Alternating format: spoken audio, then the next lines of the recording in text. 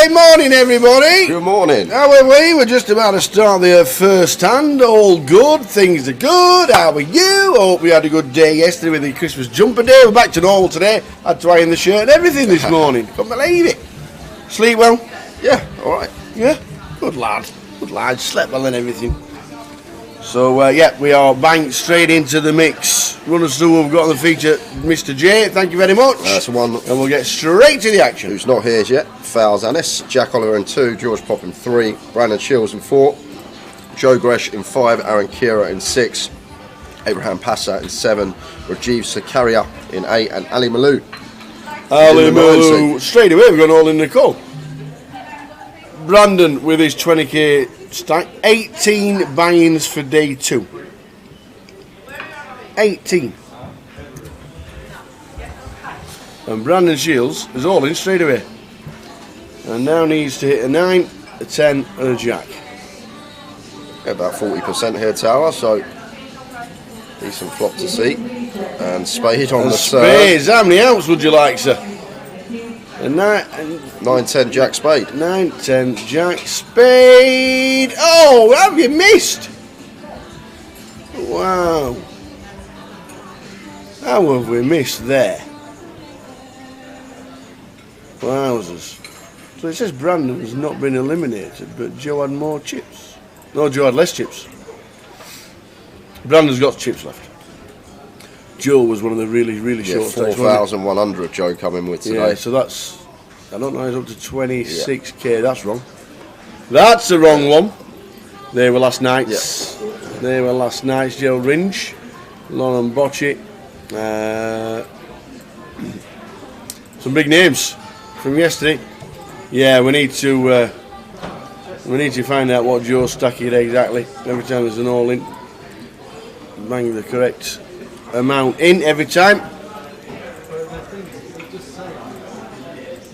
You start with 4.4, Joe, didn't you? 4.1.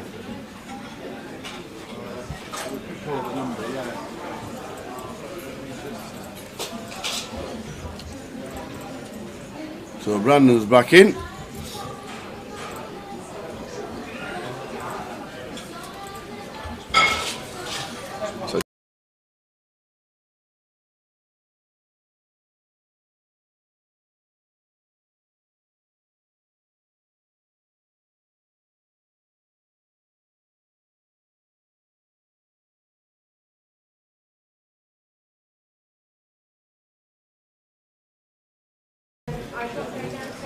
Right then, Kev, afternoon to you. Not Beefy Productions, good afternoon to you. Good afternoon, Not Beefy. Brad, Colin asking for the treble. Oh, we've got it, we're on it. I've been studying all night. I can't believe how long I was up last night studying. Can't wait. 18 day 2 buy-ins today, guys. Total of 103 entries coming back. So lowest we've had in a long time, Tower. Just over 100 back for a day 2. So sorry about the graphics, guys. I think you're just trying to re-input Brandon and get the correct ones for Brandon's 15. Joe's 10.6. So there we go. We're now caught up. Ace 8 against King Queen. Well, looks good for Brandon. Just fading Jacks, backdoor hearts. I'm guessing Brandon's the Ace 8. Yeah, Brandon is the Ace 8. So just fading a Jack. Otherwise, I think Carl's going to be doubling him up. The river. There's a 4. So Brandon doubles. And that's going to leave Carl with fumes. Yeah, absolutely. Carl in seat number 7. Did Brandon not get the memo? Christmas jumper day was yesterday. Do you know, he wore one yesterday. And I said, thanks for joining in with the Christmas jumper. He said, I've got another one for tomorrow. I remember he wore this Lidl one. Is it Lidl? It says yeah, he wore it last year. Yeah. I remember. He said, I've got another one for tomorrow, and I don't care. I said, oh, good on you. Good shout. So every half hour or so, guys, we'll run you through the bust outs. We'll be thick and fast to start the day. I kept getting tweets as well with all the Christmas jumper winners and everything like that. And I think Angela Bonadies was because she Not sure if this is where I'm supposed to tweet a reply. Has not had anything from Jay. Thanks for the tickets, says Angela. Yep, she's on the spread. Well done, Angela. And no one tweeted me before 1 o'clock to get themselves a free fiver. Oh, wow. Not a single person, Tower. Wow. And you were alive. Diane Daniels did. Tweeted me. Diane Daniels tweeted us. She tweeted herself as well. Ah, she didn't tag me. No. There you go. That will do. We'll Diane Daniels, you're in. Well done, Diane. Angela got herself a token as well. That'll be in there as well. There you go. This is my reply on here before 1 AM. Well done, Diane, with the Christmas tree and the fire and the presents and all that malarkey. So, well done, Diane. Yeah, not too much football to get stuck into today, I must admit, but we have got a Towers treble coming up, and we'll do it from 1 o'clock. I'm just going to type that in the spread, Tower, for Diane, so I don't miss it. Let me just find out where it was, all the notifications. Diane Daniels. There you go. That's my reply on here before 1 AM. Okay. There you go. With the Christmas tree and the lights and the... Need to message her, try and get an alias. Well done, Diane. We'll try and get your alias from you if you tune in. Another all-in and a call. Jacks against ace 5.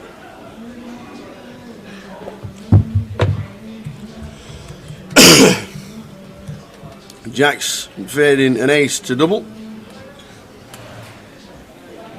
Yep, there we go, another one. So call doubles this time through Ali Malou. First 3 hands, 3 all-ins. We're the same. And we're still 900.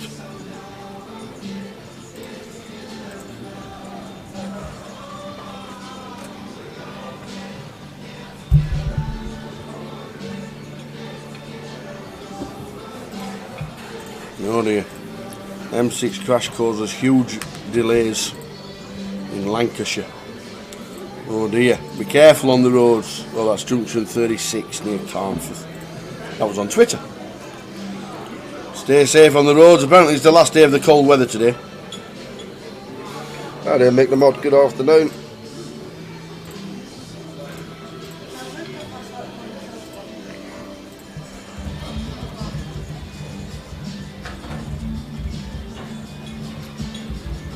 Good afternoon, everybody. So I think we've wrapped up the Christmas jumper malarkeys. Thanks for joining in yesterday, everybody. We've now got Christmas jumpers for sale. Anybody wants them? £5 each, going to a good course. Colin Porter has said Sheffield Wednesday, Plymouth and Cardiff for him. Well, actually, I'm going to have to start, and I'll have to tell you mine very shortly, because everybody's going to start guessing. Because there's not too much football. A lot of League 2's cancelled today, or postponed, because of the weather. Who won the comp? Angela Bonadise.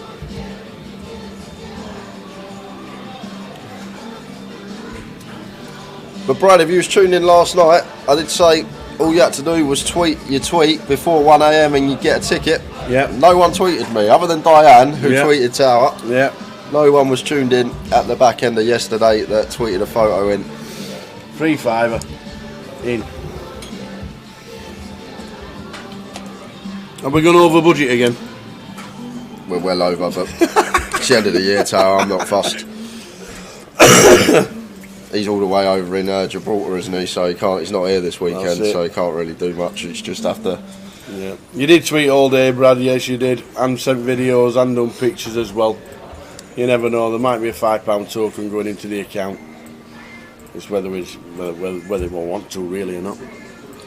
You never know, Bradders. For all your efforts, thank you very much.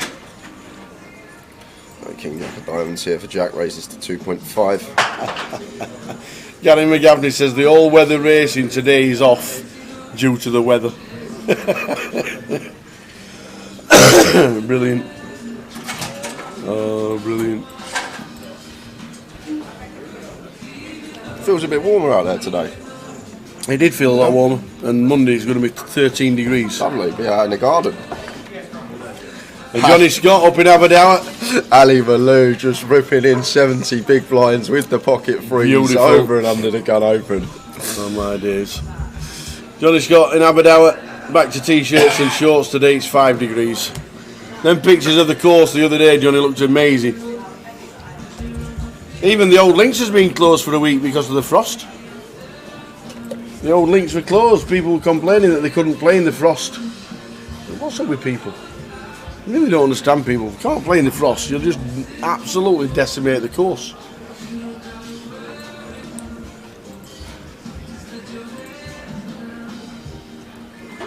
Yes, Alan Miller won the feature in C number 9.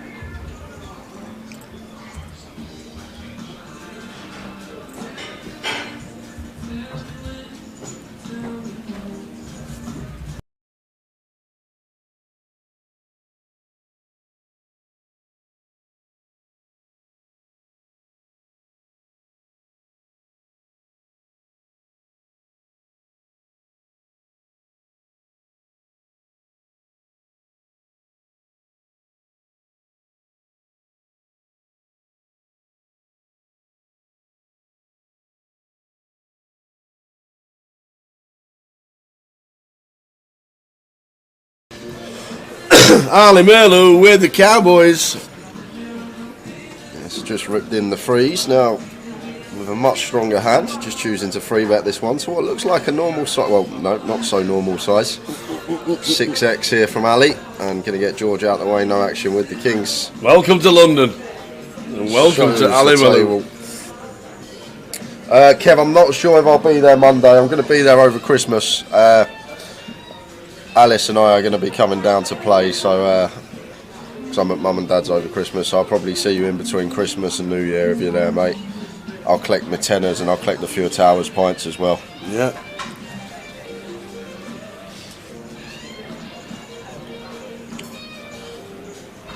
Morning, Ian. Ian Roberts, good morning to you. Yeah, of course, Gary, I can run you through the table again, who we've got. Bear with me.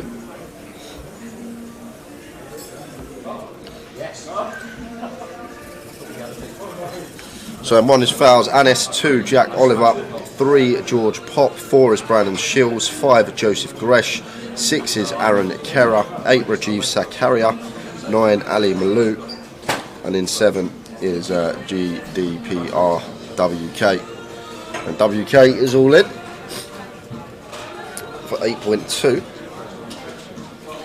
So shoving here for just under 7 bigs with the King 10, perfectly fine, gets it through. Looks up blinds and ante.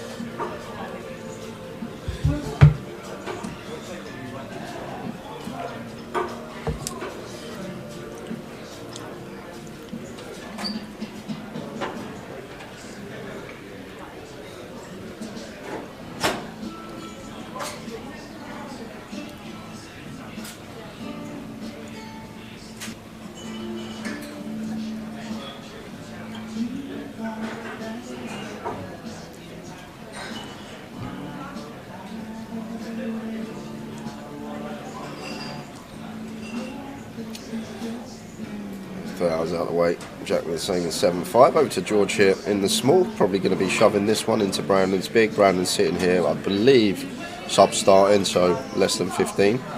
Well, we're just going to complete here, George. Okay, Brandon's doubled, isn't he? That makes a bit more sense. So this is 27 effective, and Brandon here 10 deuce of hearts in the big. Ferrari probably just happy to check, see a flop with position, but Brandon gonna take the aggressive route with one of the trash holdings, blind on blind. As we say, always want to be polar in these spots. Want our worst hands and our best hands. It just gives us an easy decision if George ever does elect to free bet here. But just gonna complete call.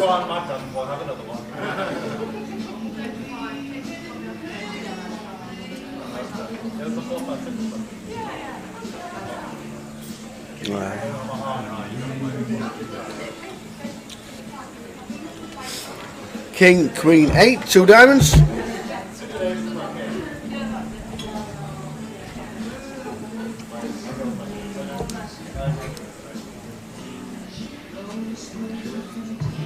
George flops best, second pair here for him. Going to start with a check call. King high, good for Brandon. Going to be small bet here, I think most of the time. Bottom of range, just happy to take one stab and try and take this away from our opponent. Don't need to go too large with our stack size in question. It looks like those very small here. Is that 2.1? Oh, 6.1. So goes for the big bet here. 2/3 from Brandon. 6.1 into 9.2. And as we say, George just got an easy check call here.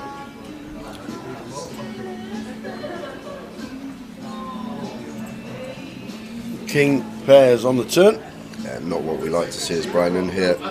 We'll be aware now, not going to be folding out Queen X to a second barrel. Obviously King X never fold in, so I guess we start targeting some 8X, some stuff like Jack 10, Jack 9. If we do elect to go for the double barrel here. Ace Jack Ace 10, just going to set us in pre, I think for stack sizes blind on blind. So like Brandon's decision just to give up here on this particular turn once George did opt to check call flop. And 8 of diamonds on the river, so even the front door flush completing now. It's not the best run out for us to be firing on as Brandon, but he's just sitting there with the board. George has a clear check here, I think with the Queen Jack. Unless he wants to potentially lead very small, but I prefer to see check. Well, he is going to go for a small bet. And Brandon just out the way. Yeah, just more than, slightly less than 15%. Little block on the end there. There we go. Afternoon, Talia. Good to see you yesterday. Nice to meet the family. How are we doing, Talia?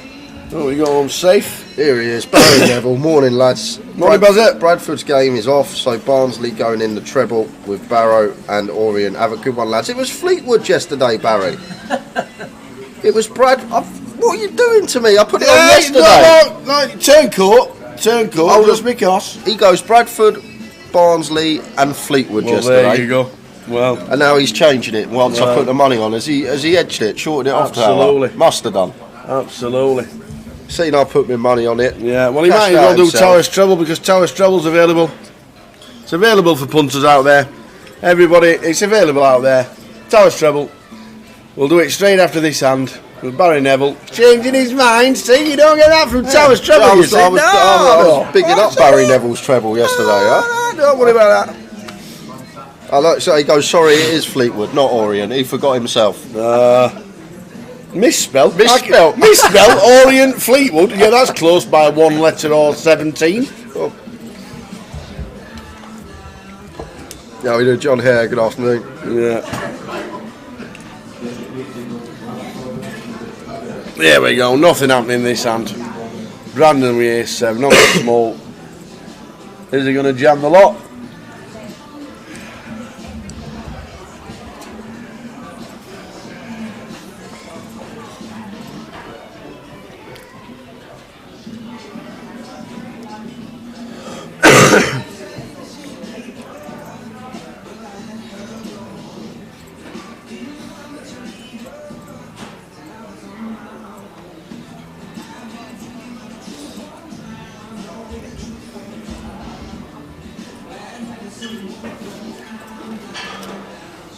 Joe's all in with the 8-6. Brandon's called it with the ace-7. The Joe's at bottom of the pack today, coming back out of 103. He was 103 and 103. Doubled up first hand. And potential to get back to starting here if we can find some help.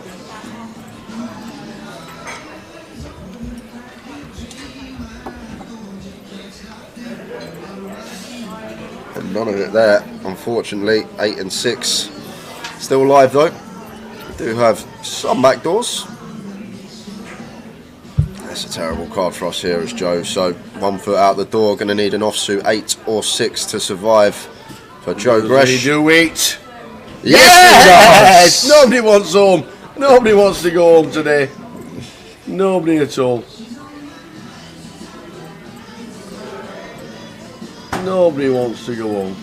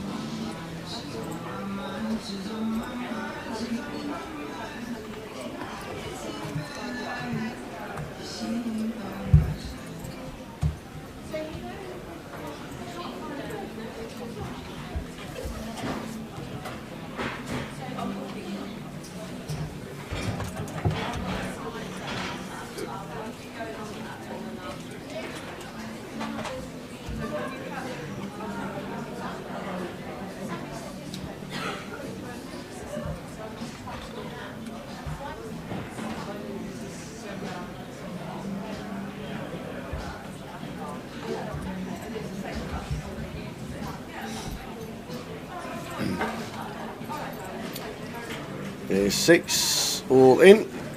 WK. Ollie Malou with King Jack calls.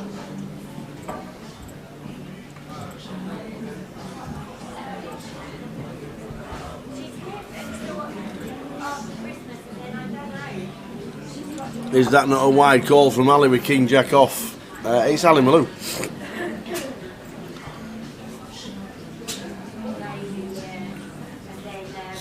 WK, big chance doubling up off Ali Malou. He's not net. It's 2 paint cards, that'll do. That's what he says. So WK with the ace-6. Ali with King Jack off. Show me your cards, he says. King Jack. So there they go. Cards in the middle. Lolling triangle at the side of the ace-6. And a king on the flop. King on the flop.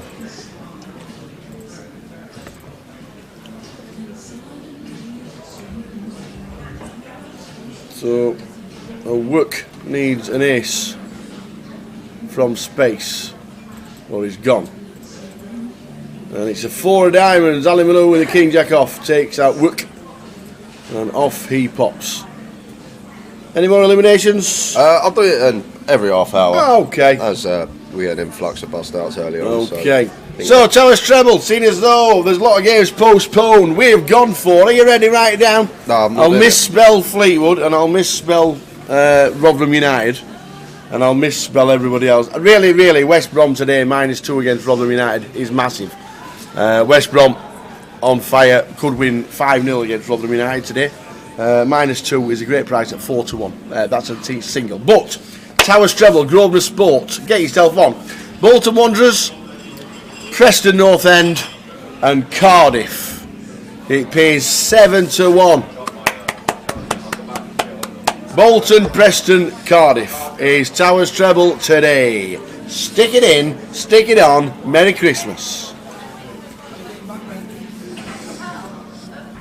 I won't be doing it. I've stopped. I'm boycotting the treble. I've lost too much money over the years. I'm done. No more Towers. I'm going to give. Where's the team spirit? I'm going to give Barry Neville's treble a go. It sounds good. He gives you wrong teams and wrong information and everything. He misspelt Fleetwood for Orient.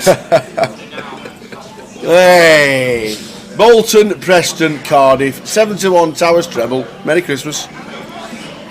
And you know what will happen, Tower, as well. If I don't back your treble, yeah, it will come in. Surely that's what will happen. I can guarantee you, if I don't back it, it will come in. If I back it, you've got no chance. So, Ali with the Queens this time. King Jack last time, Kings before. Raising up with the Queens. It won't be a standard raise. Raises to 7.2. Tharles gets out of the way.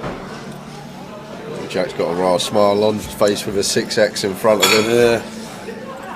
Oh, he's got a hand He's as got well. tens. Oh, the lot's going in with the tens. Is he doing the old... 60 bigs, just shy of, and yeah, he's not this put the is lot in. going He's to be probably left one chip behind. Pot. Ali's going to snap this off, and Jack Oliver going to need a 10 to survive. They're all in. Ali Malone, Queens.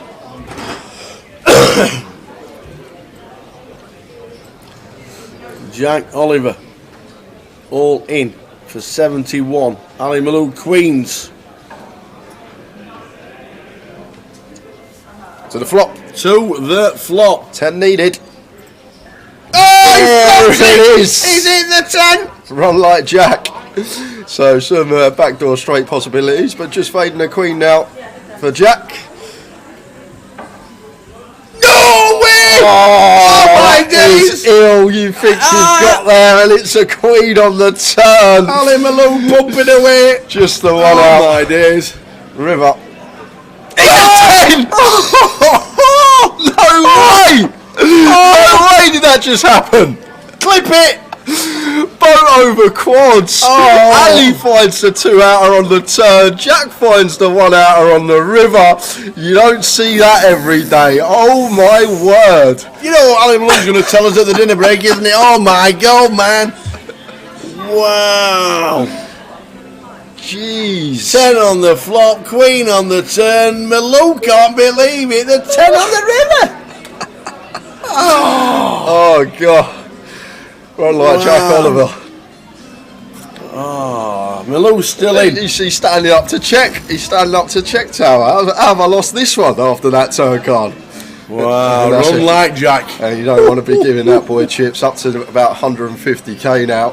Wow. Finds the 2-outer on the flop. Then he's down to 1 out after the turn card and finds the 2% job on the river. What a life. Ali Malou crippled. Jack Oliver up to 150. Wow. Wow.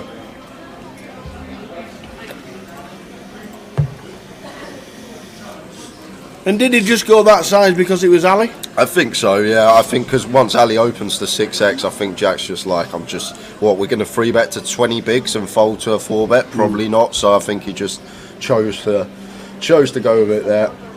But what a hand that was for you guys there. Oh my word. Malou got Maloued.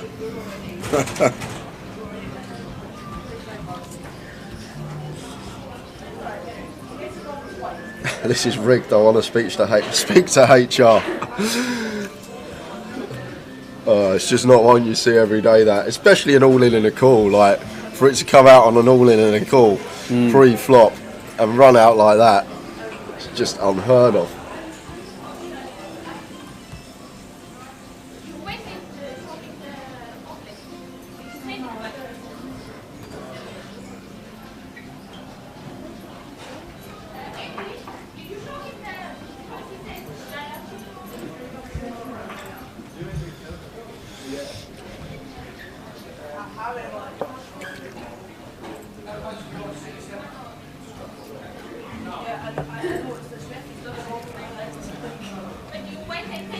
That is some hand. And Ali just now, he's done.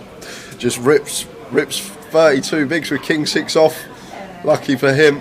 Rajiv not with anything. And we're going to see the wheels come off tower now. That is the question. Yeah. Or will he just take a little break, maybe fold a few hands, settle down again? Yeah. Or could this be start of Malou trying to get his chips back, or bust him fairly promptly after that hand? We will see. What a hand though. It's just not one that you like. I can't remember seeing an all-in and a call running out like that ever, tower on stream. No, the miracle 1-outer on the river for Jack Oliver, who is now chip leader at the table.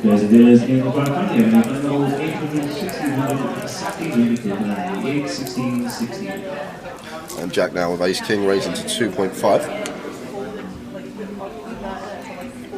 Can we rattle the packet a bit louder? We can. No, you can't. You can't unwrap grapes quietly. Got to keep the vocal cords moist.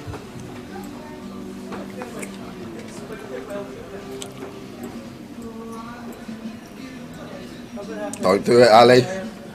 Don't do it. I just call him. I thought he might have gone for another run there. Thales here can't defend this one, even though we're getting a really nice price. Should be letting him go. That's suited. 10-3 could definitely defend, but 10-3 off here for Thales. Just should be getting out of the way. But no, wants to make the call.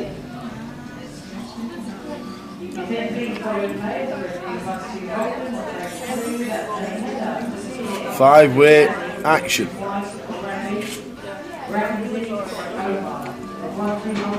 2, 4, Jack. Set of 4s for Rajiv. Yeah. Loving to see this as Rajiv and Jack here, like his decision not to c-bet 5-way. Yes, we've got the ace of clubs. We've got a nice combo of ace king to continue if we get heads up or even 3-way, but in a 5-way coup here, where there's just so much out there, just not c-betting, need to tone that c-bet frequency down. And now Rajiv firing for 5.5 into 13.7. So 40%-ish from Rajiv. See one out of the way. And like Abraham, when it comes round to him here, like there's only one overcard to our 7s, but the fact that Rajiv has fired into the whole field here do need to be wary, and does make a good fold there. That's a good lay down from Abraham.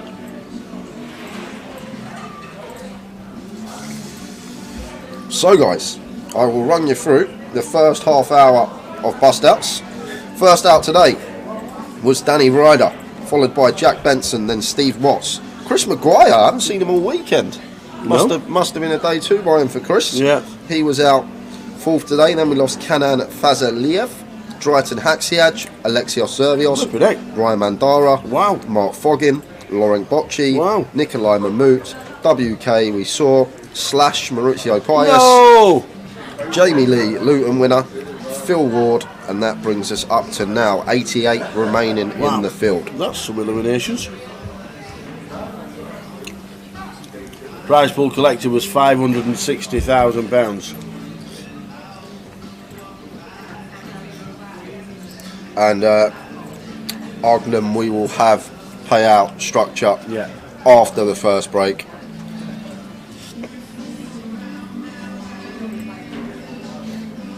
Jack 9 at clubs for George raises to 2.5, and Abraham in with a 3-bet here, making it 7.5 to go with position.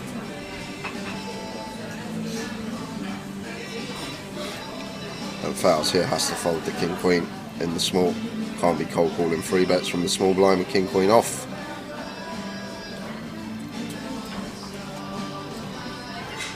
And George out the way with a Jack 9, quick fold from him. And one going the way of Abraham.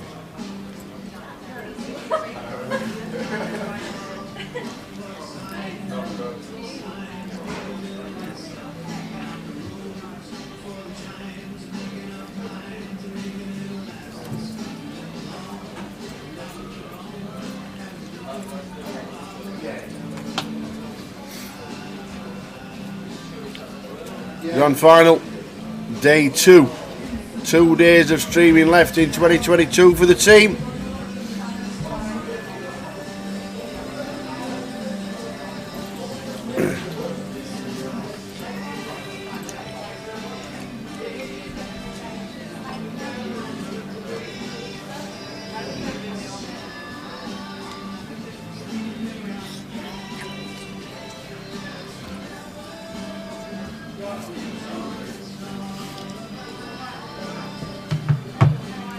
Two days left of streaming for 2022, and then we're back on the 13th of January.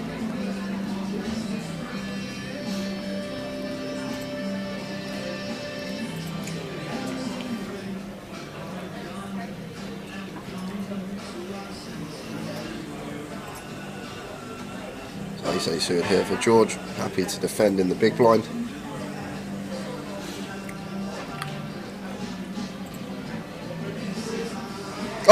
Wow, what a flop. 579. Just flops and stones with the redraw to the straight flush just in case. However, it is a board that I'm sure George will be aware that Rajiv's going to have plenty of checks on here, the 9-7-5 all spades, so Might actually be thinking about donking here with the nuts to take the betting lead himself and be able to get potentially 3 streets, and looks like he is going to opt to donk. Is the board that is supposed to favour us as well. We're going to have more 2 pairs, more straights and more flushes.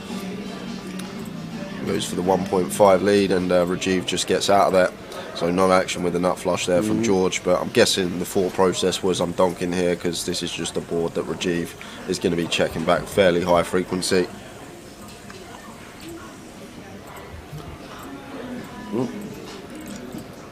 Have I ever thought about setting up my own Twitch stream? No. What's he going to be? What's he going to do, Ali Lawler? What's he going to be, a 3 p.m. Saturday football tipster? Is that what he's going to do?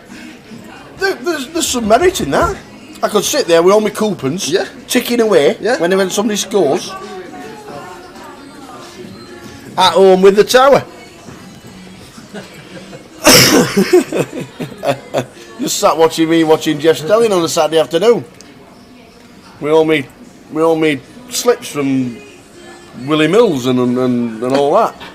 Pinky Winks would watch, there you go. There you go. Ali Law would watch, that's 2 viewers. Right. I might tune in from time to time.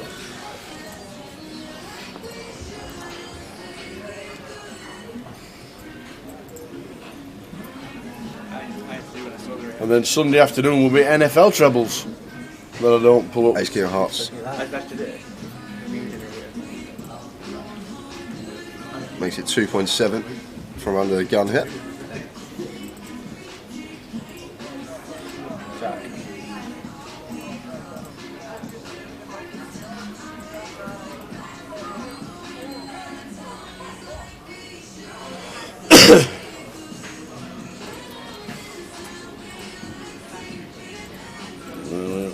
Richard Whitmore splashing the cash. Preston, Watford and Coventry, he says.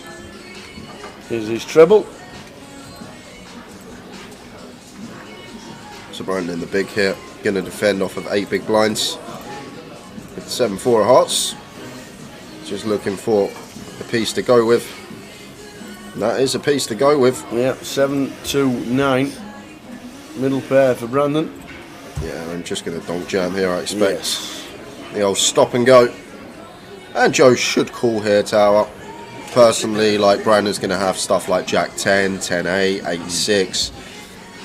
This kind of stuff in there, 8-5, backdoor flush draw. And unfortunately for us as Joe, we are up against a 7. But the thing is, like, if we even are up against one pair, as long as he hasn't got an ace or a king kicker with that pair, we are still going to have decent equity, like around 30%, just over. But Joe's got less here, as the stream is accounting for the dead cards, but can still find backdoor hearts, ace or a king. There's a heart. There's a heart. There's a heart.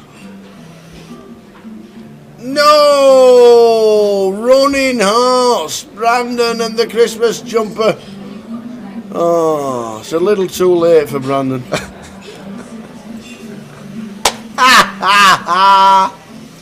Unlucky Brandon. Oh, but little by little it departs. Joe Gresh.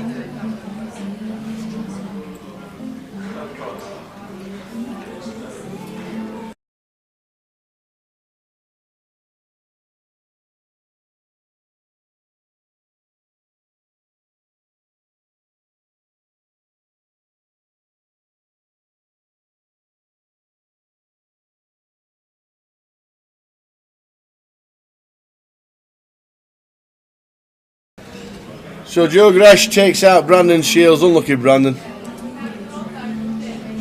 Unlucky. Early stages.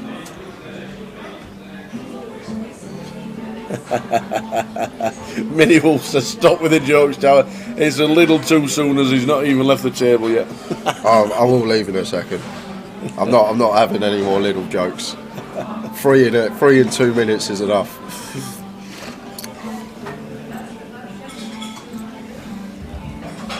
Big blind only for Joe here. Thousands has opened the 8-6 off from hijack, and Joe going to defend with the 7-8 off.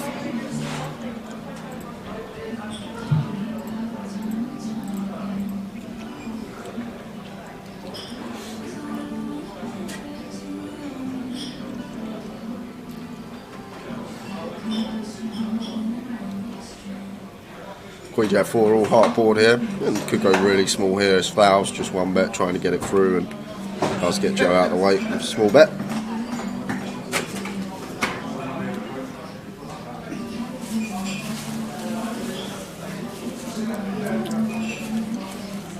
Would you say dealing would help improve your game? Thinking of doing some dealing in spare time to try and improve? I guess you're sat there and you're seeing what everyone does. Yeah.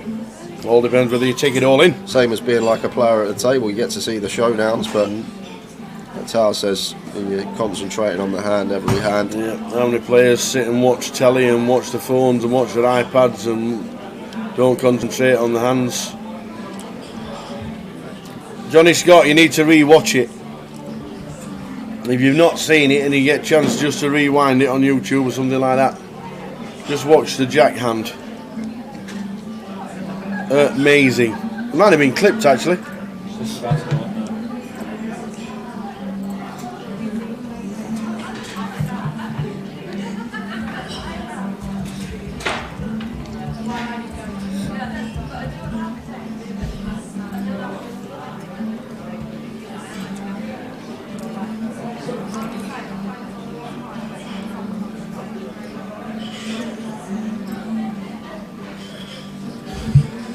And another one gone, and it is one of our pros, Rick Trigg, first pro of ours out today. Still got Andy, Katie Ewan and Jamie Nixon, who bagged up chip lead in day 1-8, still battling on.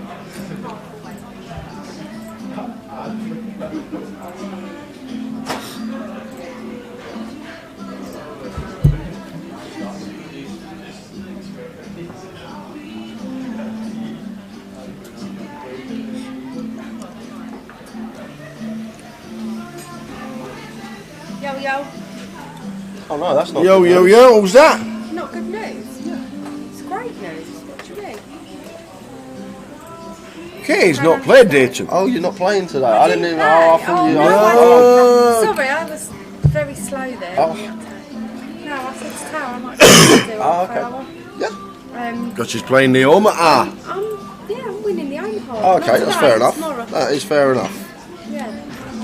No, I didn't, okay. didn't do day 2 entry or anything in this. I didn't. Oh, that's fair enough. That's okay. Yeah. Yeah, Trig's just burst out. Yeah, I just said on stream. Trig's just gone. So Like this. Oh I man. think it was quite a flurry of bust outs at the yeah, start. at the start, I think. loads and loads went. 18, 20k I've, stacks to start. I've just been teaching Wendy Omaha. She's Oh gonna my play days. the, No way. bounty.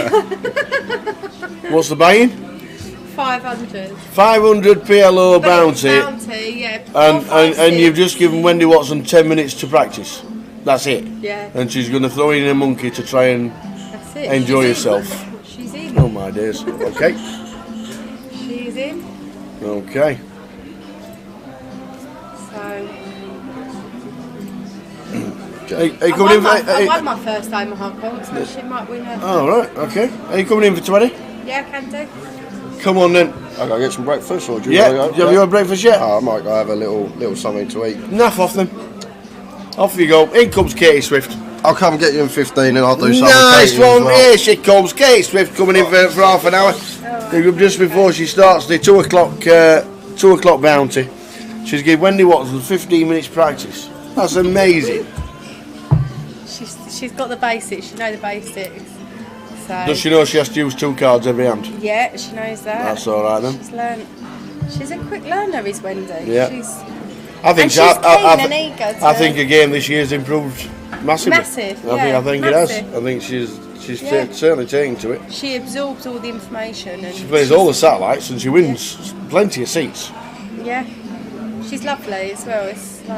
It's actually really nice to sort of sit and have a chat and chill with someone that's as enthusiastic about the game and learning more about it as you are. So Yeah. I enjoy it. So Why are you wandering around with a schedule that finishes tomorrow? because I was just checking for Wendy whether it was 4, 5 or 6. Oh right, okay. Like because I wasn't sure if it was PLO bounty with just like a 4 card. So I was Yeah. explaining to her that sometimes you're going to get 5, sometimes you're going to get 6. So, Yeah. but I just wanted to double check it. Yeah. So And as we've learnt off Jay, there's a lot more strategy to 6 card than I ever thought. yes.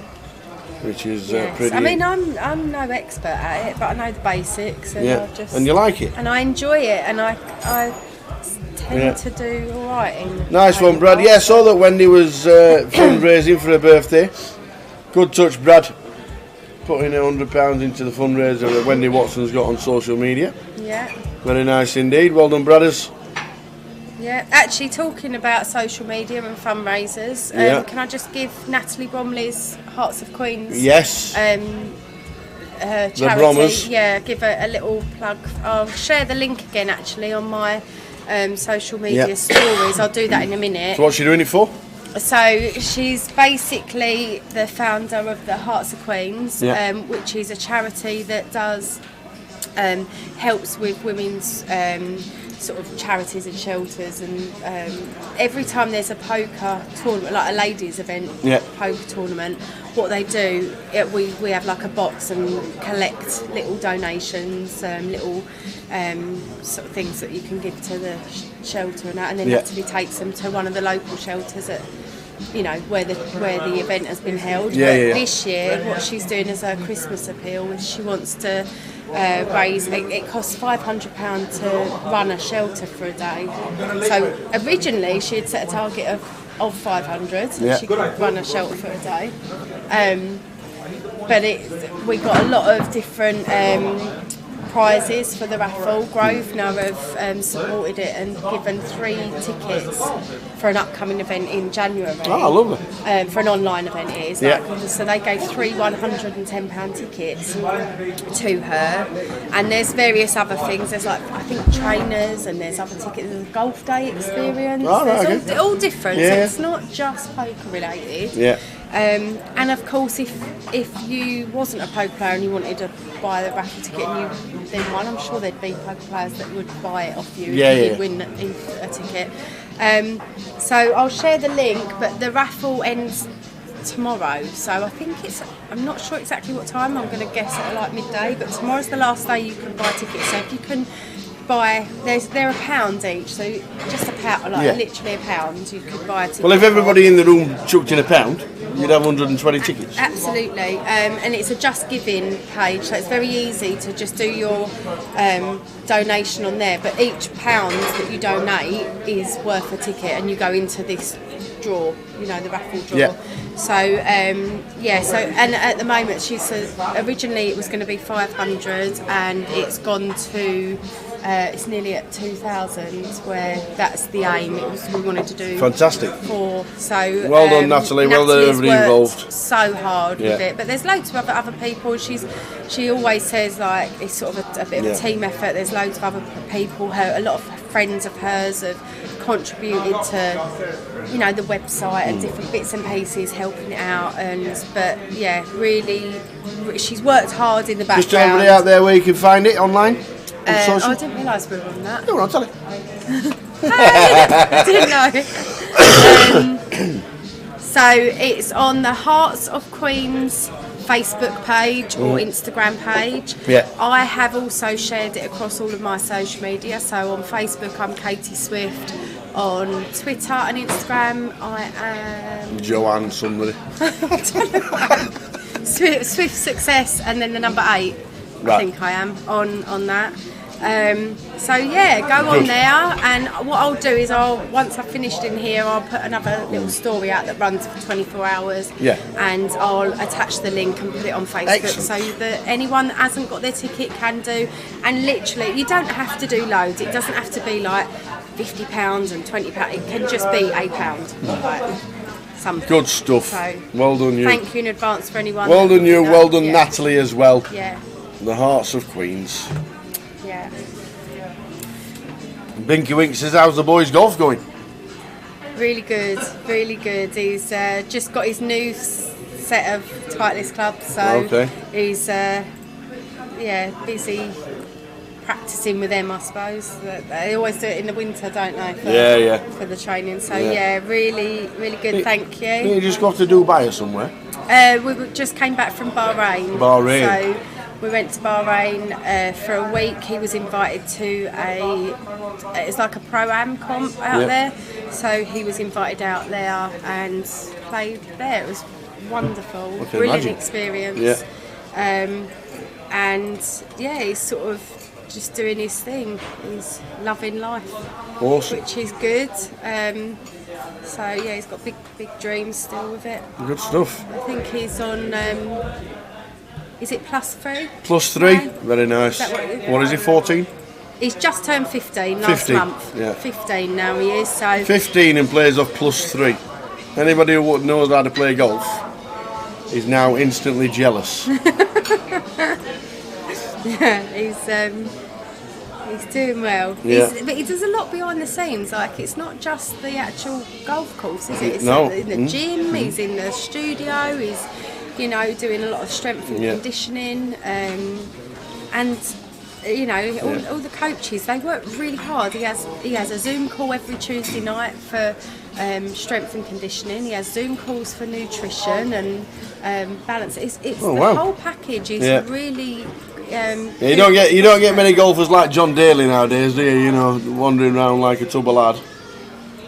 It's same as any sport. +9. Someone's +9. It's same as any sport, isn't it? You don't see. It's like footballers. They play for 90 minutes, but that's not all they do. No, no, exactly. People think that they just do that once a week and it's not.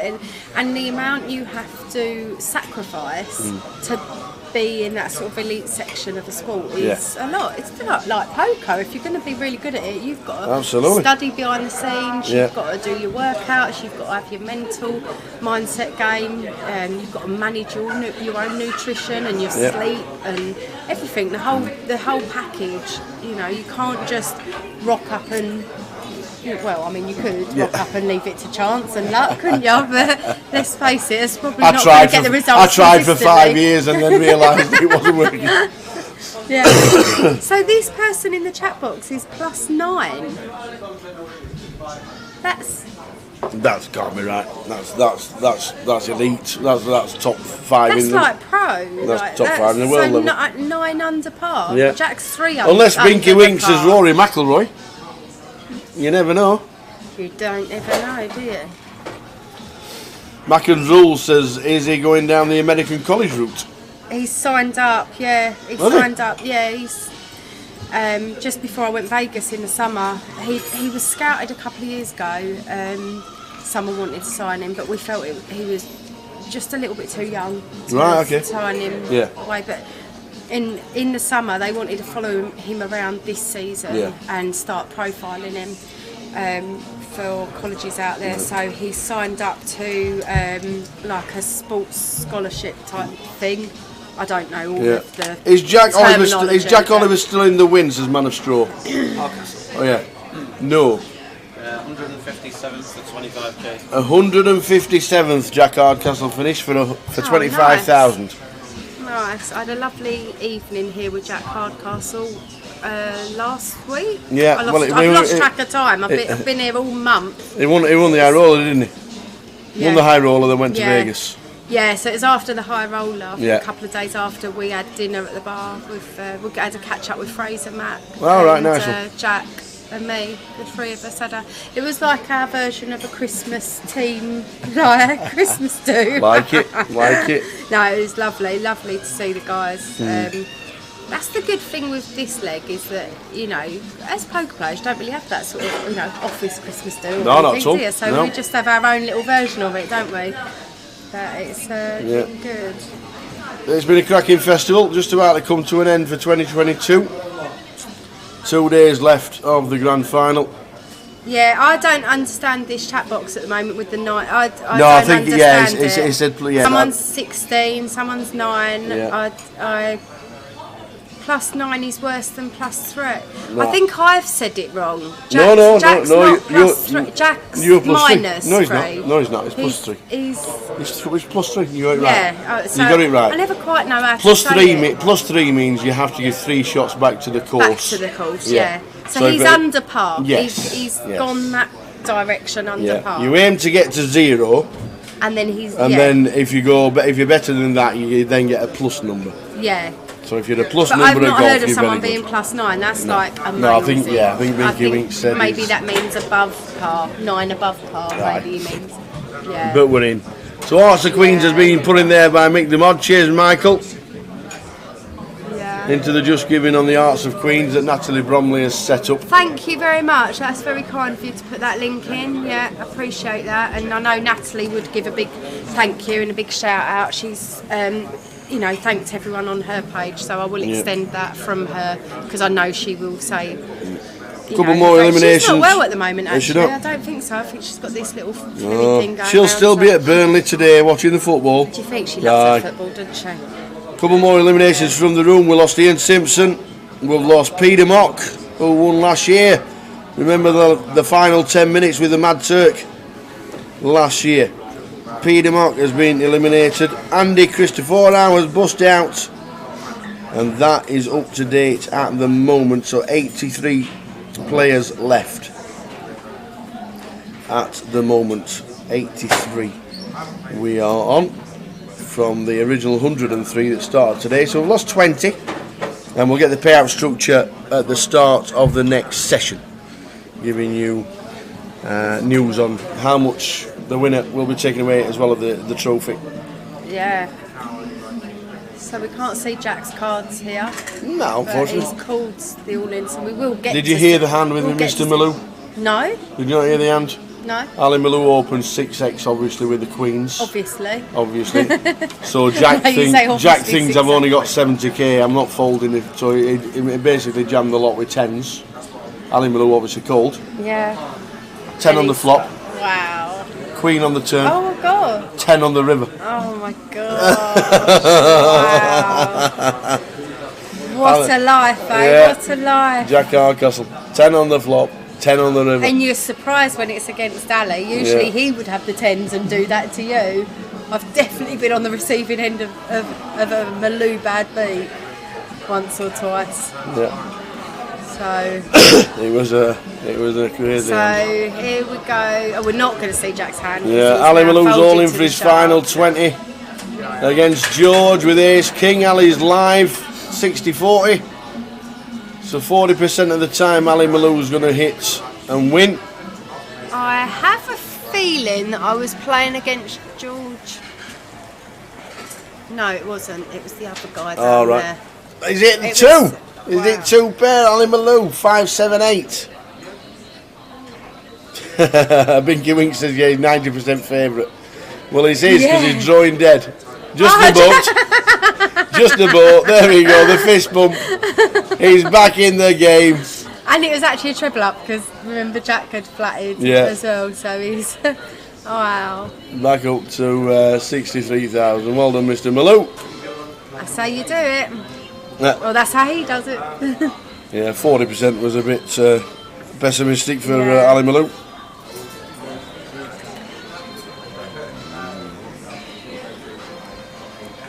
So we've also got the closer as well, the online closer on Monday, so worth mentioning that. I know that this sort of live festival's only got a few events left, hasn't it? Next couple of days, and then we're done in London, back home. We're done in London for a couple of weeks, and then we're my family who I am again. Guess where we start again next year? Yes, back London. Here. Exactly. Back here. Exactly. In fact, we've got a little bit of news regarding leg number 1. Oh, what's the news? We'll show you after the hand. We've got some news regarding leg 1, which is back here in the Vic in January. I don't like Joe's Captain America Christmas jumper. The what, sorry? Joe's Captain America Christmas jumper. Who's walking the floor. One of the best floor staff ever. I'm looking at Joe at the table. Right. Couldn't quite get that. That was a Christmas jumper. I was like lost. Greeny grey. I was like, oh, okay. Yeah. And do you like the fact that there's a ladies' event at the UK Open? I do indeed. Yes. Ask and you shall receive. Absolutely. Said to Jim about it. I said, is there any chance? And he was just, you know, where he does the Jim nods, and he's like, leave it with me. See what I can do. So yeah, Carl Bellis says he's donated. Get a ticket though. It was something separate. Nice one, Carl. Well done.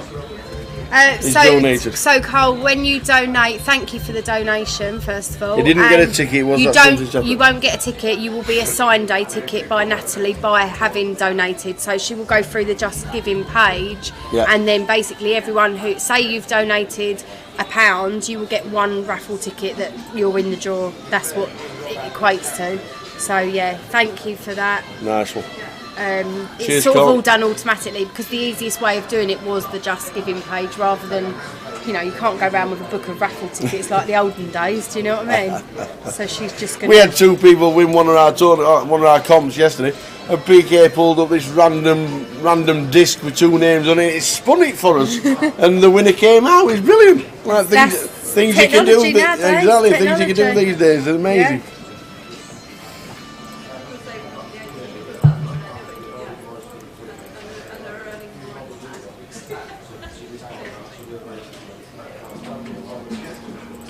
So what was you going to say about January? I'll show you straight after this hand. Okay. We have news. Oh, you're showing us something. Yes. Is this an exclusive? Yes. Is it? Oh, yes. Ali Malou, is he going to try and find out it checks? This should be a check fold. Yeah, the golf day's a good prize on it. It sounds decent, that. I wonder who I'd give that to if I won that one.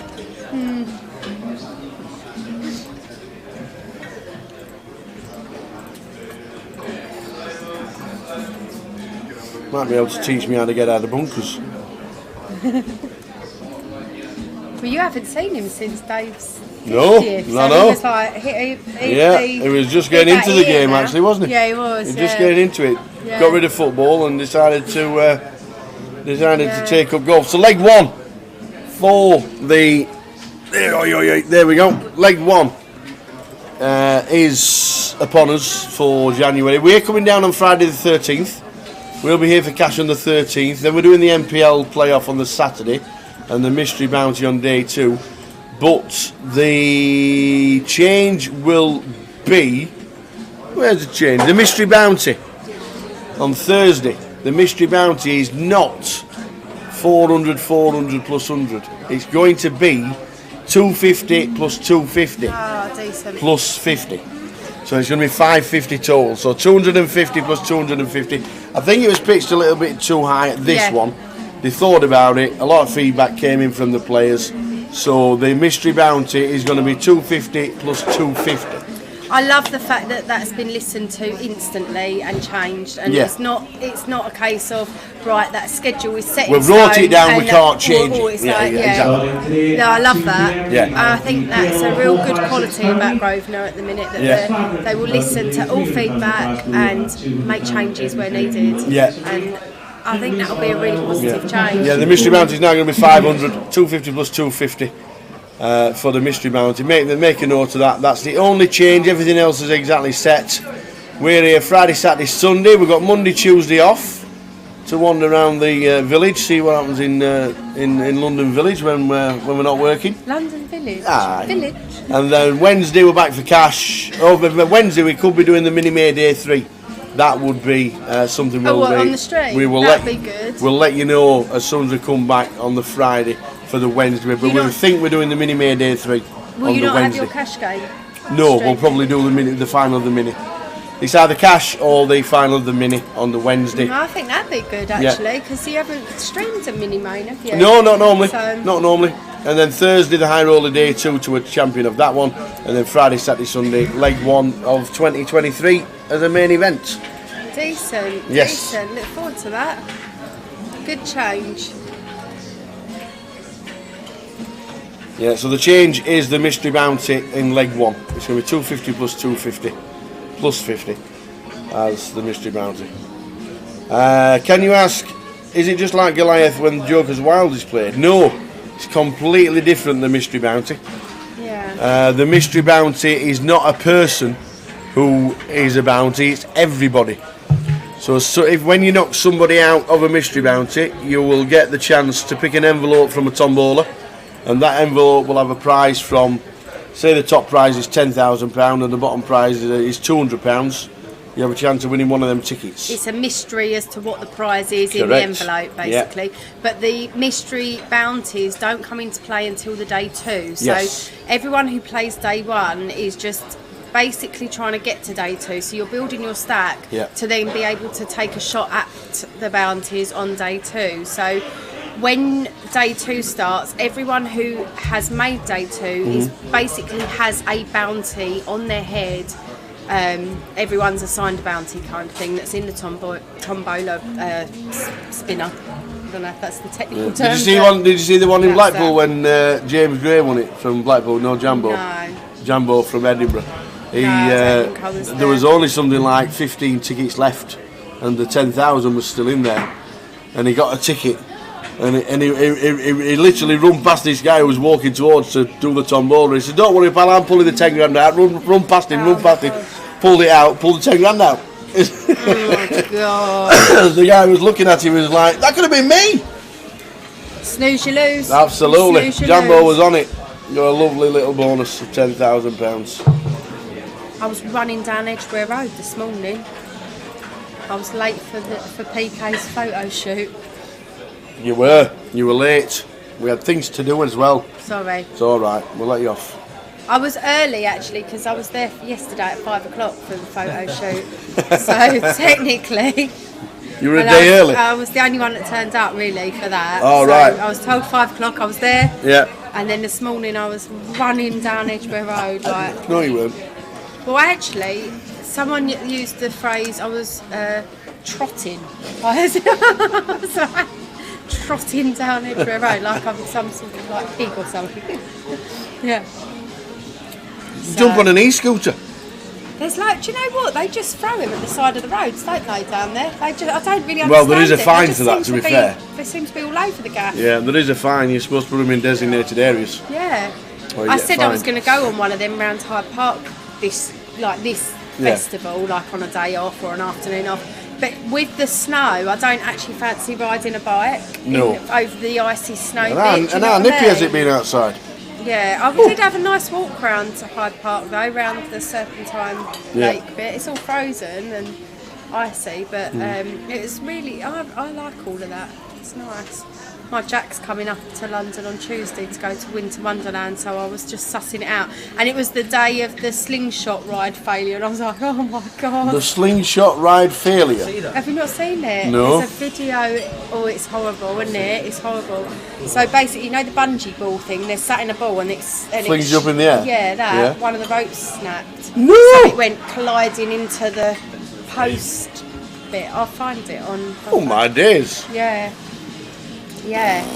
So I see that and I was like, oh, Jack's coming up here on Tuesday. Imagine with watching his it. friends. I know, apart from imagine being in it.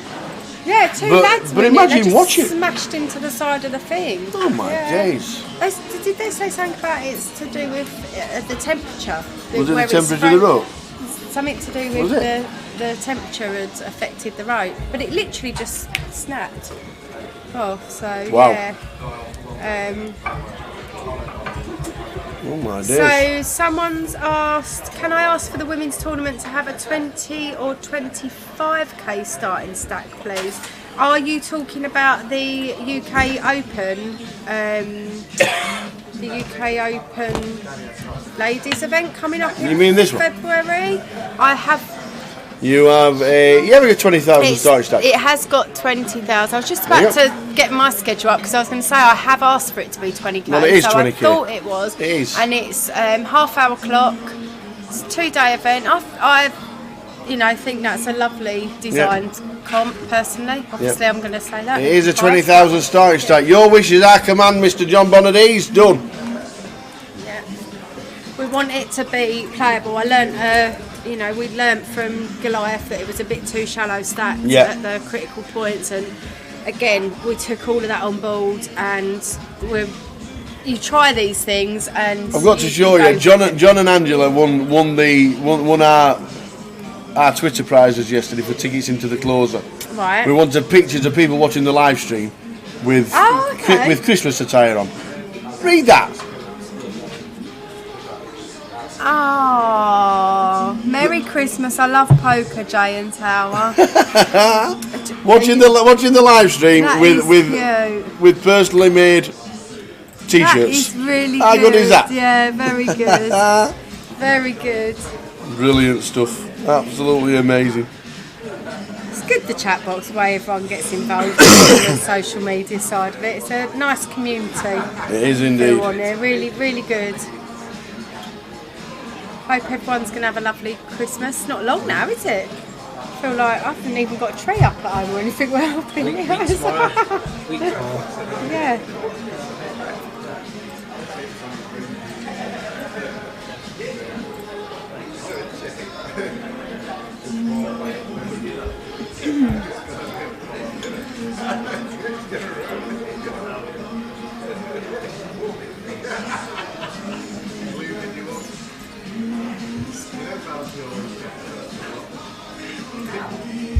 So the closer is on Monday, yeah? It is indeed 20,000 closer. PM. And guess what? There is next year. There's an opener. 7 p.m. Sorry. Oh, has that been announced? Yes. I didn't know it had been announced. That's what the tickets are for on the Hearts of Queens raffle. That Grosvenor have donated 3 tickets for that. Yeah. The opener. I didn't know that had been announced, and I've been keeping stum about it, thinking I better not slip up and say something. But that's good. That's been announced. So, so yeah. What date is that? I can't remember the date. Is it just before the Vic Festival? It's the start of the MPL. Yes, it is. Quick, have a breather at the end, and then it's like off we go again. It's been a huge success, isn't it? It certainly has. The last couple of years. And do you know what? I was just talking to Danny Ryder and Wendy in the bar actually over breakfast, and we were saying about. Danny was saying, obviously he's in contention. He was right on that borderline of whether we get the package. And he's been fighting away, getting his points. And he said it's a really strange thing because you make so many good friends. You're sort of half anti-bailing them because you want to get the package and you don't want them to climb above you. He said, but you've made a lot of good friends, a good community as a result of that MPL. So it's good in terms of people's poker and being able to play more poker because they've got like this sort of a foundation bankroll basically for the tour, but the community that is built around it is amazing. I've seen it year on year. After the game, people are in the bar chatting, joking, laughing, catching up. Before the game, people are meeting up, people are travelling together, people are room sharing together. Danny and Spand have moved in together. Like it's created Love is in the air. Everywhere I look around. And that one. It's created loads of good friendships along the way, isn't it? And they wouldn't have had that without the MPL. Yeah. So I think it's a real positive thing that comes about. And obviously we've got Ewan from last year. Yeah. Who's amazing. I absolutely adore Ewan. Like, love him to bits.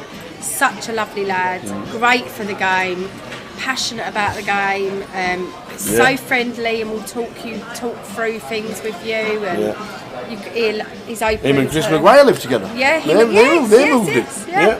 He's got like a little stable of players as well. It's like he's really good for the game, good for the team. Like, really enjoyed him being on the team. And then obviously we've got Matt coming into the team for next year, which is great. But there's other people that have been right at the top consistently that you've got to know through years. I mean, Bowsy has been my mate for years, like a decade or more, when it used to be like Blue Square or whatever back in the day. And he's always up there. He's such a consistent player. Obviously, I'm going to be biased because he's one of my best mates, but he genuinely is always up there in contention. Gets good results, and then you've got like Spand and Cal and and even like Don Mahoney says, have a lovely Christmas, Katie. Pass on your best wishes to the family. Nice to see you the other day. And Happy New Year. Yeah, and to you, Dom. It was always nice lovely to see you. Always a pleasure. He was chip leader in one of the local comps. Is he? This week. I don't know how he's going on at the minute, but lovely guy. Maybe that's what you didn't know. I've got a lot of time for my northern lot. They adopted me into their little gang many years ago, and lovely friendship circle to be part of. And and also just to mention that there are a few of the ladies out there that have been up there in Absolutely. contention from packages, and really hope Bixie's right on the borderline. Yes, I know. I'm really hoping that she can secure her package. She for needs a next year, decent because- cash in this event. Yeah, she's not in this. She's had 4 bullets. Oh, in right. This, but Well, she's not in day I could 2. quickly show you. There we go. Yeah. Could quickly show you there. She's the 19th. And if But, she's not in it, unfortunately, that's exactly where she's going to finish. You don't think there'd be one other package? And there might be. I'm not That's sure. what I'm She'll play the PLO today. Yeah. Play the PLO today, play the Bounty tomorrow, I know- play the Turbo. I So what was we play the expecting- seniors. I was expecting her to be in the day 2 buy-ins Yeah. because she had And 4 obviously- bullets in it, so I thought she And might obviously with go- the NPL money collected this festival, that's there what might I'm thinking. be, no, you never know, there might be That's what additional, I'm thinking. oh Is that my days. I'm hoping that she'll get in because she's a lovely girl and she's Yeah. a great player and she's again very consistent and I How would love oft- to see a few women How get often those how packages often as do you well. get quads in one session? Twice. And Wow. both times against a boat. And as both well. times against a full house. Wow, that's How? to do it. How do you do it? You have to be Jack Oliver. You do. I think there's not many names you need to be, but one of them has to be Jack Oliver. You get quads twice in one session. He's such a lovely guy as well, Jack. Yeah. Very. Straight after this, Angie is going to take over while I go and grab myself a quick cup of tea. And he just comes to stand behind just to see Jack Oliver with quads again. It's a really nice check from Aaron though on the flop, just understanding the situation here. 655, we can get put in a bit of a tough spot this deep. Times we get check raised on the flop, so going for the delayed c-bet on the turn. Amazing. Yeah, sorry, I haven't spoke too much about the poker this last No, half hour. we've had a good catch up. Chatting away about other things. We've had a great catch up, but especially yeah, the Heart I of Queens. I shall stay in here for a few more minutes with Jay and we'll talk a bit poker rather than everything else. But Just talking about Jack Oliver's quads. Again, Which doesn't happen very often. oh, do you know I was expecting there to be arms then? I nearly went flying. So I bet, is that 5k? No, he does need arms, you're right. Yeah. So I bet a 5k on the river. yeah, and versus this size, Aaron's probably going to raise here.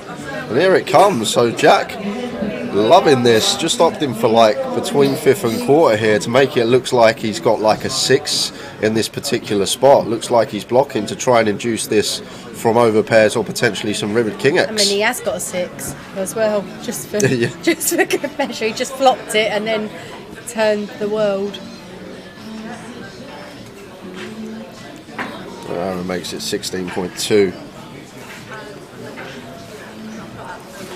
And with Aaron just with 50k back, does Jack go for the lot Go here? for the jam now, yeah. Sorry.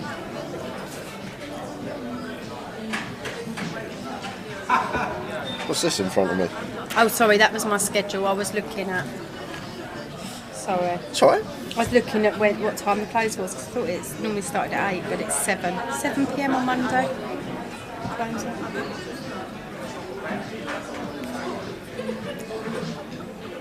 And Aaron's going to be in a gross spot here, Katie. Yeah, it's only snap calls. Wow. Lovely pot going Jack's way Yeah, there. we lose lovely Aaron pot. Kier up and Jack up to 224. What a beautiful Very size on the nice. river, though, Katie. Like Yeah. if we go big there, like a lot of players might just overbet that spot with quads, and then Aaron just calls. But going like 20% ish just Yeah, love it. gets the raise here from like the king X, the over pairs, trying to make it look like he has a 6 and just a 6, and then snap Yeah. call on the end.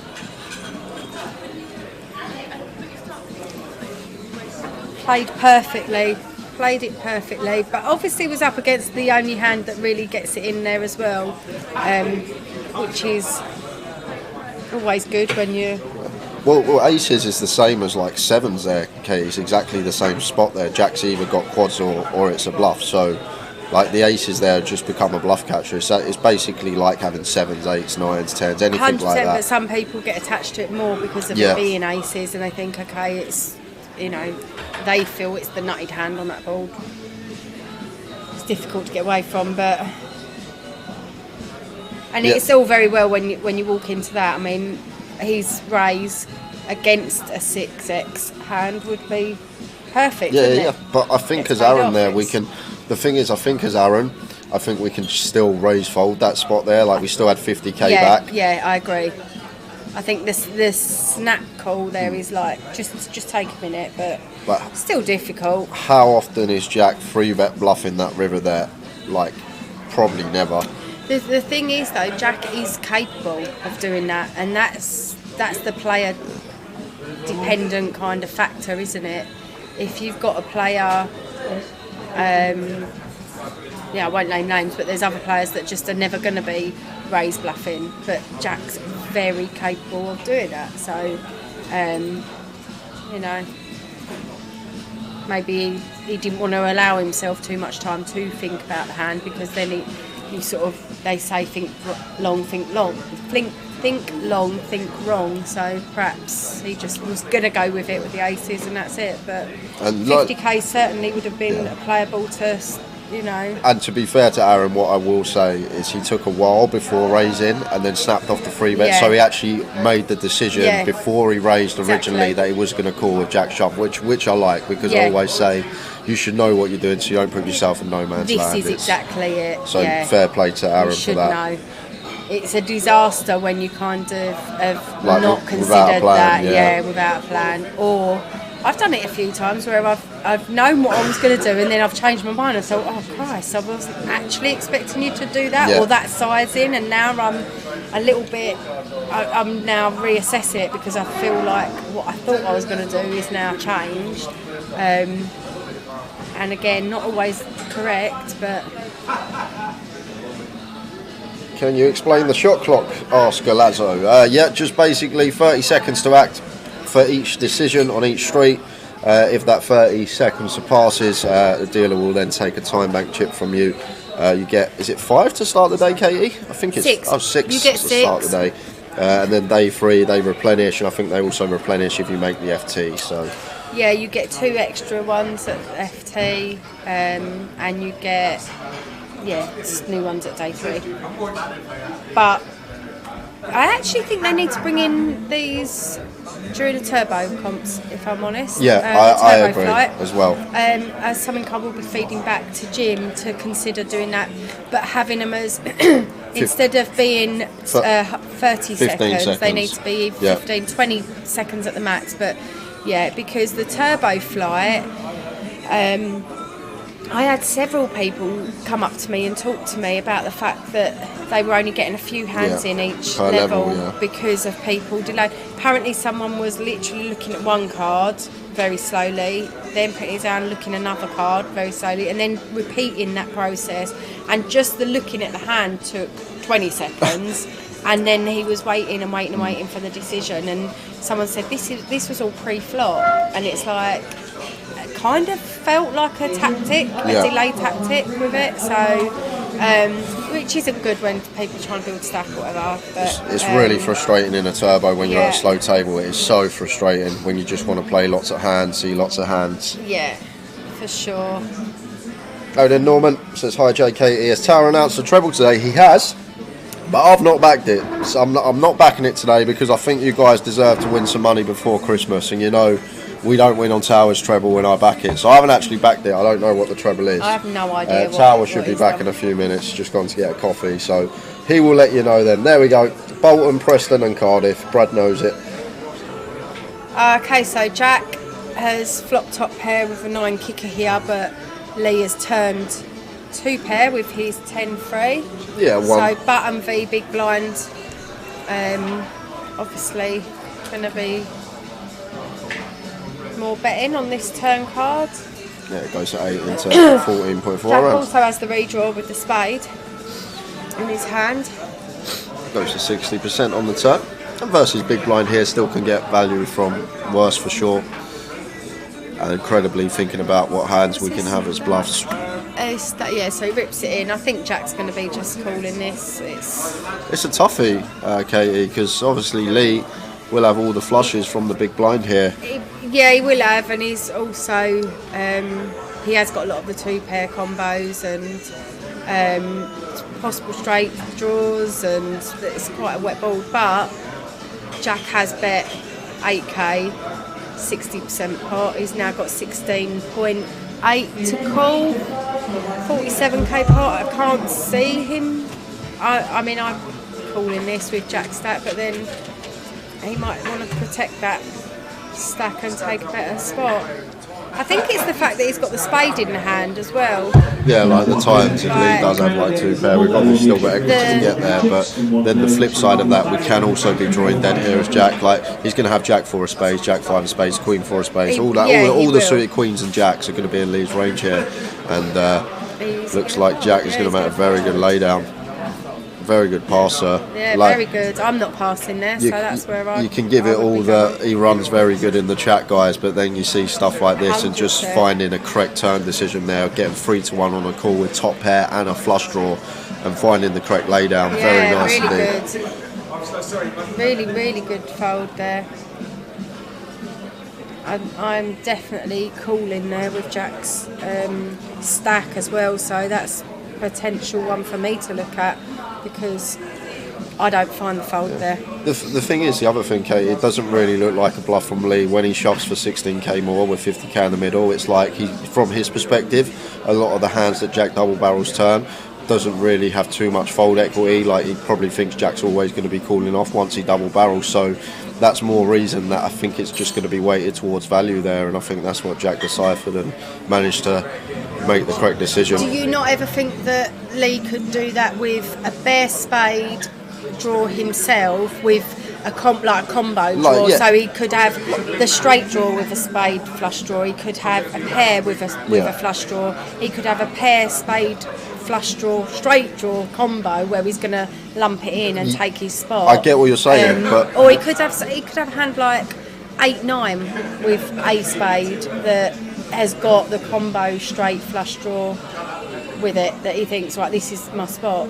So potentially, I don't think 8-9's probably not calling on 10-3 deuce, but the fact of the matter is, when it wasn't a 10-3 was deuce, it not? it was 10-6. I thought it was 6 of spades on the turn. 10-6 okay, I guess 8-9 is there. 3 of spades on the turn. But the thing is, we just want to take our equity a lot of the time there, because I think when Jack double barrels, a lot of the time we probably assume he's not folding to our shove. So if we have like a spade and a pair, I think we just want to be calling and just take our equity within the pot, and then the times we brick river, we've still got our tournament life and still sitting there with like 15, 16 bigs, which is more than playable stack.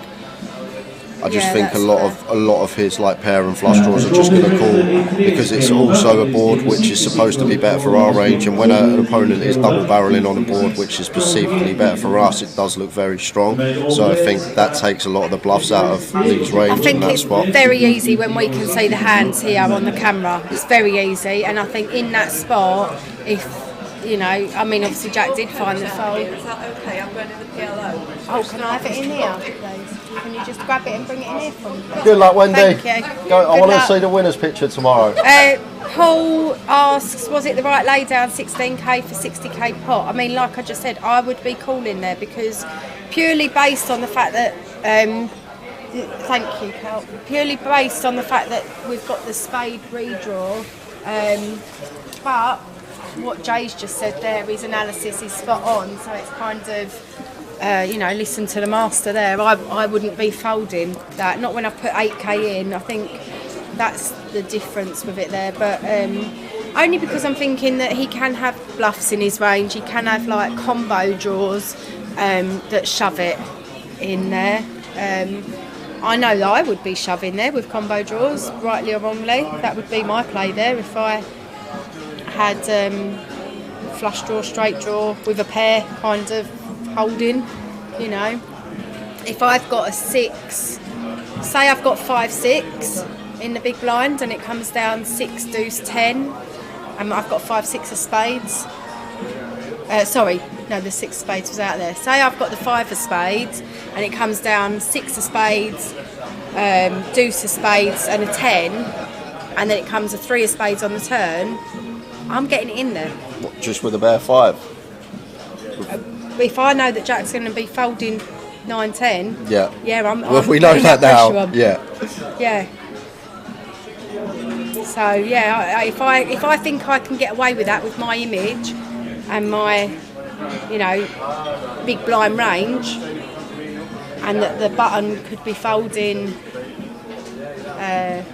better hand, then yeah. Just different people how they play it. It doesn't, I know that people say about GTO. I look at the GTO Wizards app and different bits, but sometimes you have to go a little bit off track. You have to be a little bit obtuse and go down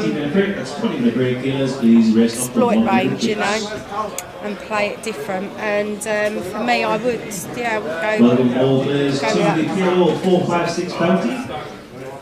There are no bounty chips to play when you eliminate a player. Jim's comment. So there's no need for 4 bounty chips. I do this for free, Jim. Love. This tournament, there are 12 levels of play today. Yeah. I just like spending time with my power tower. Counted pre-flop in any pot bets, and will only be counted in post-flop bets. Yeah, I mean, that's why we're not there. I mean, that's why Jack's there playing and winning, because he made that fold, and I've quite openly said I would not make that fold there. I would be in there because he's got the stack to call it as well, but then maybe that's where I'm not protecting my stack enough. When I've built a stack, maybe that's those hits that I need to look at in my game, which it's great watching these streams because you do see that dynamic and you see that, and it's a great learning resource, that's what I love about these streams. Ali Malou! Ali Malou, 35 bigs, 5-4 suited over an open and 3 calls. Mr. Malou. Wow.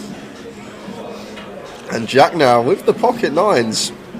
Really rough spot here, because what would usually be versus population a fold here for this many big blinds? Versus Ali. It's a completely different scenario because Ali has random stuff like this in here that he just wants to go with, seeing all this dead money out here. But he's not closing action. It's not just that it's him to think about. It's the players behind. There we go. And he goes with it. And that's going to get Abraham out of there. The thing is as well, Katie, I don't think off of Abraham's stack or Rajiv's stack. Rajiv's not going to have any traps in the small that he flats. No. They're always going to squeeze. We're not going to go 4-way with aces, kings in the small. So we're not worried about Rajiv as Jack. And then again, same for Abraham sitting here with 45 bigs. He's not going to have any traps off this stack size either. So we're not really too worried about these two. I'm surprised Abraham didn't squeeze there, because I played him yesterday and he was quite active on his button 3-betting and 4-betting and shoving and stuff, because he didn't let anyone in cheap. He used his button position really strongly yesterday. So to see him actually now on camera and see the cards and him do that, it was almost a little bit trappy there with the ace queen of hearts on the button, which is a different dynamic to how he was playing yesterday. Well, he would have hit the ace, but gonna need some help. Malou has got a straight draw. Six of clubs for more sweats, or just a 3. Or a 3. Oh, well, a few more outs. 8 working now. Wow. 8 or a 3 for Ali Malou. If that was a club, wouldn't it? We almost want the 6 sweat. Oh, classic Malou! Oh my god! Sit back down, Ali. Back to 122k. 5-4. Fist bump with Joe Gresh. How do you like them apples? 5-eye like a boss. Oh my god! He's so sick. He's such a sick beast, isn't he? Giving all the fist bumps out. Wow, that is a sick one for Jack to take. Jim, Span's still in. We lost Danny Ryder. He was first out today. First hand of the day. Rob Duras open rips his day 2 buy-in from under the gun. Danny Ryder wakes up with aces, calls. Rob hits an 8, and Danny was out the door first hand. Your day 2 buy-in, first hand you look down at aces, you got a shove in front of you. The next thing you know, you're out. I've said that. All the pros in the chat box today. Love to see it, says Brad. What you got against Mr. Ryder, Brad? You're not a fan of Corey?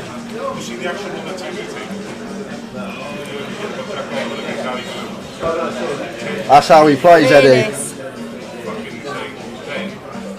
To be fair, he owes Jack one after the boat over quads earlier. He definitely owes Mr. Oliver one. Well, Mr. Oliver owes him one, I should say. Do you know the thing with Ali is he takes his spots. If there's a raise and 2 callers, he's just like all over that all the time. You know, he puts the pressure on. He makes it where it's them to make the decision for not their tournament life because they got him covered, but for a chunk of chips. You know, he's always running that pressure, pushing that pressure button, but always seems to get there as well. His get there percentage is the highest out of anyone I've ever seen. Yeah. And the thing is, even when he don't get there, Katie, it seems like the turn always brings like a sweat, like always there. Like he's never dead going to the river rally. He's always got something to get him out of it. It's unbelievable. It's like he brings his own dick. He does gamble, but it's not usually Ali calling it off. I've got to say, it's usually Ali putting the pressure, applying that pressure, and being the aggressor in the pot, and that's the difference. That gambling is, for me, the gamble button is when someone's just calling the all-in and gambling with like a 4-5 there. If Jack raises, someone else 3 bets, someone shoves, and then Ali just calls it off with 4-5, you go, oh gosh, that is a real gamble. But for him to be shoving, it's a really different strategy to take, in my opinion. Jack 9 of clubs for George, raises to 3.5, Lee flattened from +1. This is a bit loose from Lee here, 7-6 suited connector, but first his gun, and still the whole field behind us could definitely let this one go.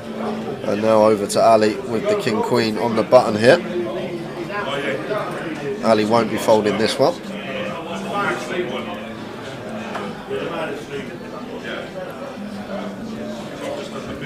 Chooses to call. Fails ace-5 off, should be folding this in the small versus gun and +1 in the pot. And Jack out of the way in the big blind. So we're going to have 3-way action here.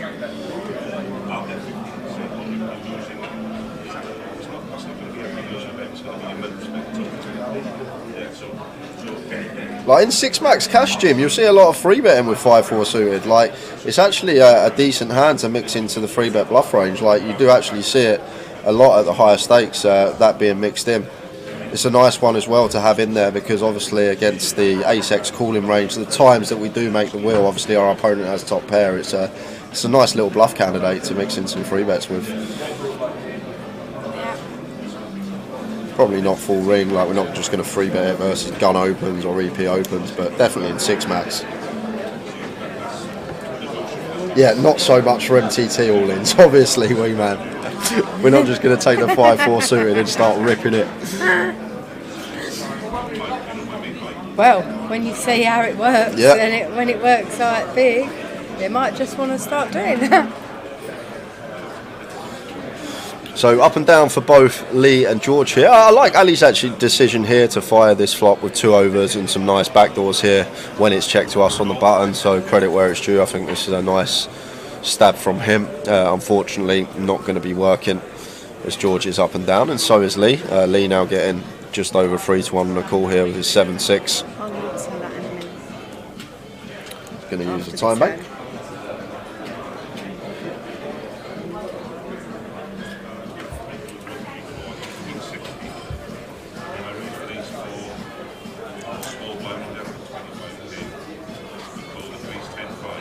Yes, Sam, we clipped the quad 10 versus Queen. I think it's on our Facebook page now. I think PK's already posted it. So Lee just going to take the 7 high, which he's up and down with, and send it in. Losing Ali and going to get George out of there as well. Nicely done, sir.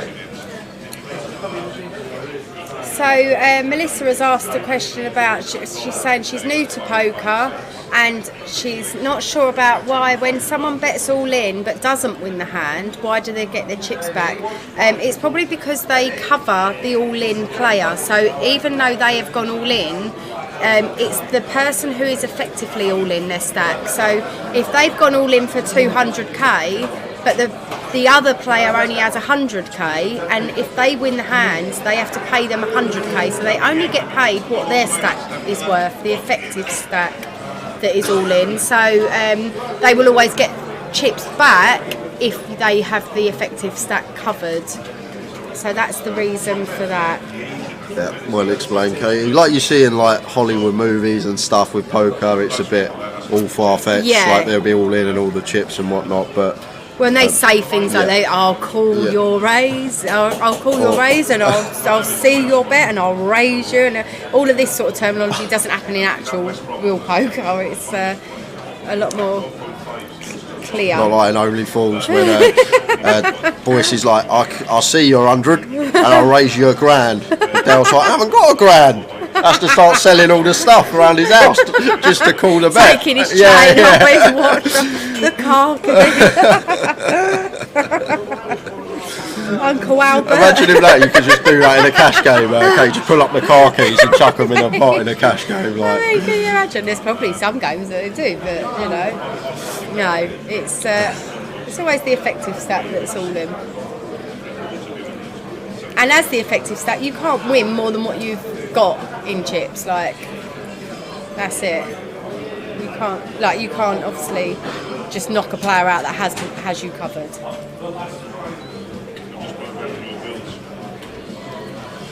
Jan and Katie, what are your thoughts on the all-in move to leave small chips behind? Is there benefit to that over an actual all-in? I don't get it. There is definitely some good strategy behind doing that, particularly when when you're either around the bubble time or when you're around a pay jump. If you're already in the money, there's strategy behind that. There's also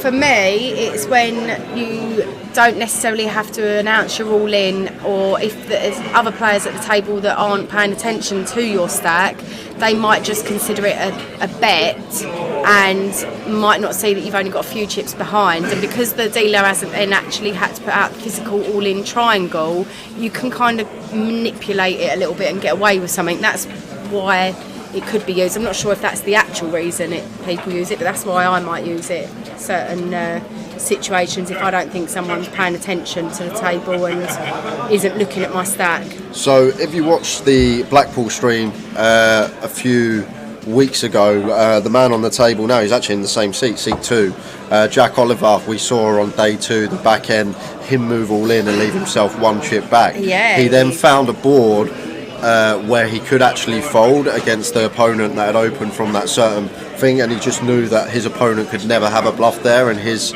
hand was never winning, so he folded and left himself one chip behind. Now the reason for that is, rather than putting it all in, when we leave this one chip behind, we still have a tiny smidge of equity within the prize pool.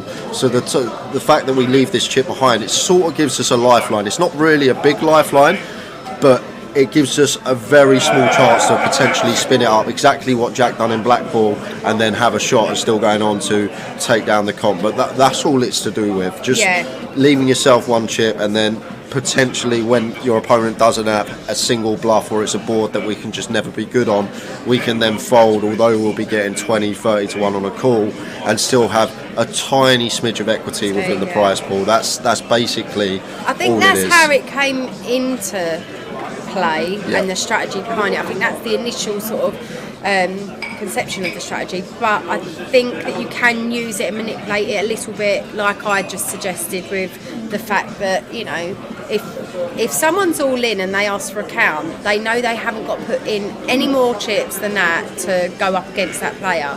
Whereas if someone's not paying attention and you put a bet in and it's not an all-in bet, if they've not paid attention to the fact that it's all but an all-in, they might just think that you've got chips behind and that they're facing future bets on like future streets. So I've definitely used it for that as well, if I think someone's not paying attention.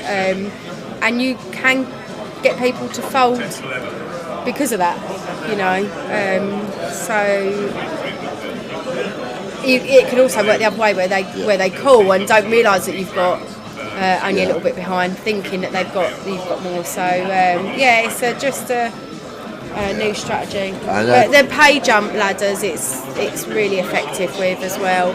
It's also can be used where people allow themselves that extra bit of time. They're manipulating the clock a little bit. Yeah, trying to, when ladders trying to run down the clock a little bit by getting that extra sort of, you know. So Jim says, is that equity worth more than the extra fold equity? Then I can understand you get an extra 30 seconds there, tank pull, post flop and ladder. Well, basically, I'm not saying that if we don't connect with the board and we got one chip behind, we just need to check fold. I'm basically saying in situations, say we shove sixes, leave ourselves one chip behind, the person just calls, the board comes, ace, king, queen, check, check, jack on the turn, and then they set us in for our last chip. We can then fold. Like, I'm not saying on situations where it comes 6 deuce 3 and we got ace king and they set us in for our last chip that we're going to fold there. No, we're not, because we're still going to have decent equity to win the pot. It's in situations where we can just never be good. Yeah. And that's basically it. And then there's the flip side of it as well. So when you shove all in, for example, on a river and leave yourself with one chip behind, when you have a bluff in that situation and your opponent moves all in, you can then just fold and leave yourself that one chip and still have equity in the prize pool. However, if you've just moved all in and not left yourself any chips behind and your opponent calls and we're obviously bluffing, we're out of the tournament. So you also balance it out the times that you've got value and you've got bluffs, so that when you are bluffing for effectively your tournament life, you can still leave one chip behind and still have a smidge of equity within the prize pool.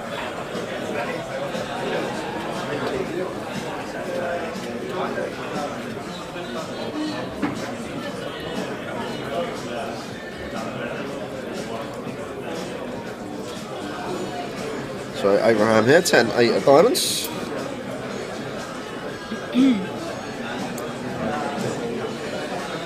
Heads or tails, Boise? Oh no, I've already lost 150-50 today. It's alright, I like Rodney call for you. Heads. That is one of the best episodes. It's one of, obviously as a poker player, it's one of my favourite, but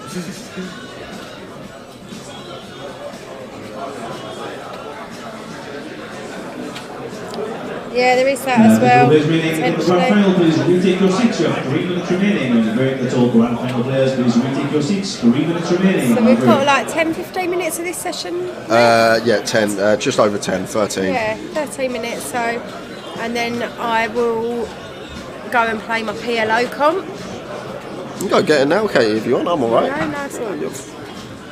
I'm all good if you don't want to be late. I've given Wendy, when I was eating my breakfast, gave her a little 10-minute crash course. Yeah, I gave her a 10-minute crash course, and then she fired up a game online and was like, I'm just going to have a little go, and so she could see what we was talking about with the combo draws and the wraps and the, you know, everything with different terminology. I think Wendy will be really good at this PLO. That's what I said. I really think that this she'll could she'll be tight and just like wait for her 9 hands and bet. And in PLO, people tend to get a bit giddy because they've got so many cards. Oh yeah, and the starting stack for this one is 50k on a blind level of 1-1, and it's got big blind ante for the first time ever. So it could get. Oh, has it got big blind ante? Yeah, it's got a big blind ante. Wow. Because what Jim was saying is in traditional PLO, historically where the antes were put in by individual players, you couldn't really do that in PLO because of obviously the pot limit calculations. Yeah, with the running ante. You could, with the running ante, exactly. But he said now there's no need for it to not have an ante because it's now part of the pot, so you can calculate it very easily with the 3x plus the previous bets. It just gets included in the pot. Yeah. So so today it's a pot limit Omaha bounty with a big blind ante comp. So it's quite new. I said to Wendy, like, no one's played that sort of comp here before. Not here, yeah. They had I played a few WSOP events this year with big blind ante, which is great. That's where Jim's got it from.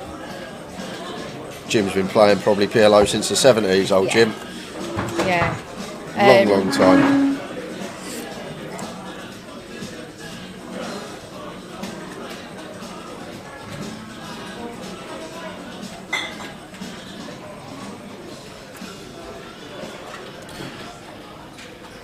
What, the name of the comp you want me to repeat? Yeah, it's a bit of a mouthful, but... What's that, the 456 PLO bounty comp? Yeah, but it's not, is it? It's the 456 PLO bounty comp with a running big blind... No, with a big blind ante. It's good because I love it's it. going to be good for aggressive players. It's going to Yeah. favour them. Obviously, pots are going to be worth more now. You're going to have to fight for more pots. And I love the fact that they're trying something new. Again, it's something different. It's a 2-day comp. The structure looks good. It's a 50k starting stack. The blinds start at 111. Like, it's, you know, it's going to give people time to settle in and play as well as. I think the bounties are in from the start as well, aren't they? It's not like a mystery bounty where you have to wait till day 2 or anything. It is literally from the off, and each bounty is worth £200. So nice sort of chunky bounty as well. It's So a few more bust outs to tell you about. I'm not sure if Tower went through some of these when I was out at the booth, but no, we do. I don't. If he didn't. So after Brandon, we saw in the feature we lost Rick Trigg, Ian Simpson, Andy Mox out, last year's champion, won't be retaining the title. Andy Cristoforu, Krista Silva, Oliver Biffle, Cal Morial, Dooley's gone, Jonathan W, Aaron Kira we saw, Matt Davenport, Barry Grime, Matt, James Williams, Ed Roger, John, and that brings us up to now. John Adley, and that brings us up to now. We have 72 remaining, and we're going on break in 10 minutes' time.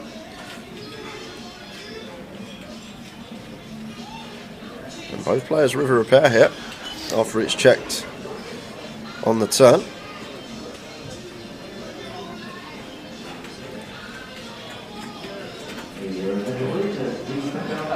Goes for a nice little value bet on the end there, Rajiv.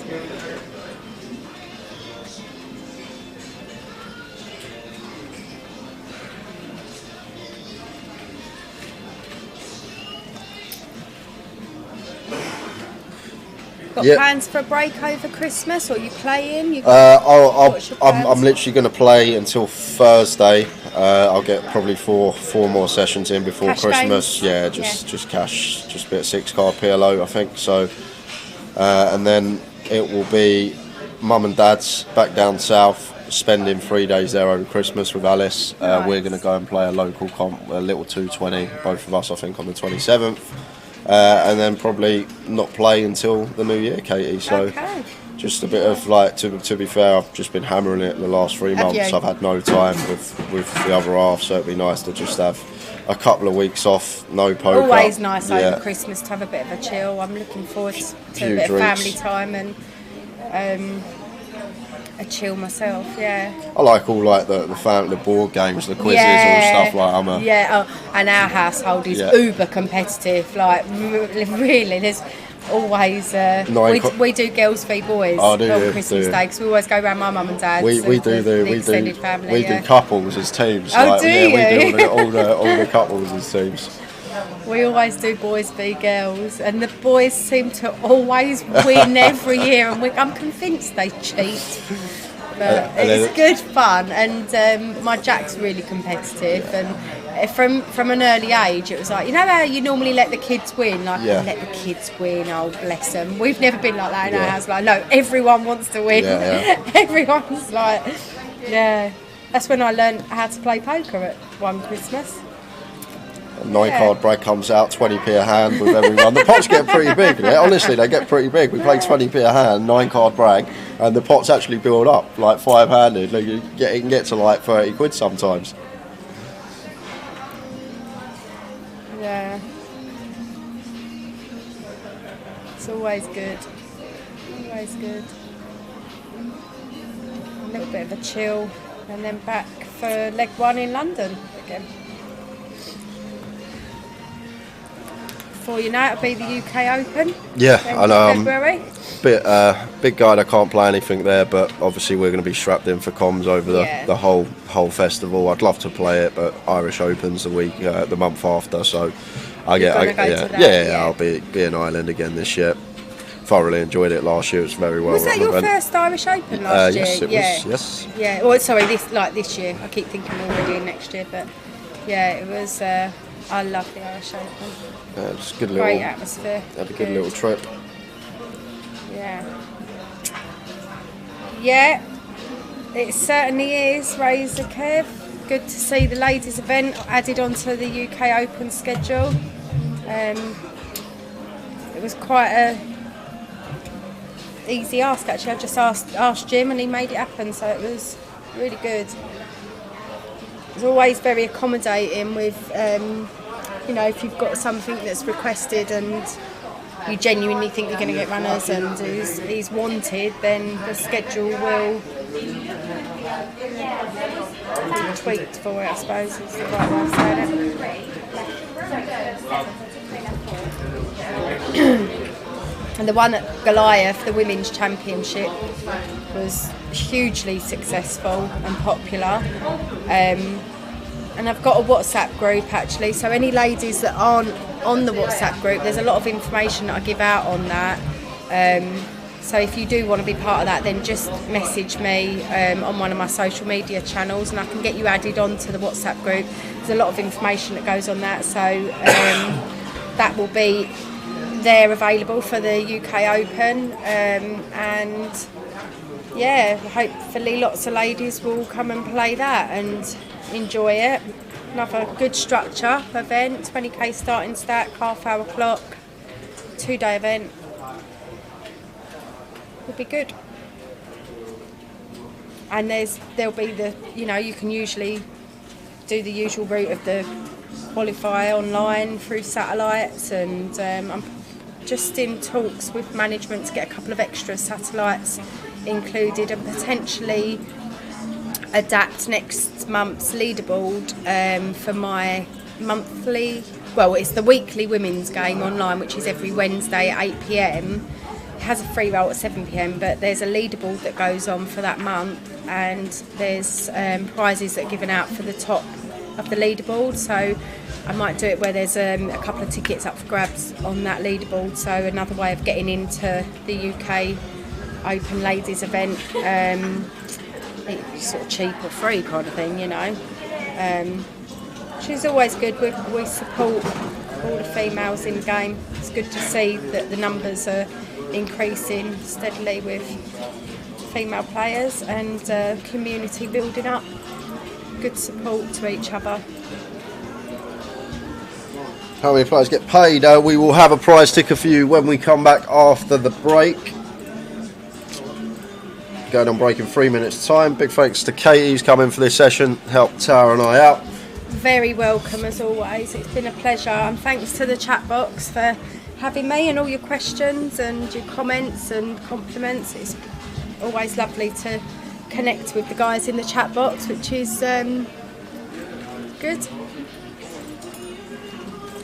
Here he is, back from his coffee. Yes. Did you enjoy your little break? I had a lovely cup of tea with some honey in it. Honey? Really nice. Really nice. I've just been waiting for Jack to get quads again. It's not happened, I can't believe it.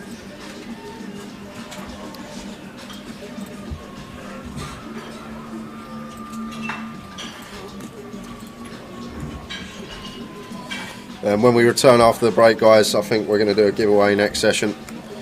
I've still got plenty to give away. Well, I haven't, but I have, if that makes sense. What he means is when he sends the email off to online and Tom, he then just deactivates all his online socials so nobody can contact him. We've already gone over budget, to be fair, but are we already over? yeah, we're already over. Awesome. But it's fine. Next session for us, Harvey, we have got a corker. Grand Final champion Ben Windsor back 4 years ago. Nick Marchington, WSOP final tableist, going to be joining us. Renee's coming in. Johnny Kelly, Victor Alukin, and Gary Miller. So, wow, what a table. I want to stay. Great table after the break. I shall be playing PLO and watching the stream. I'll be the other side. I'll be in the chat box with you guys next session. That looks a decent table. Ali's just got it in him, just finds a rip here for just 57 big blinds, just in they go. King Jack off, 57 bigs. Ali Malou. Lee's not calling with 7-6 suited. And this is the thing, like, he has this in the locker. He's just so hard to play against. If you haven't got a hand, you can't do anything but fold. So one more hand, guys, and then we are going to be heading out on a 20-minute break. So we're going to be back at 10-2. Big thank you to Katie for joining in. Might see. Hopefully we don't see you a bit later in the day. Hopefully you're crushing the PLO and. I'll pop in on my breaks and let you know how it's getting on. But yeah, hopefully we're going to go and have some fun in the PLO. And no expert in PLO by any stretch of the imagination, but I'm really enjoying the learning process and the challenge of it, and it's a really good game to get involved with. It's a little bit less solved, let's say, from the Hold'em streets, and it's quite nice just to do something different. So I always recommend people, you know, trying to improve and play different variants. So we see they're starting to stand up from their break now. The one's not involved in the hand. So Thales here is going to open on the button, and it's raise and takes. That's it for us, guys. Big thank you to Katie. Me and Tower will be back at 10-3 with the second session of the day. See you then.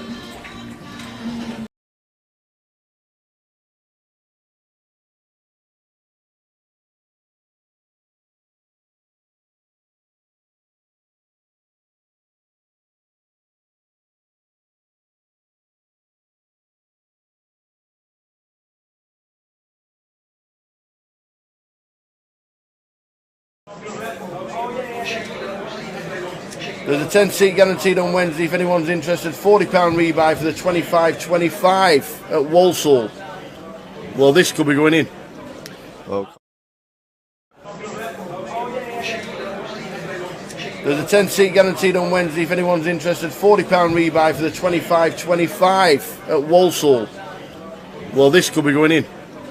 Well, Connor's got King Queen here.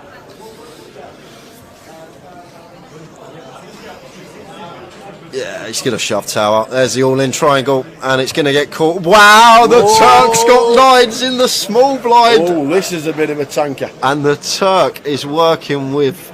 Ooh, we've got just sub-8 bigs here.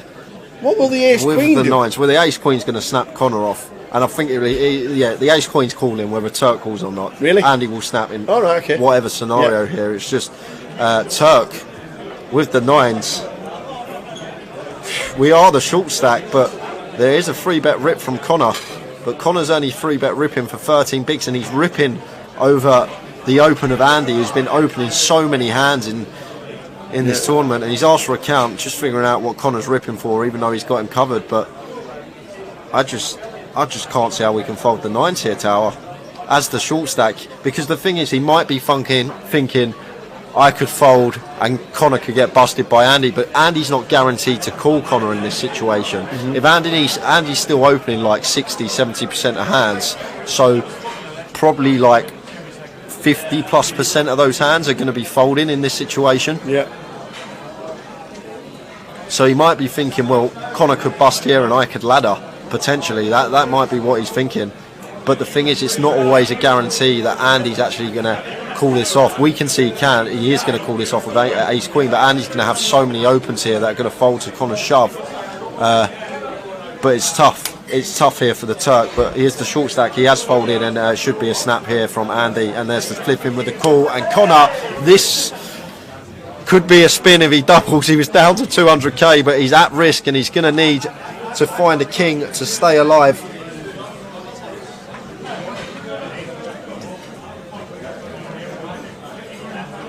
So Connor O'Driscoll is at risk with 1.1 mil. He's up against the chip leader Andy Mock. Oh, we've got redraws abound everywhere. Well, yeah, jack for a chop, but we've only got 2 outs now. Direct to scoop. We need to find one of the 2 remaining kings. It's a 9 on the turn. That doesn't. Oh yeah, Turk had 9s. Oh yeah, Turk had 9s. I forgot the Turk had 9s. 7 of spades on the river. We lose Connor O'Driscoll. Oh man, Connor O'Driscoll, 5th place for 43,900. Great effort from that lad. Oh my days, the Turk had 9s. Oh, it was marginal. It was marginal. The Turk had the 9s. We are down to 4. Turk would be second in chips, Tower. He'd be second in chips, the Turk. Connor O'Driscoll, by the way. Every credit. How much has he won? £43,900 for Connor. 43,000, and the whole of Ireland are rooting for you, buddy. Well done. What a good effort from Connor O'Driscoll. Hope to see him again on our live streams because he was class. He was a class act. Well done, Connor.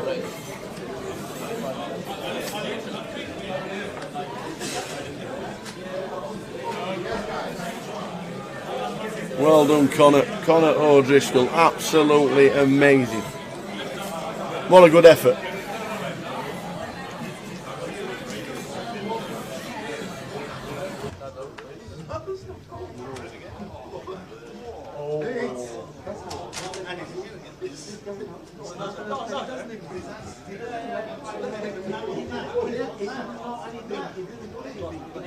Bye, Dina.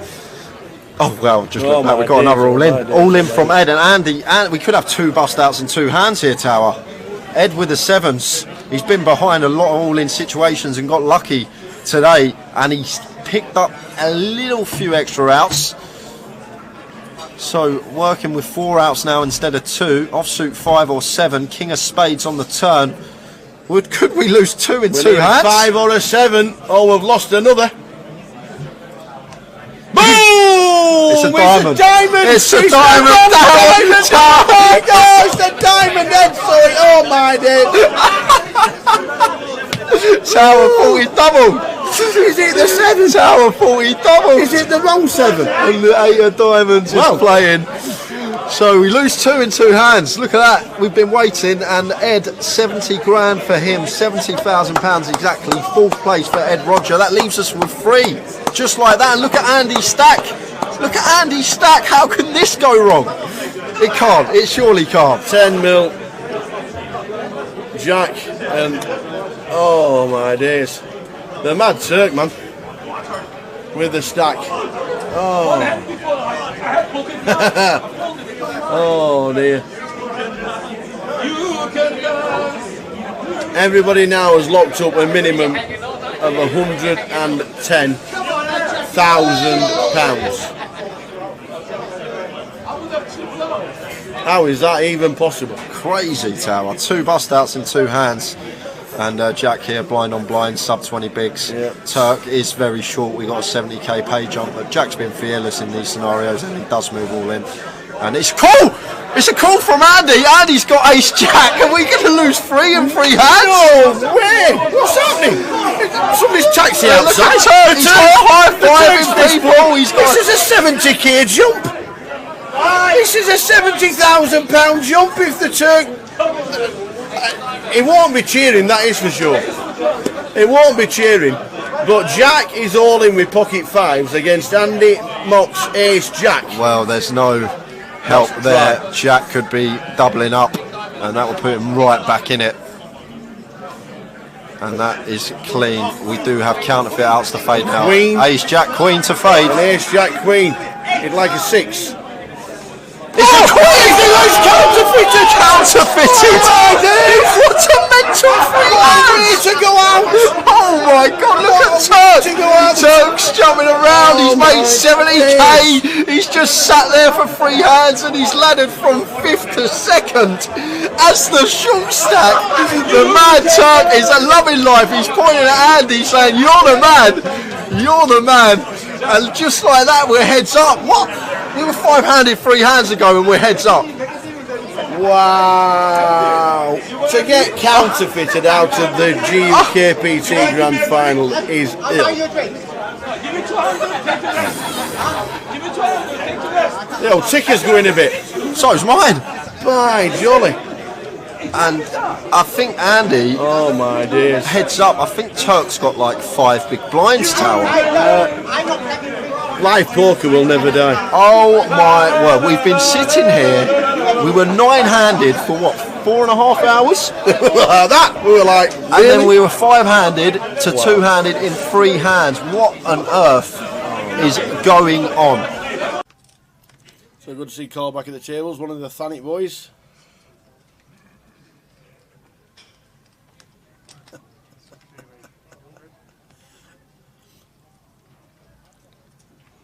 Ryan Spittle raises to 8. Harry with the pocket 5s. He's going to make the call.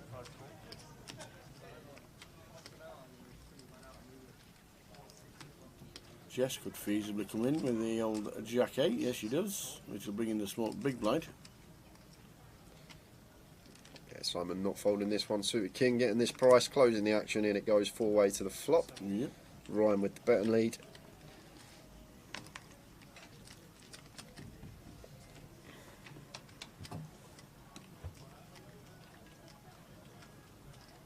Oh, we flop a set. Yeah, and Ryan's flopped the straight flush draw tower, so this is action time. Ryan with the 8-6 of diamonds on an ace high board. Great flop for us once opening in the cut-off. Not only have we flopped the straight flush draw in terms of range, going to be better for us. And Harry here with his set of 5s, like it. Just going to flatten position. Don't want to set off any alarm bells. If Ryan's got a hand like ace king, ace queen, we've got that drawing dead to runners. Quadzillas, baby! Quadzilla, baby!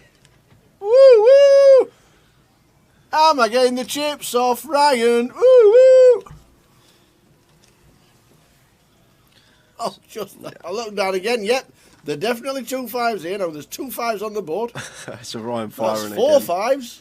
Maybe just trying to fold out some weak ace X, some suited ace X that Harry can have here. As well as that 9X is going to have a hard time calling a double barrel, and obviously Harry flattening in position. Going to try and get the max on the river with a there's shove. 1 out. 7 of diamonds is straight flush. Oh, he's only gone and done it! No! What's this dealer done? Where's the bad beat jackpot in the tournament? No way! £245,000. That is incredible. I've never seen this tower on stream. Quads over straight flush. This is a setup of all setups. Oh!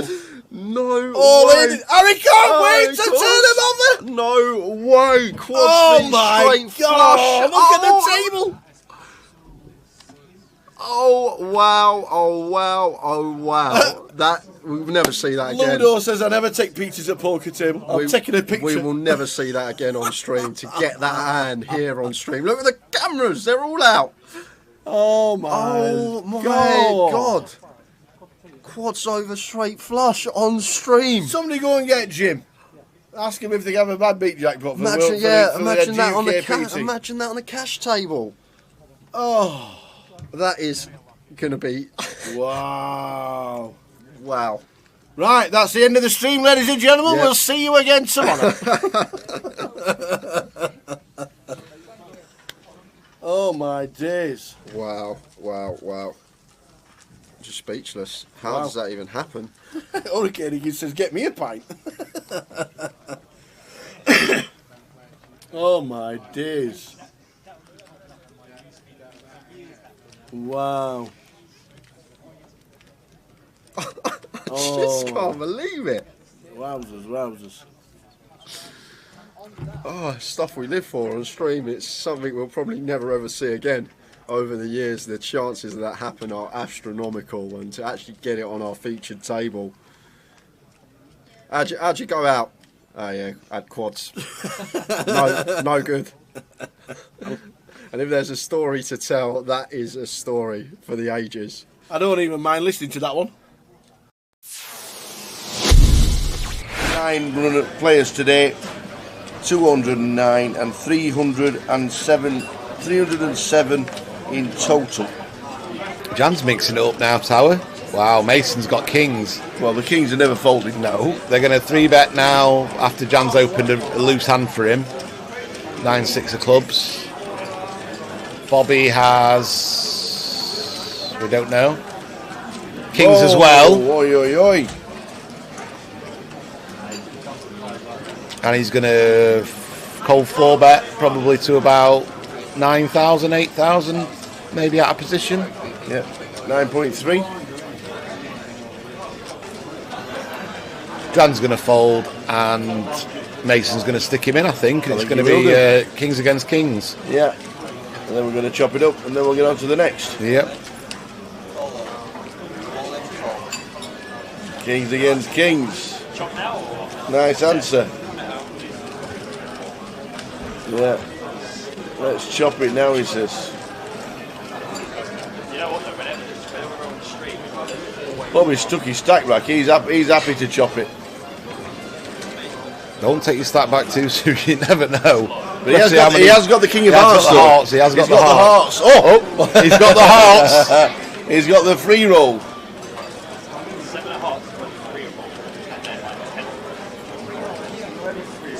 He's got the hearts. He's got the free roll of the hearts. This would be absolutely brutal for Mason.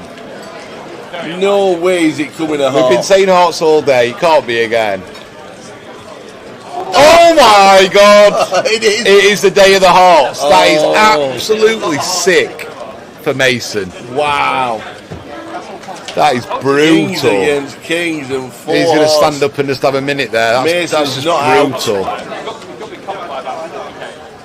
That is just brutal. He's going for a minute. He's having a minute. That's shows quite a level of maturity for someone who's 18 just to think, right, I'm going to have a minute away. That's a really ridiculous hand. Bobby. If ever there was a day to have the hearts there, Tower, and not the Black Kings, it was today, wasn't it?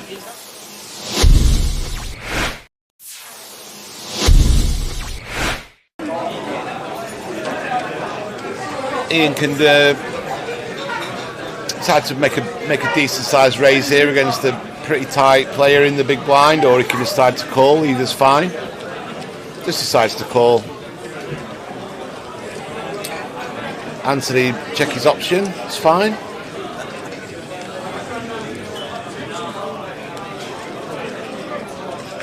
Whoa, this might be bad news for Ian because he's got the nut low, and he's going to decide to barrel this at least one street, and let's see if Anthony just decides to call. Good trap from Anthony here.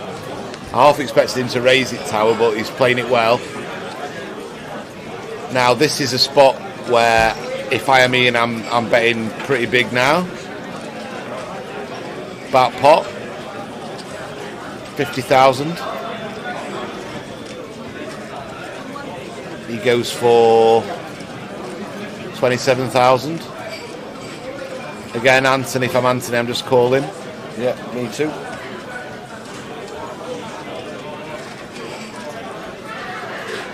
Got such a disguised hand, Tower. Yeah. Yeah, he just calls again. Yeah, great play from any Anthony. Low sets really disguised, aren't they? Yeah. And now a queen. Queen of spades on the river. Are we going to rep the king? Or are we going to rep something like ace, king, king, jack, king, queen? I'm betting massive here, Tower. At least pot, maybe pot and a half. We've got the nut low. Anthony can't have many kings in his hand. What can he really have? He can't have ace kings. He just defended pre without squeezing it up. Wow, I like this play. I really like this play. I really like this play. And if Anthony finds the call, good luck to him. But I really like this play. Let's think about it. Ace king, he can't have ace king. He can have king jack, Anthony can, and make a pretty tight check back on the flop before the flop. But what other kings can he have, Tower? He's got to have something to call the flop with. So he's got to have a king to call the flop with. So king 10 he could have. That's reasonable. Turns a pair, calls the bet. Queen king, possibly. But then that's.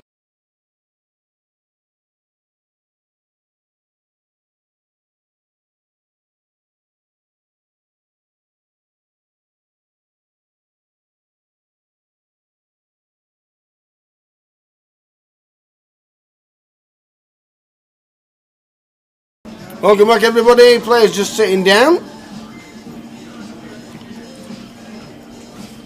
C1 will be Ben Windsor, 2 Nick Marchington, Andy Seddon in 3, Rennie Share in 4, 5 and 6 MT, 7 will be Johnny Kelly, Victor Iliuki in 8, and Gary Miller, who's chip leader on the table, in seat number 9.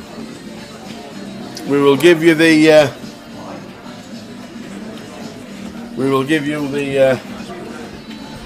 updates. Not sure if we have a chip. Do you have a chip count? We'll get some chip counts during this level and we'll flick them in for you. We'll also get a prize ticker, confirmed prize pool. Oh, that's coming out, is it? We'll make the mods beat us to it. 144,400 for first. Do you think he's posted on Twitch, YouTube and Facebook? All three. £144,400 for first. Beautiful.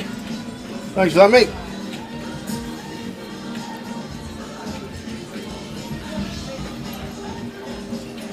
It's alright that Mink the mod. Yeah. It's alright, you know That's what I a mean? decent job. Yeah. Does help us out. Exactly, it's alright that Mink the mod. So 2 hours, which will bring us up to the dinner break. 70 odd left in the field. When we get closer to the money bubble, we'll get a player ticker for you guys, so you know how many are remaining. And first hand, you can see Ben Windsor open. Ace 10 of spades here, off of 30, just sub.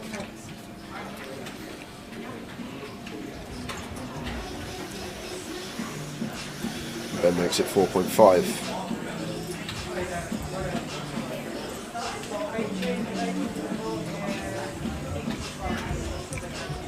Queen Jack of Diamonds for Johnny Kelly here, off of 15 on the button. What we could potentially pill here, even off of 15 versus gun. Like if this was like cut off or hijack open, could definitely just shove this as Johnny Kelly, but Ben's gun opening range maybe a bit wary of, so just going to flat here on the button. Like this decision here from Johnny, and that's going to bring Mr. Miller along. Gary with the fives in the big blind, three-way action, first hand of the session. Oh, and we got action. Ace, Jack, 9, 2 diamonds as well for Johnny. Yeah, so Johnny loving the look of this flopping pair and flush draw, but Ben sitting here with top pair. And the good thing here from Ben as well, like this is effectively like the nut top pair. Ace Queen and Ace King are going to shove as Johnny Kelly, so he shouldn't have either of these two in here. Ace Jack very unlikely with an ace in our hand and an Ace Jack on the board, so Johnny just moving in here and Ben will call it off. And it's a post-flop coin flip. Johnny going to need a Queen Jack or diamond.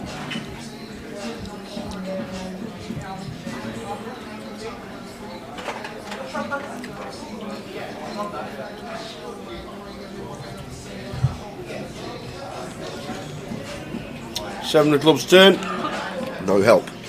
Johnny needs a Jack, a Queen, or a diamond. Boom! Lots of help. There we go. So Ben going to be back to 15 bigs, sub 15, back to where Johnny was, and Johnny Kelly up to 67 and a half.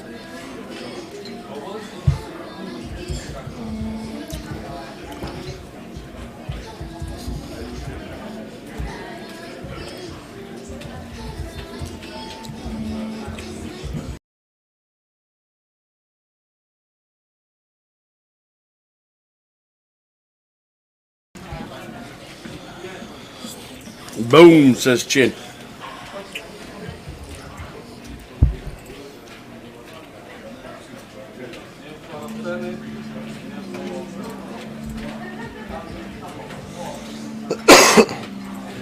JSGH says good luck, Gary.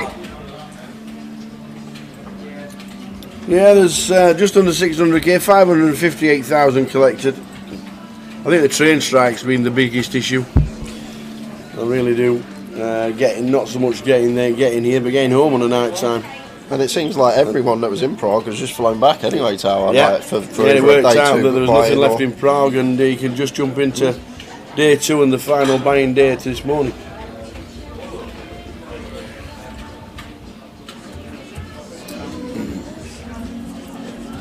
How many did we get total? 328 total entries for the tournament.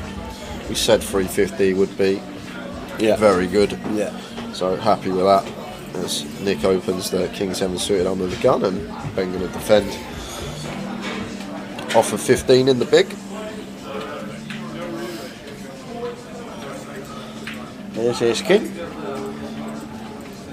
And potentially against Ben's stack size board that we could bet one big blind on here as Nick. However, it is one that doesn't really need protection, but is going to choose to c-bet and does go for the one big blind bet, 2k from him.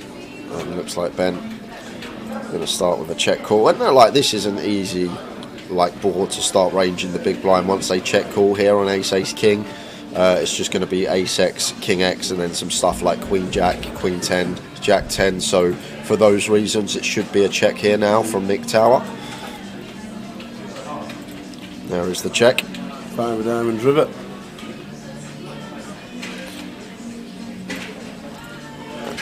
And now it's going to be check again here, because like what we're getting paid for here by Nick, we're probably not getting called by 6s, 7s, 8s, this kind of stuff. Yeah. And Ben mucks his hand.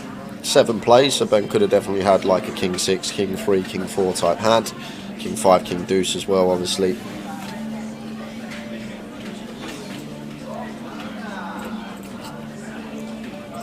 Omaha has started.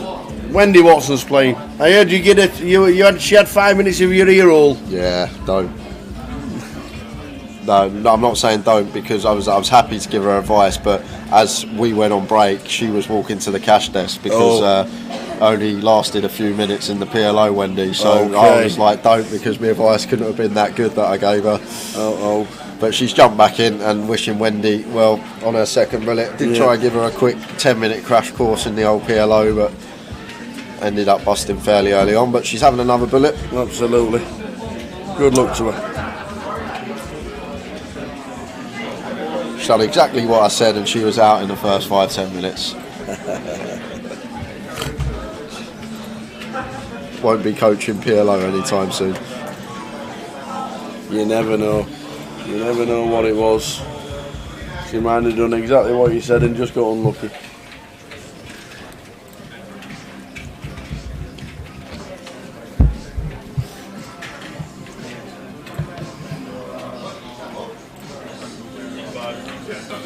And at 3:30, guys. Yep, what's happening then? We're going to have a first giveaway of the day. Are we?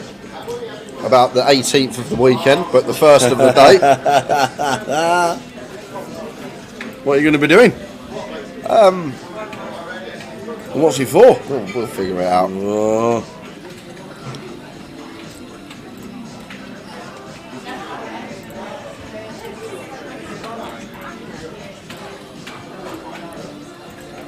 So 9-8 of hearts for Renee.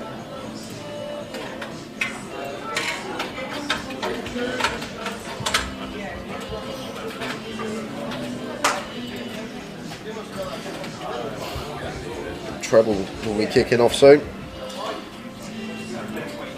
And Ben's going to have an easy shove here with the ace king. And Renee not going to be able to call off with the 8-9 suited, unfortunately. Lovely looking hand, but going to have a tough time calling. Andrew here, ace jack of diamonds. Interesting spot for him. Ben choosing to shove over a Renee under the gun open. Does look fairly strong. But would Ben have some ace 10, some suited ace X in here? That's the question. Some hands like king jack, queen jack suited.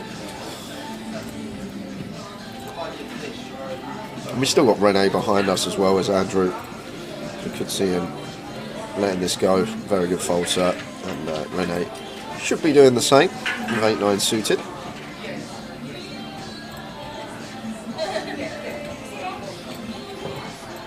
Who's your treble again, Tower? My treble is Bolton Wanderers, Cardiff City, and Preston North End. Pays 7-1. Bolton, Preston, Cardiff. Good luck, everyone, if you're on Towers. Fleetwood's running a lot of people's, but that got cancelled this morning. They got postponed because of the icy weather, so that got postponed. Glad you enjoyed it, Gary. I do think this day PLO is probably my #1 game I rate myself most highly at. PLO cash, at least tournaments are a bit different because of the stack depth in question, but glad you enjoyed the coverage of the PLO, and hopefully in 2023 there'll be a lot more PLO streams.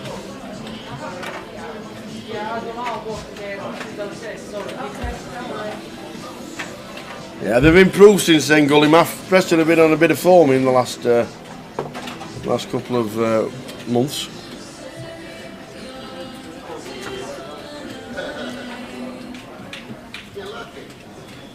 So Jack 8 for Andrew, blind on blind here versus Red 8.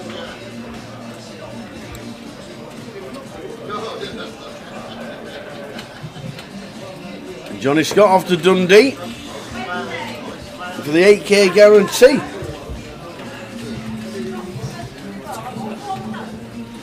How far's Dundee from where you are, Johnny? What's the drive?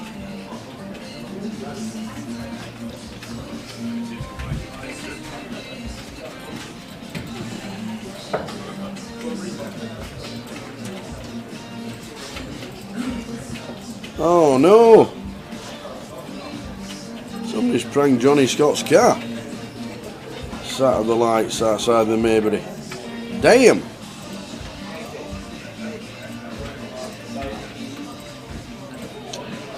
Ouch. Hope that gets sorted quickly.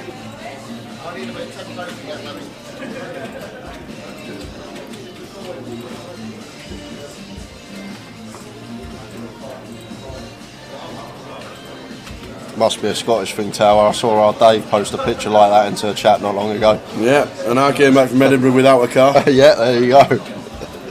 My car went to heaven.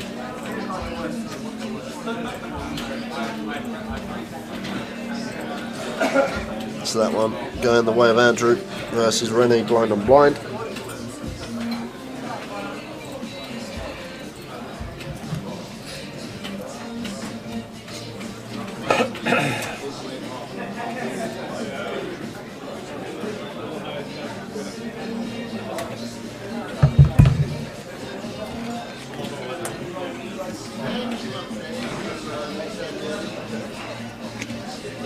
Stoke City are on the red button of the football.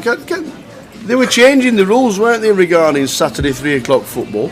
Are they? Yeah, apparently they were. Well, you can watch Stoke City at 3 o'clock on a Saturday afternoon on Sky. I know they were contemplating changing the rules because the rule came in, believe it or not, the rule came in 1961. Yeah. You're not allowed to have live football on terrestrial TV between 3 and 5 p.m. on a Saturday. In 1961, they didn't do live broadcasts, and the law came in. It was silly, and the BBC brought it in.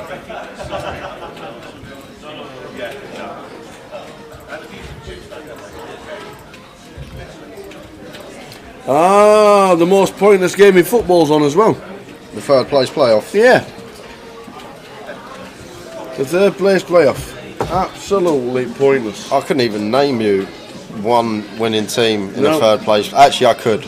Belgium 2018 because obviously we lost to them, but We lost to Italy as well, I think, in one of the years we got to the semis. 90. I think we lost to Italy. 1990 maybe, way before my time. Yeah, we lost to. I'm pretty sure we lost to Italy. We lost to. I know we lost. Anyway.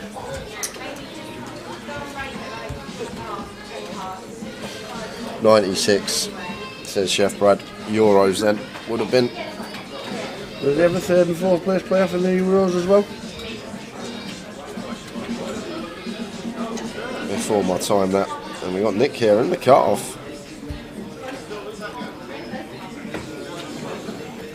Calling with the King Queen, and that's all this is down to is sizing here from Colin. Tower. Colin opts for a really tiny 3-bet size, 3x, just over, after an open and a call. Like we could go as big as 22k here as Colin, but goes fairly small and does actually get action now from his aces from two hands that are in a dominated spot, and Nick is crushed here, but on this board probably just going to get one street from Andrew, dependent on size. Goes for 17. Nick will be folded.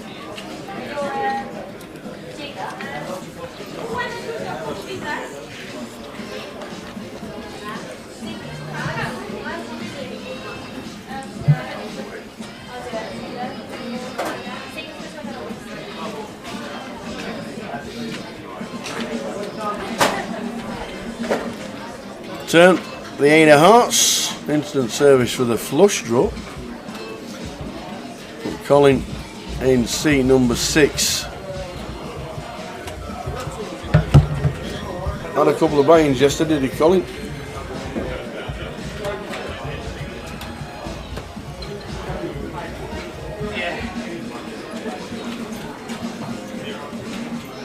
Going to lose Andrew with the 9s. Like, may talk himself into a call if he thinks that he's up against Ace King, Ace Queen with like a heart, but just going to have to get out of the way now. No good river card for us other than the 9 of clubs, says Andrew from his perspective.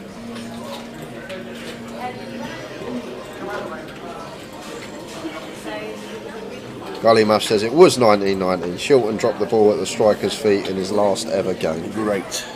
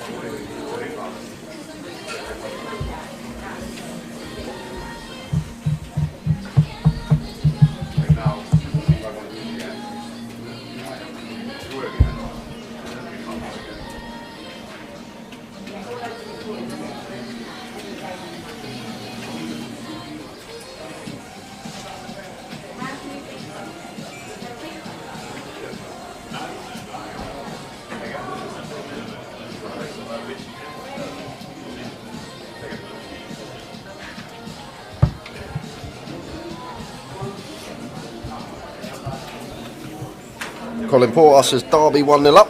Oh, you right? Is that in your treble? No? No. Derby County are on flying. Paul Warner's gone and playing proper good football. I think there'd have been odds on today, Derby County. I think there'd have been big odds. Well, small odds, should I say. Yeah, 1 to 2. You're certainly not putting Derby in at 1 to 2, are you? But they are flying with Paul Warner now at the helm. They're in the playoff spots. Oh, look at this for a flop action. Top pair for Andrew and Colin with gutter and flush draw here, and Johnny's got a little bit as well in the form of middle pair.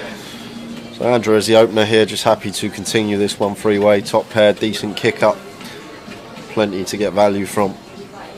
And over to Colin in the small blind.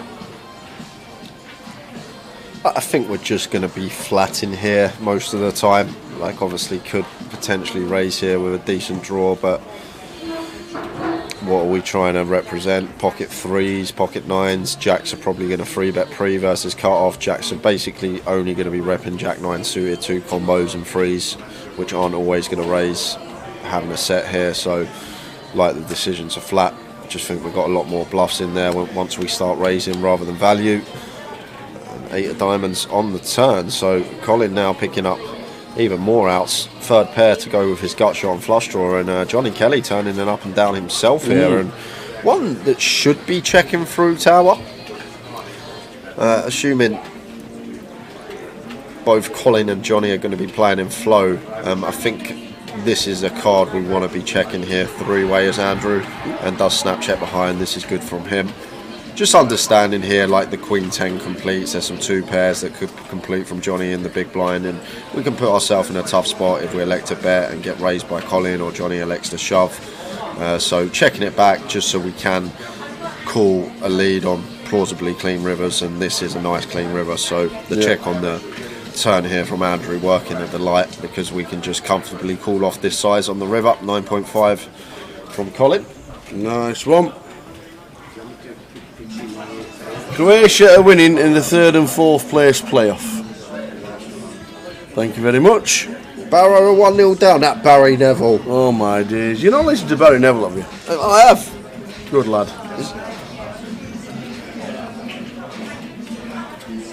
Great foul from Johnny. Yeah, and Andrew's played that hand perfectly. Tower got max. Nicely done. Bolton the winner. And I told you, this is the best shot you're ever going to have of getting a Towers treble up today. It is the best shot. I am not on it. I repeat, I am not on Towers treble, so it's very likely to come in. If you know my track record with football bets, it's not very good. Morocco 1-1. That sounds like a game to start with. All going gung-go. Love it. Bolton are winning. Thanks, Colin.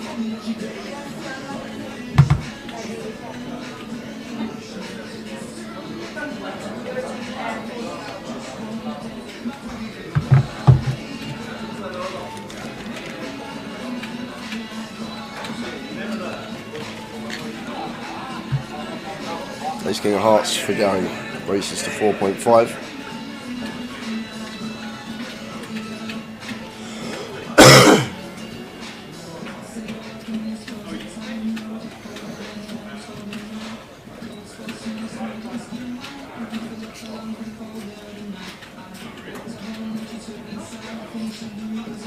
Colin here, this deep should be continuing with the ace-3 suited, and I'm just going to take the passive option versus gun. I think we're going to have a lot more flats rather than 3 bets here, just with the ace-3 suited.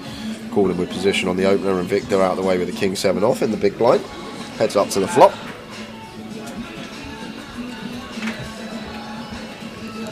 Queen-6 deuce, 2 diamonds. And backdoor hearts here, backdoor straight possibilities, as well as 2 overcards. So Gary happy to see bet here on the Queen-6 deuce.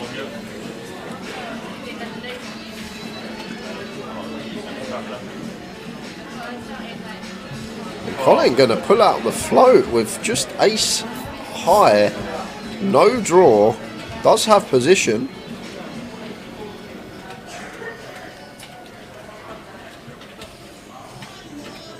Gary will obviously be aware, like Colin will have some king queen, queen jack, queen 10 type holdings here, but we'll also be aware once he elects for that very small c-bet size that Colin is going to peel pretty wide with position here, so just electing to double barrel for just south of half on this 10 of spades turn after picking up the Broadway draw. What is Colin up to? Like Gary's the gun opener here, he still has the strong Queen X, he has all the sets, he has aces and he has kings, and eventually does let it go as Colin, but I thought he was just going to take a non-equity hand there, just not going to have any equity versus a value hand of Gary, and just elect to raise, but does choose to get out the way. Could have just folded flop, but wanted to see what the turn brought. So Colin Paddington chip leader on the table, C6. Gary Miller second in chips.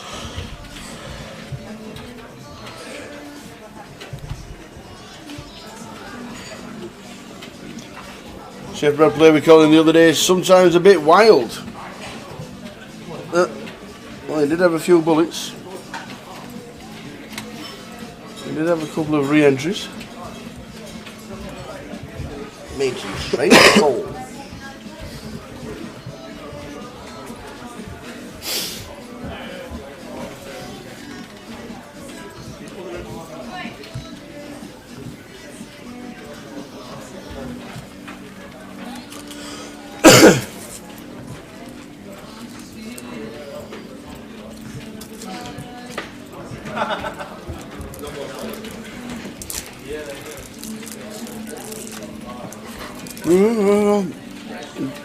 There we go. Moisten the vocal cords. And in 15 minutes, guys, we're going to do a giveaway, but it's going to be a whole session giveaway. I've got a little something up the sleeve. Okay, leave that to you.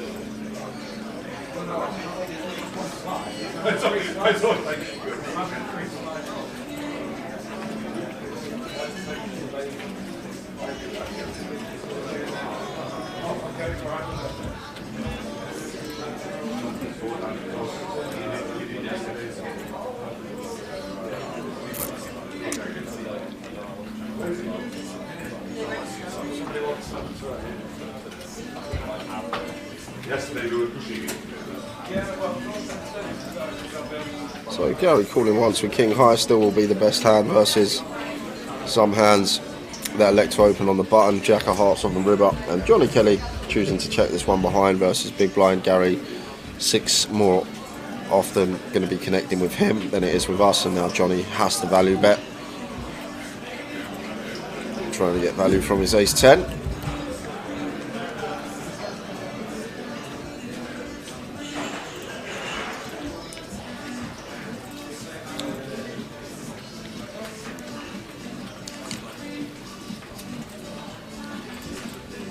And quick fold from Gary.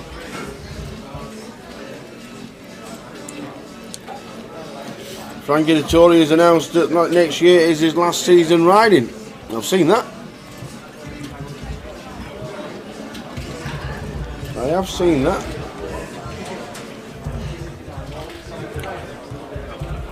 Obviously, all 7 winners in Ascot 25 years ago was the highlight for the punters.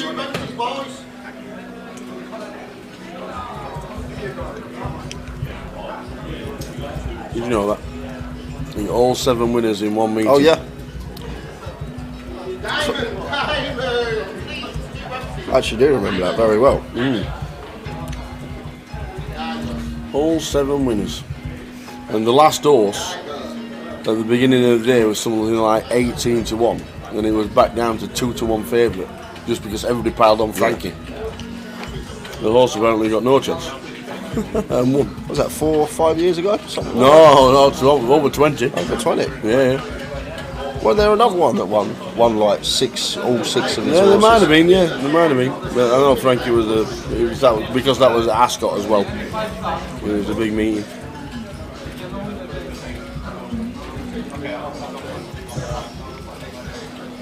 So ace queen for Andrew, ace 10 for Victor. Top pair, top kicker here for Andrew. So probably happy to just continue here. And opts for 40%, 6 into 15. And Victor here, definitely one we could be calling. Nice float candidate with position, ace of diamonds in our hand, backdoor straight possibilities and overcard, but just lets it go.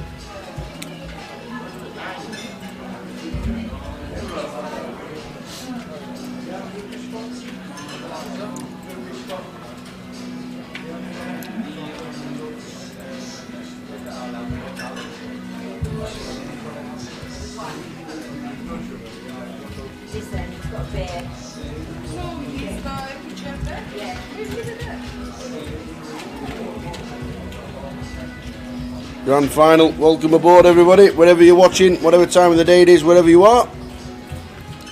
Hope everything is good. Richard Hughes, that was it, won 6 in a row at Windsor. Pardon? 6 in a row at Windsor, Richard Hughes. Wow. I only remember it because I knew someone that was on it. I was wow, really? Yeah. Wow. I remember there was a jockey, it must have been him, but about 4 or 5 years ago I think it was, had 6 winners at a meeting. And someone had it in a lucky 63, I think it was.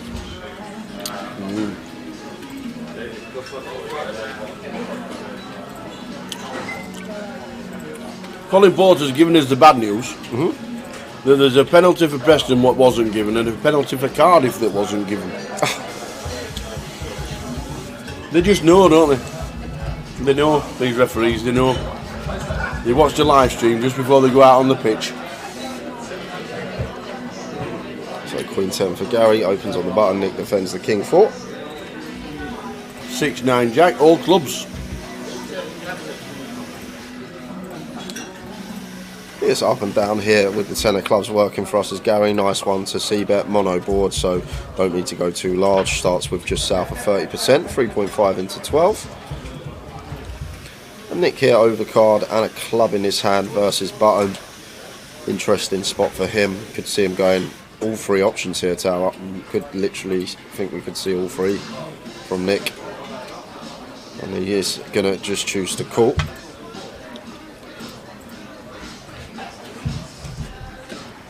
Two of spades on the turn. Those are 2 clubs. So if I'm Gary here now, I'm probably going to check this one behind and then go for a value on the river if it's checked to us a 3rd time, which it should be with Nick's particular hand. Nick with the 4 of clubs, so it should be a check or a small block from him. I think it'll either be like 3k or less, or a check from Nick here with the 4 of clubs. Don't think we're going to be going large if we do choose to lead. So it's going to go for that small block on the river, and versus this size, we've just got a clear call here as Gary. There is the call. Got him taking in a small pot of Nick Marchington. 1996 was Frankie. All 7. 96. Flipping Nora.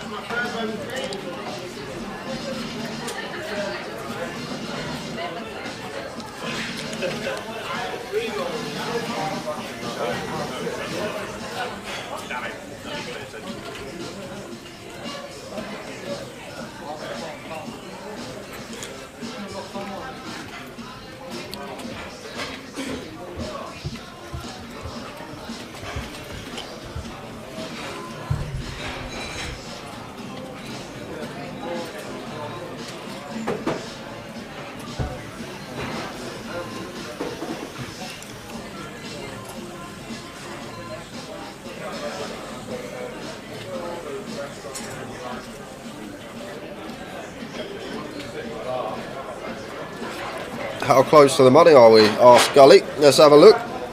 So last out, we lost John Adelaide. Since him, we've lost John Gardner, Tim Chung, Abraham Passat, Bowsey's gone, Kev Allen, Jamie Brown, Joe Gresh, Dos Gravi. Calm down, they'll be on my left soon. And Terry Jordan and Aryan Hassan Kashani, which brings us to 62 players. So 62 remain. 34 paid, I believe. Or is it 37? Let's find out. We'll see in a second.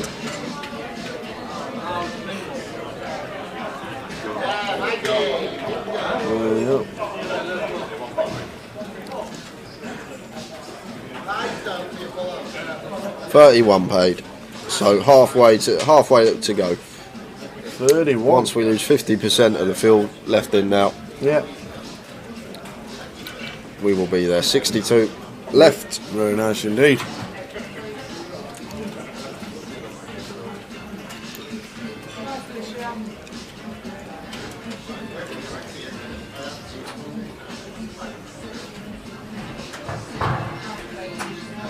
I don't know if I fancy a hot drink or a cold drink. I'm not sure. What are you feeling, Jay? What are you feeling? Probably just a tea for me. I'm trying to just have a coffee a day at the moment, just in the morning. So I can only have 2 coffees a day. Yeah. Max. Because I've got high blood pressure. okay. And I went to and I actually got told by the opticians I needed to go to the doctors because she thinks I had high blood pressure. Because when I went to the opticians for my checkup, I had a inflamed vein in my eye, and she says that's normally connected to high blood pressure. You need to go and see your doctor. Went for my booster, and my booster. She said, "Would you like your blood pressure checking?" I said, "Yes, please." I said, "Well, actually," so I told her the story. Come back, I'm like 160 over 110 when you should be 120 over 80. She went, "Oh my God, you're so high." I said, "Well, actually, opticians told me that." She went, "Yeah, it's common." So there you go. So yes, got to cut down on my salts, cut down on my coffees. You only have 2 coffees per day. Unless you want to drink decaf. Decaf's good for you. Yeah, this is a bit of a knit roll from Rene. This is a snap here for 11 bigs. Cut off jam from Windsor. Ben's got 3s or deuces here. One of the card, or ace 3 suited or ace 2 suited. One of the cards has slid into the box that was pitched to Nick. Has gone over Ben's box. Ben hasn't shoved 3 deuce off here. He's probably got 3s, deuces, or ace 3 or ace deuce. And this, what is Rene? Come on, girl, put them in. Get him in, Rennie! Like, this is just a snap tower, cut off, 11 bigs. Oh, she's burning a time bank with 7s here versus an 11 BB shot from the cut off.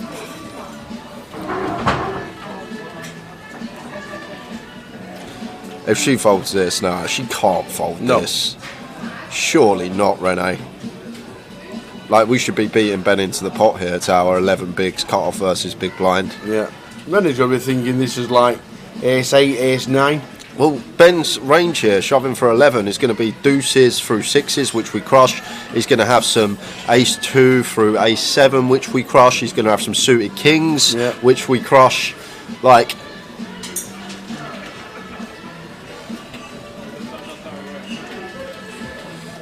eventually does come to the correct decision after mulling it over. And Ben hasn't got free deuce here, as I said. One of the cards that was pitched to Nick slid over Ben's box, and there we go, ace 3 for Ben.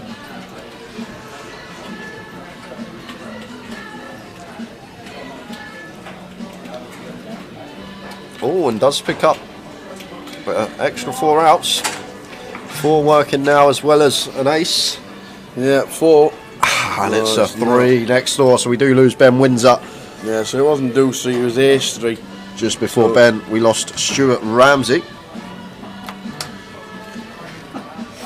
Stuart Ramsey. West Brom 1-0, that's bad news for Rotherham.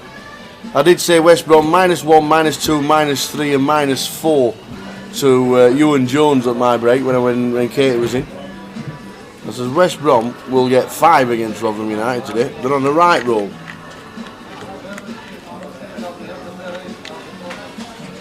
Good afternoon, Ian. How are you? 2 days to go of the live stream for the team.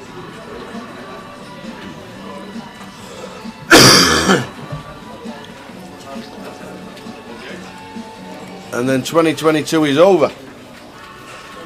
And there's news regarding the leg 1, which we'll show you. There is a bit of a change to the festival.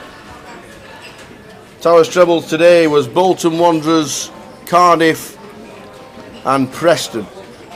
7-1.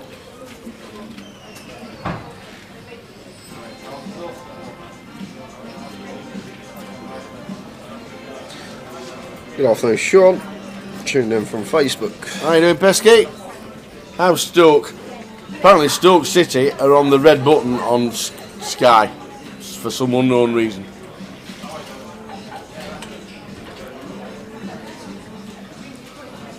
Richard Whitmore's come up with Bolton 2-0. Oh, delicious. Barry Neville's not popped up in the chat yet, Tower. Going to be having words with him. Colin makes it 6.5. Really, really large open here from Colin, and know what I'm going to say, just isolate a better range of hands that are going to continue here. We don't get value from the big blind defend range. They're now going to defend tighter. So just way too large here from Colin. Whatever hand he's got, this is too big an open size from him. And Gary making it 17.5.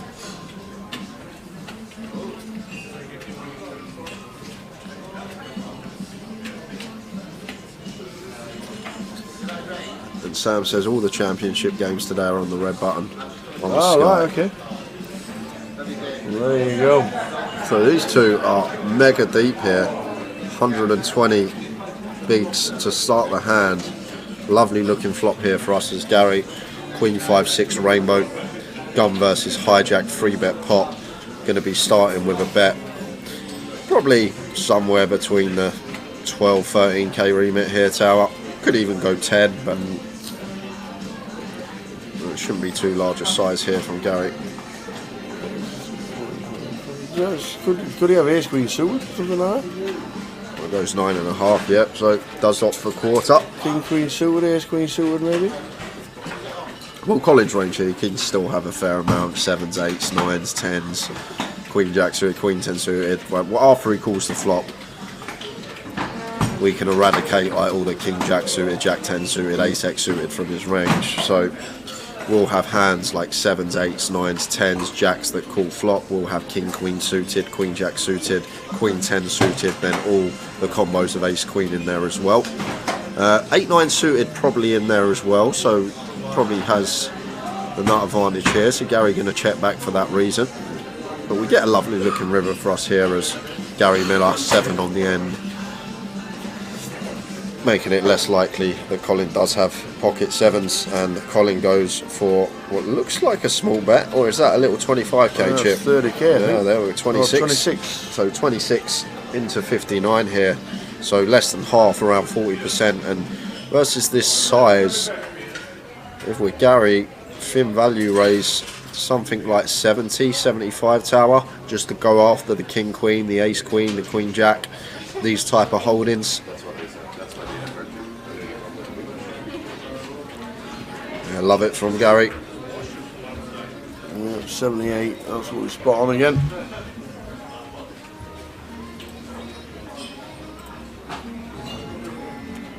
Plays well, Gary, every time we see him on the feature table. Very good pro, live pro. Knows exactly where he's at in any given spot. Like here, like the way this hand's played, just reads into that sizing of Colin that it's just going to be a queen almost always here. King, queen, queen, jack, queen 10 suited, ace, queen, although we block that from our perspective.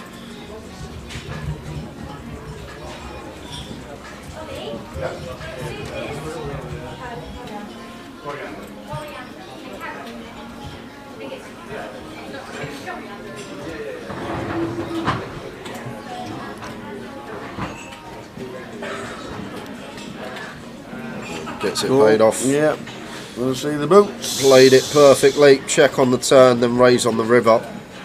Very, very nice indeed. Nicely played, and I'm guessing we're up against king, queen, queen, No, jack, it's not put something in. like that. No, we got it. Thank you. Obviously a dead card. I think ace queen, maybe. I think ace queen. Oh, got a king queen then. Richard Hughes had 7 winners that wins, a 10,000 to 1 accumulator, says Mark Adair. Thanks for that, Mark.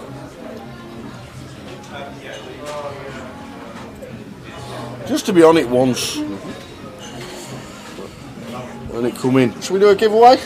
Go on then, you said you got something for us. Well, I just thought What we got, come on! as it's probably going to be the last giveaway of the stream, Chow may do some £5 Christmas music like he's been doing over the last couple of days, but I just thought we'd do one for the rest of the session, and Right. all I want from you guys, Yeah. we'll give everyone 8 minutes, 22, just want what's the biggest stack size of the featured table going to be when we go on dinner break. Oh! So everyone, one guess per person. I'll write them all down on the spreadsheet. Guess the biggest stack size, but You're that's gonna not keep it. control of But this chat there's a box. catch. They got 8 minutes to guess, but there's a catch. 8. So when we get to the final hand before dinner break, Yeah. I'm going to ask a question about something that's happened on stream in the next hour, and you need to be able to answer that question to claim. So you can't post in, set an alarm and come back before the dinner break to see if you've won. You've got to be watching to be able to claim, because I'm going to ask a question just before dinner break, and you have to be able to give me the correct answer to be able to claim your £110 token. So whoever is closest Yeah. to the biggest stack when we go on dinner break, to be able to claim your token, you'll So need the to be able biggest stack to... on this table. Yeah, biggest stack on this table. You'll need to be able to you'll need to answer my question about something that's going to happen in the next hour. And leading do up we to the dinner need break. to name the player? Not the player, just the stack. Stack size. Just the stack size. What's the stack size Go gonna get your be? guesses in, guys. Going up to dinner break, what will the biggest stack be? And to claim your prize, I'm going to ask a question just before dinner, and whoever is closest, if they can give me the correct answer to that question, you will receive a £110 token. Yep. Get your guesses in, and if you want to wait till after this hand, all the stacks will come up after this hand, so you can see, to give you an And you idea. can even see the stacks now on every player that's playing in the hand. So Colin's got 149, Nick's got 178. So there we go. I'm glad you're checking the chat box. Yep, I'll get on the, as we see, top pair kicker for Nick and Colin with the ladies. Good luck, everyone. Get your guesses in. Get your guesses in. What's the biggest stack going to be at the break? But you've only got 8 minutes. You got until 3:40. How long until the dinner break? We got an hour and 15. Hour and 15. 1 hour and 15 minutes on the live stream break. So 10 to 5 is the break. That's round about the time that Towers Treble will be up. Up, yeah. Yeah. Double celebration. Yeah. There you go.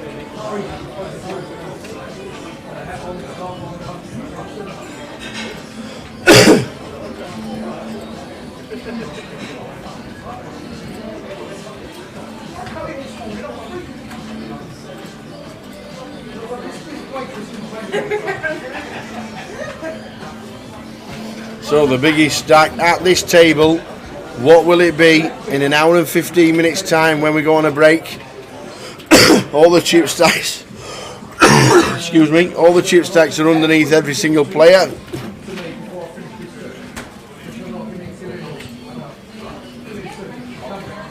And you will be asked a question. Yep, and you need to stay tuned in because it could be something as obscure as what did Rennie tank with in the big blind when faced with a 10 big blind shove from Ben Windsor. It could be something like that, so you need to be watching the stream to be able to claim the prize. So we're looking for what you think the biggest stack is going to be when we reach the dinner break. We will reveal who is closest when we get there.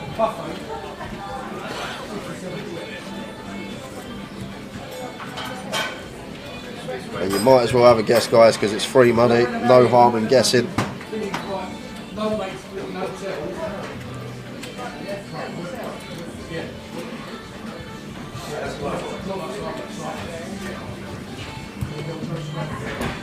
All the guesses are coming in. Thank you very much for tuning in and having a guess.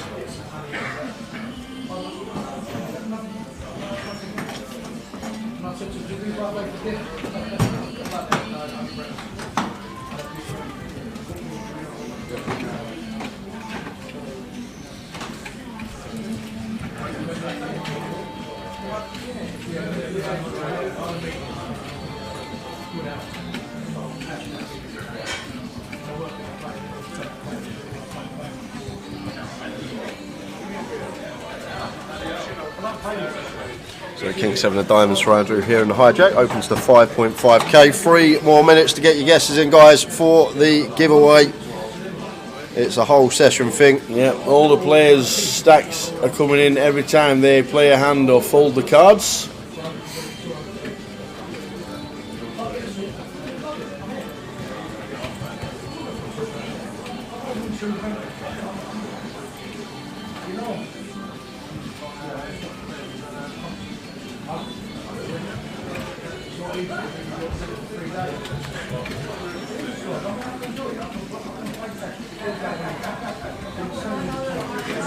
There's been 3 guesses in the last 2 minutes. 446, 444 and 444. Brilliant.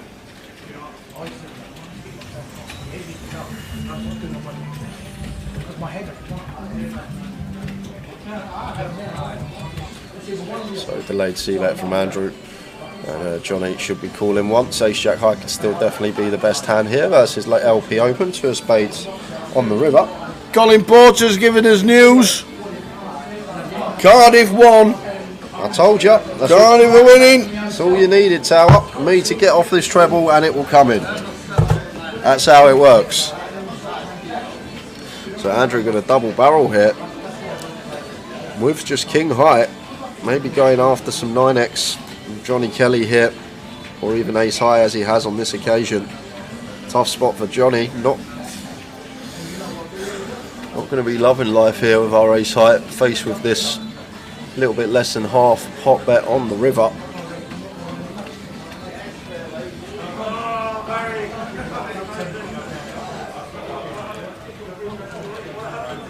And it gets it through. Nicely done. Bluff working out. So we're going to do one more hand, guys, and then I'm going to be closing one the more giveaway hand. Just because there's loads coming in and I'm writing every single one down. Nice one. So last chance to get your guesses in if you want a chance at winning £110 closer seat. Might even be an opener seat, but it's going to be £110 token nonetheless. Closer than an opener now.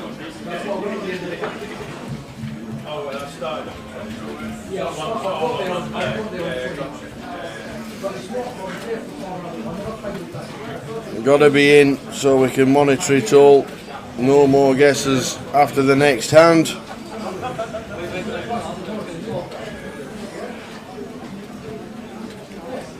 Simon Baker. Simon Baker? What are you doing playing this? You work for Team Online. Surely you can just siphon yourself tickets whenever you want. Yes, he does it regularly anyway.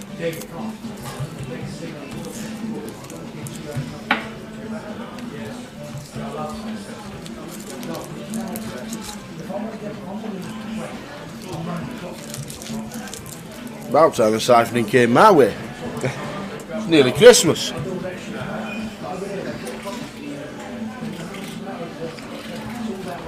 No, ace 10 v ace 10. Johnny with ace 10 in the small here, facing the +1 open from Nick, makes the call.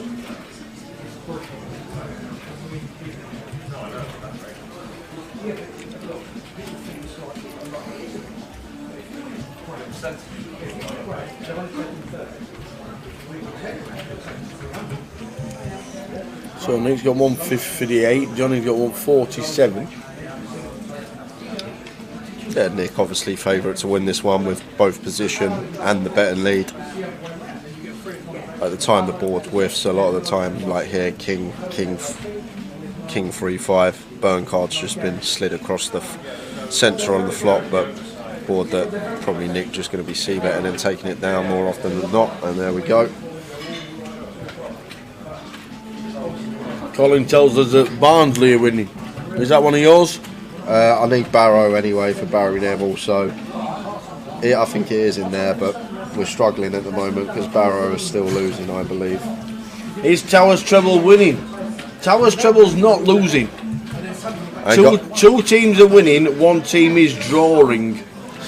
And the giveaway is closed, guys. Last guess in on Facebook was Angela Bonadies, on YouTube was Cans Fan, and on Twitch was Prof23.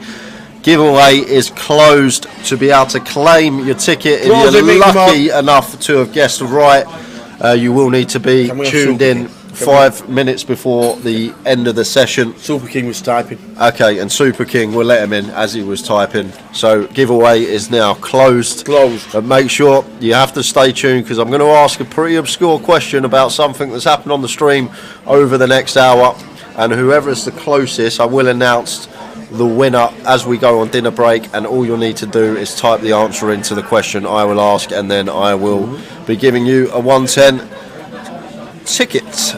The giveaway is no Jim Marlowe. Is the giveaway still open? The giveaway is closed.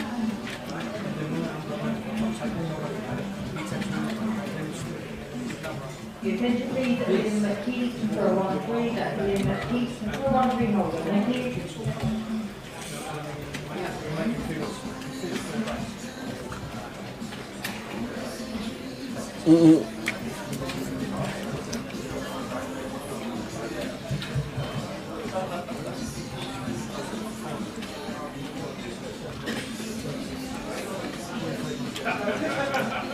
The break is just over an hour. Just over 1 hour.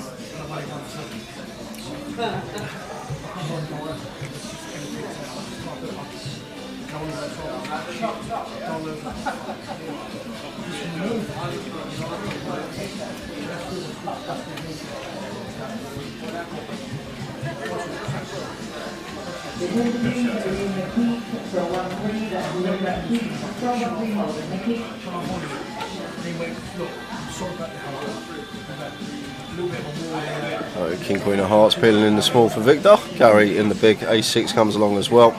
Colin fairly loose here in the cut-off from him. Had about 260k not long ago. Doesn't want to be bleeding chips easily. Maybe just wanting to see lots of flops.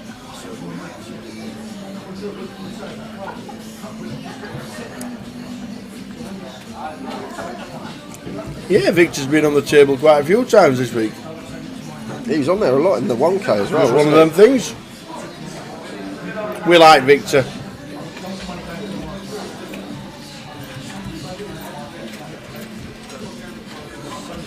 Ten of Hearts turn. Well, does PK have to do this every night after the tournament finishes when he's inputting chip counts? Yep. From 3 flights as well. Yes, yes, yes.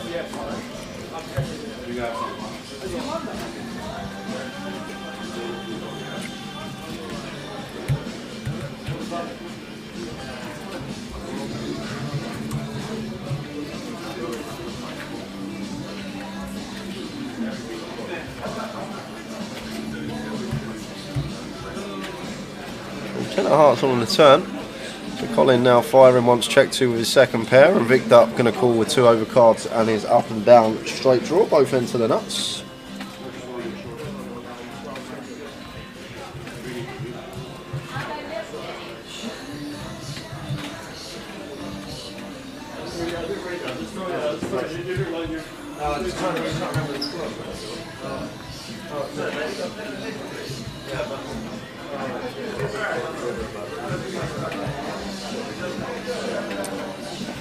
So it goes check, check. Colin with the 10 on the turn wins the hand.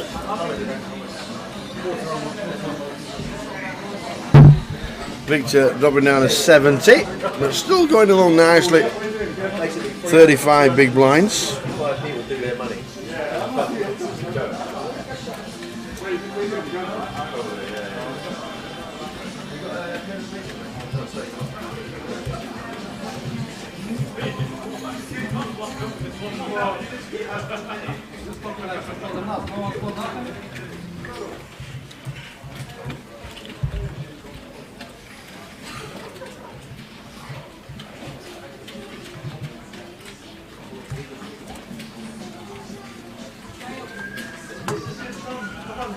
Next hand.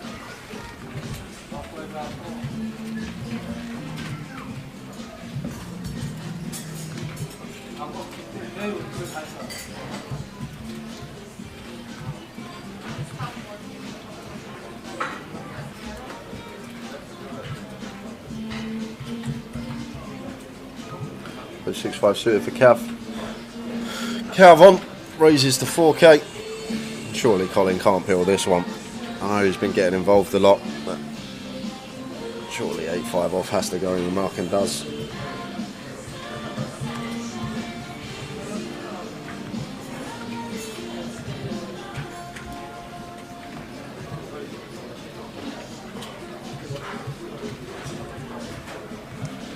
$10-7 of hearts for Gary in the small blind here.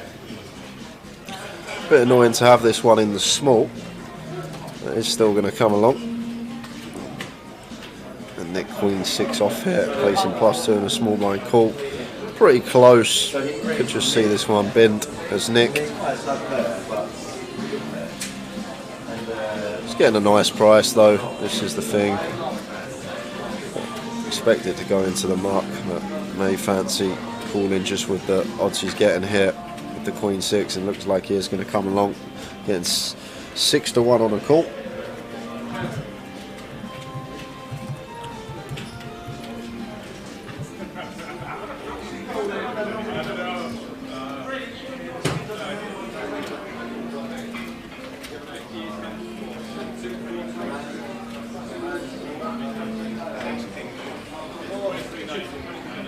Carl Lakeland, I've already got your first answer in, mate.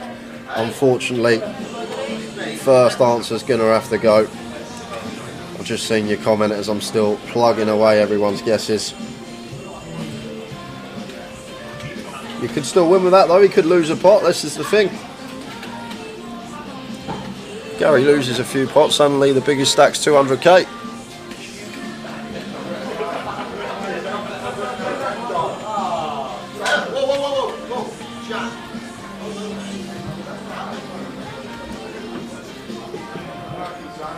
Don't forget, you need to be watching, guys. I will ask a question that you will only be able to answer if you've been watching the stream for the next hour. So Gary now going to be trying to get some value from his flush. Going to have a tough time getting paid from Calvin though, just with a pair of 5s here, when I'm not going to have too many bluffs once the front door heart's complete. Maybe 6-7 suited. Ace deuce, ace 3 suited, this kind of stuff that's a straight draw on the flop, but we'll have plenty of flushes, still peeling out the big blind, gonna have a lot of suited connectors in there, 10-9 suited, 10-8 suited, Jack X suited, this kind of stuff, 10-7 suited on this occasion, and he's actually, he's gonna use a time bank here, thought he was cooling it off,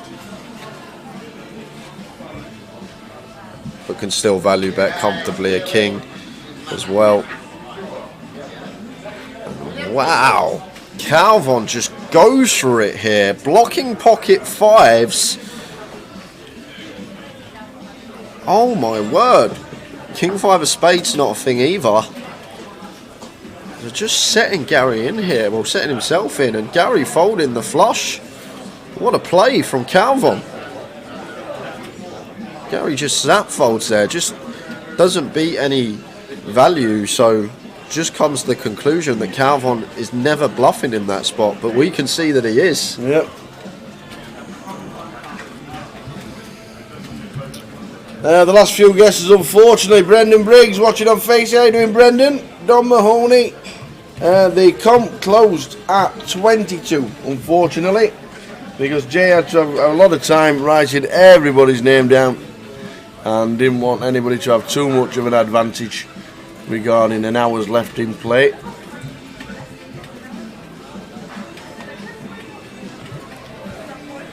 Malou is still in. Ali Malou is still in. Who have we lost, Tower? Let's have a look. Where are we up to? Where are we up to? What time is it? Where are we up to? We have lost not many. Not many, to be fair. We have lost Rob Duras. Oh, Rob's gone. Tamer Camel. And we saw Ben Wins had been eliminated on our table as well, so that is it. Up to date.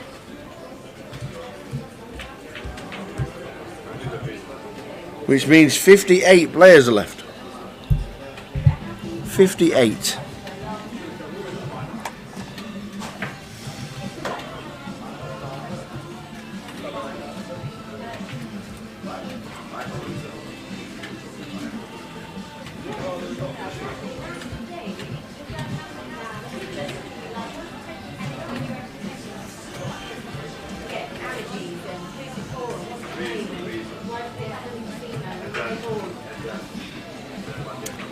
We'll try and get a lot of chip counts from the outer tables. Barney Boatman's still in.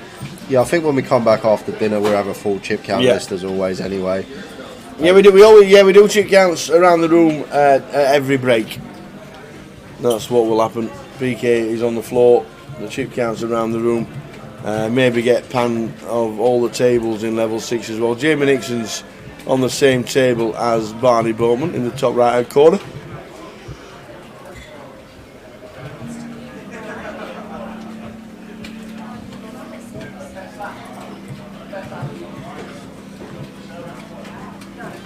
Half time in Towers treble, 2 winning, 1 drawing.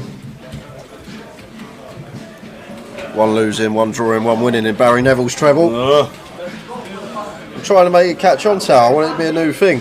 Barry Neville's treble, it's got a good ring to it. There's Calvin here after just getting a beautiful bluff through.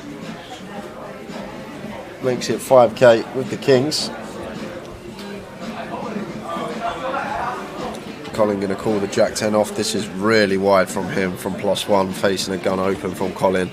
This is a pretty standard muck for us, but we've already seen from Colin he likes to get involved, play lots of pots, has his own way of approaching the game.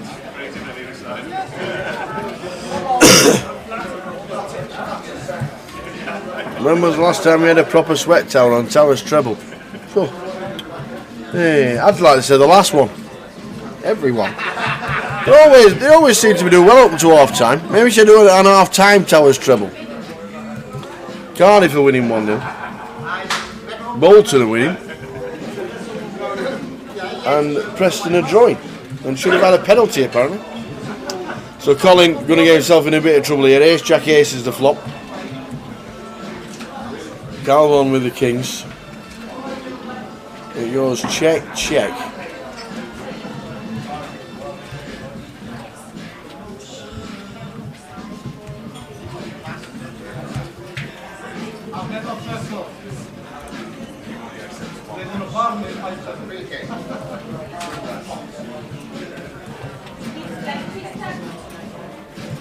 And the board goes the 3 as it's checked, 5 on the river. Calvin will stick in a little bit.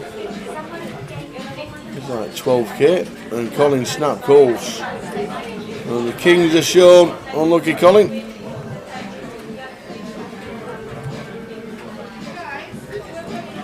Oh, it was a free kick in your own box. Okay, cheers, Cole.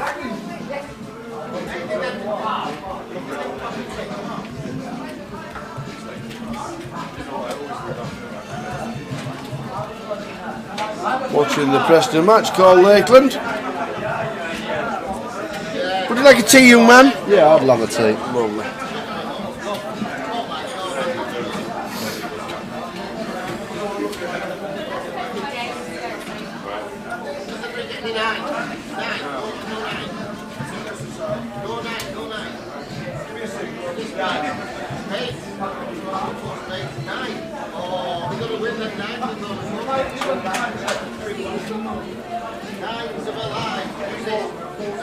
Oh, that's a 9. That's a 9.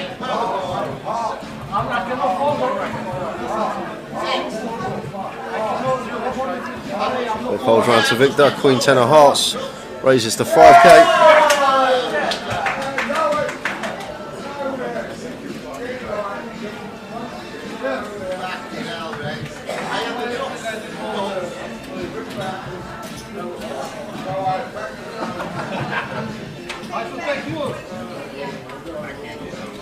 And Calvin, ace-9, more than viable to defend in the big. And does flop top pair on ace-king 7, 2 spades. The one that Victor should really be continuing on here, the ace-king 7, with this particular hand, but opts to check it behind. And even a delayed c-bet here could have definitely came in from him, but checks once more and does river Broadway here. And now Calvin going to go for value and should be raising as Victor.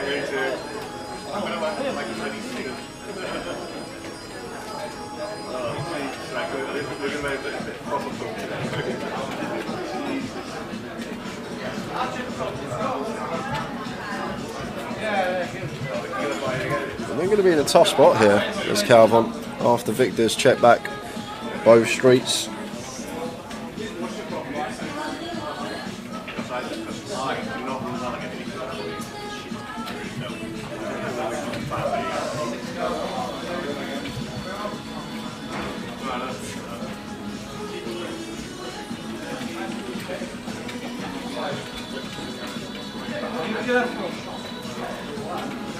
Makes it 15.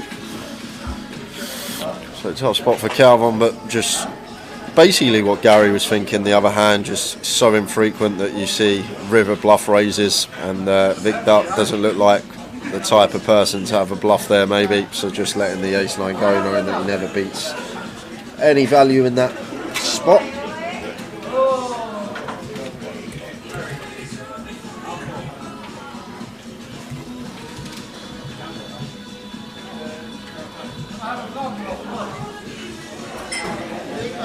And if you are typing in the chat box at the moment, guys, I will pick up on them questions shortly.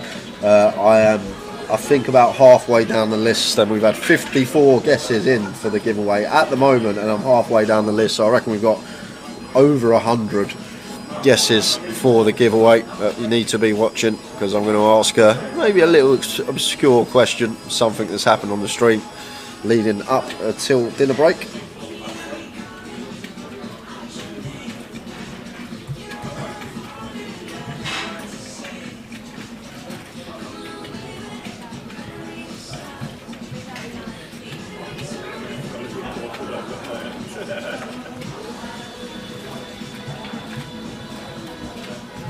Hey, thank you very much.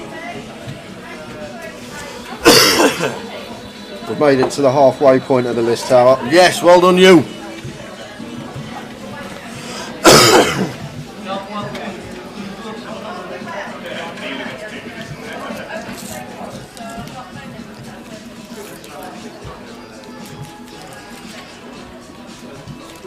Here's 10 for Nick, raising to 5.5.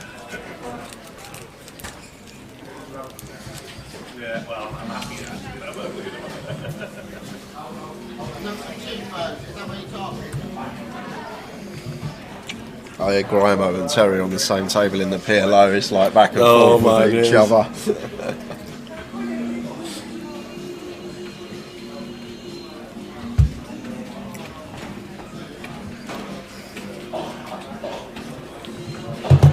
So 9k to go for Nick, which he does. We're going to see a flop. Jack high flop, Jack 7-9.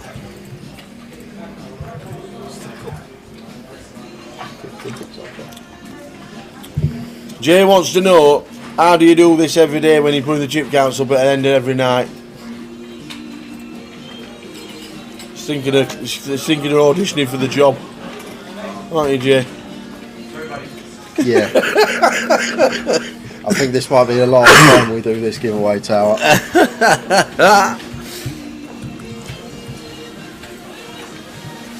No questions in the next 2 minutes, Mick, that is for sure.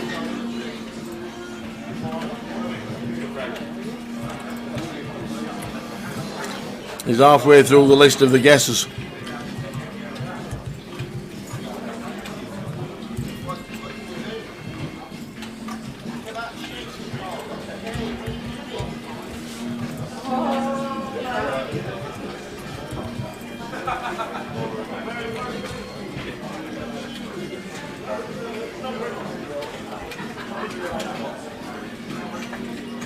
So, check call from Nick on the flop.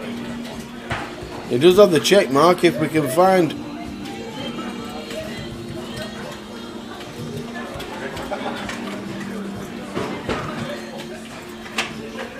He checks to the river, does Nick. Andrew probably knows he has to bet to win.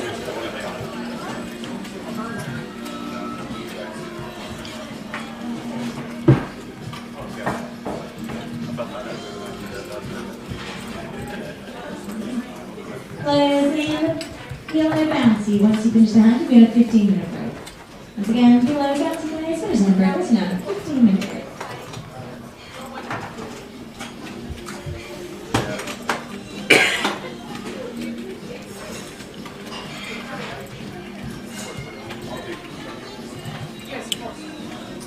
And a bet of 31, and a great call from Nick with ace high.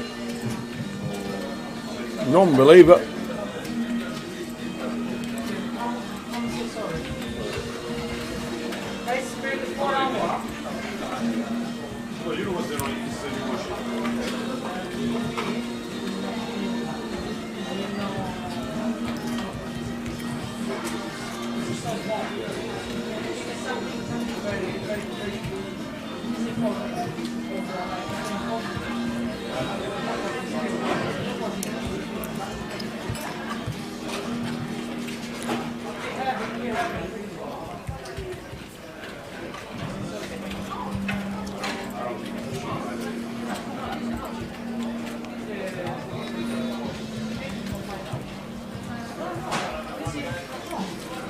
So under an hour to go until the dinner break. I'm not sure how long the dinner break is. Hoping it's 40. Yeah, it should be 40 actually. It's Saturday, isn't it? We'll have chip counts at the break. However many players are left.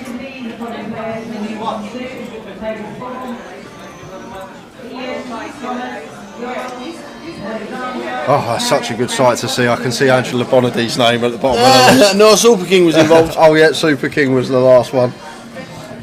Nearly there. Super King was the last one. How many guesses did you end up with? It's just under 90 it's going to be. Fantastic, well done. Just under 90, everyone's got involved.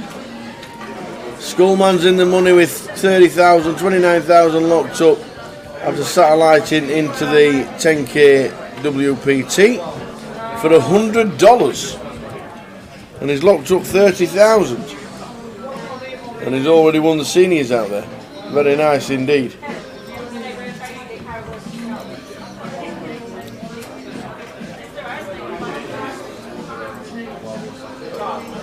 Hiya James Gill watching on YouTube, and hiya Dan Hopkins on Facebook. Unfortunately the comp is now closed. We'll have to manually input them all. But we're there basically. We're nearly there. Ace Jack for Colin in seat 6 on a Queen 10-7 flop. Open down straight draw for Nick. Gut shot for Colin.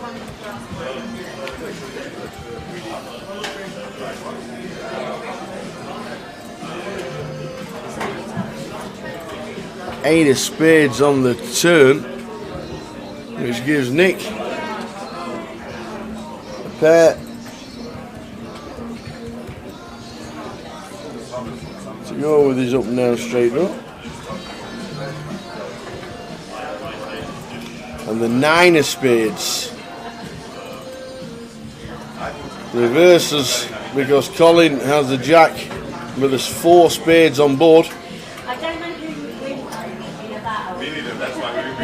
4 spades on board. think this could go down here, so go check. I know Nick's River 2 pair, but it's such a dangerous board. So the Jack will win for Colin.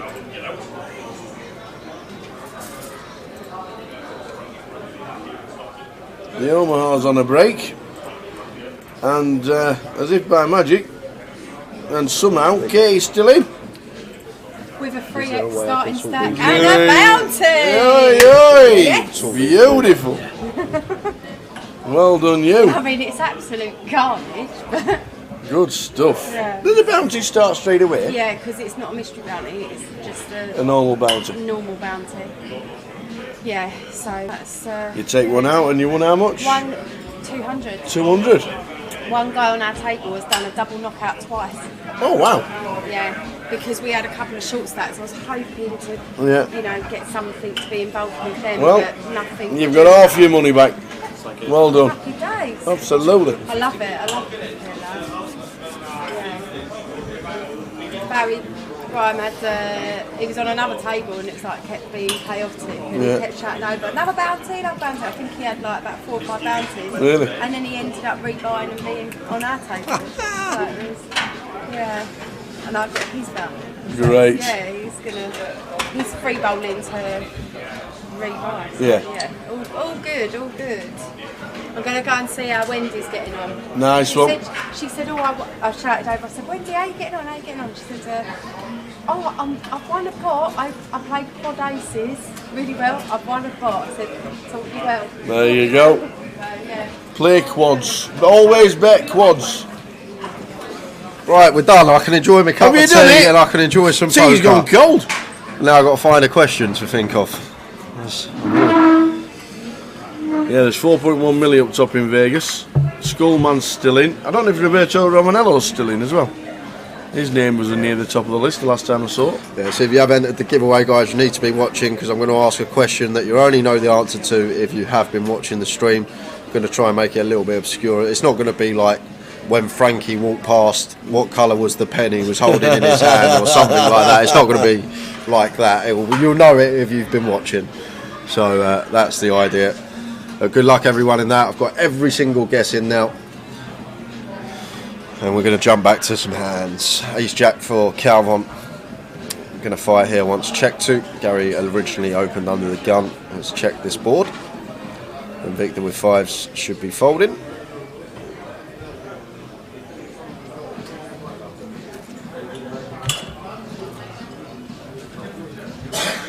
So he should be folding. The should doesn't necessarily mean he will. There we go. Out of the way and quick fold from Gary Miller. And Calvon taking that one with the ace jack was down to 40-50k and got that lovely river bluff shove through versus Gary Miller, getting Gary to fold a flush.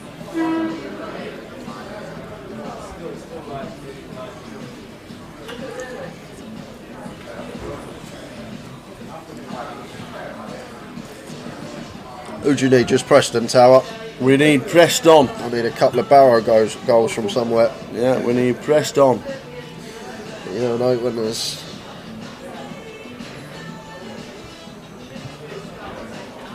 King Josh, he said if somebody gets it spot on, will they win a ticket without having to answer the question?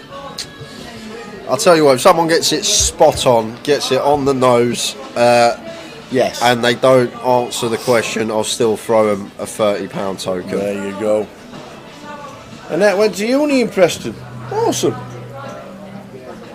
Got some great music venues in Preston near the uni. Yeah, so basically how it will work, we'll deal with the final hand of the session, the chip counts will then come up. We'll see who's at the top of it, whoever's closest to that, you'll need to be in the chat because before we go on dinner, Tower can go early, I will ask I'll just ask a question and then I'll wait 2-3 minutes before we go on dinner break to see if the answer comes back correct in the chat box, and if it's you, then you will receive a 110 token. And there is a long time to go. 40 minutes still. Indeed.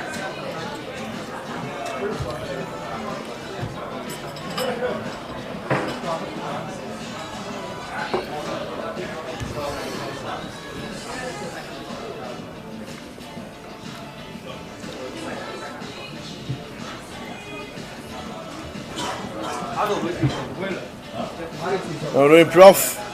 He's had an update on his laptop. First session, you missed Jack Hardcastle having quads twice. Hardcastle?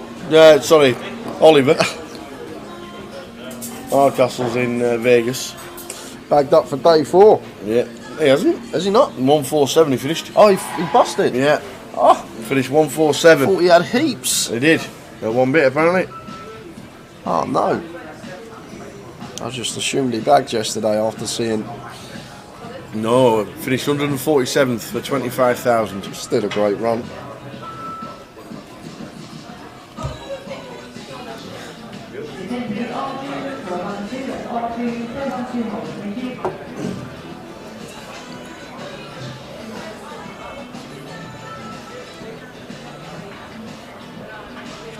Colin Porter tells us that Middlesbrough 1, Burnley 0. Somebody said Burnley. Was it Razor Kev?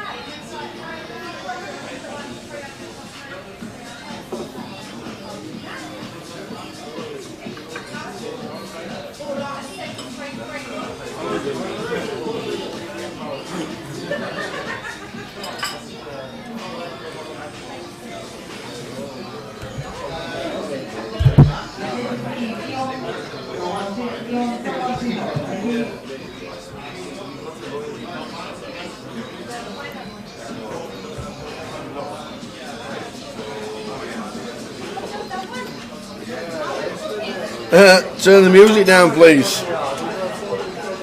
Can't do anything about the casino music, unfortunately.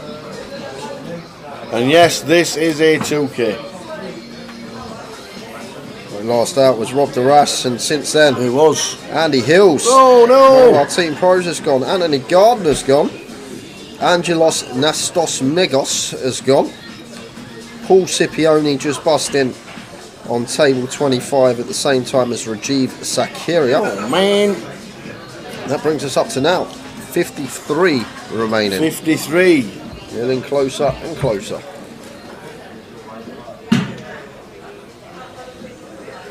Yeah, I can only apologise about that background noise. Nothing we can do here in the Vic. Gary, hope it doesn't detract you though too much. There's roughly remaining in the Omaha Bunny. Please retake your seats. You have 2 minutes remaining on the break. That's 2 minutes remaining. Players in the back.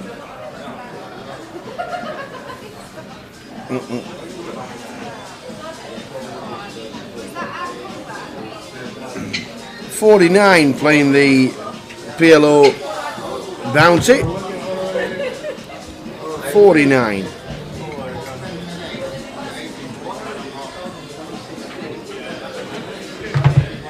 So we've got Renault opening the ace-4 suited, makes it 5k, and Colin calling here with the king 10. Johnny with threes, happy to peel in the cut-off, and Gary 8-9 suited here, incoming squeeze.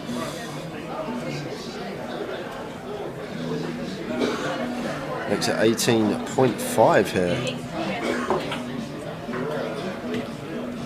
Is this a misclick?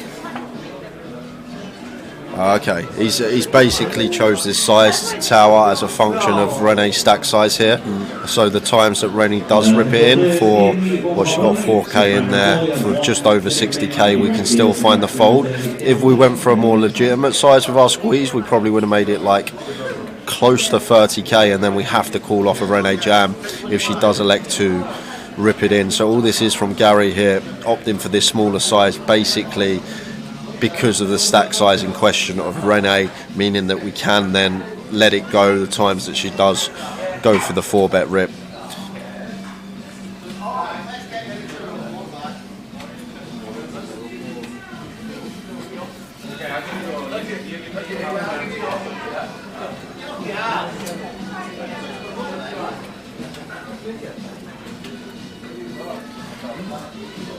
So Rennie folds. I expect Colin and John to be doing the same. I'm with you on that.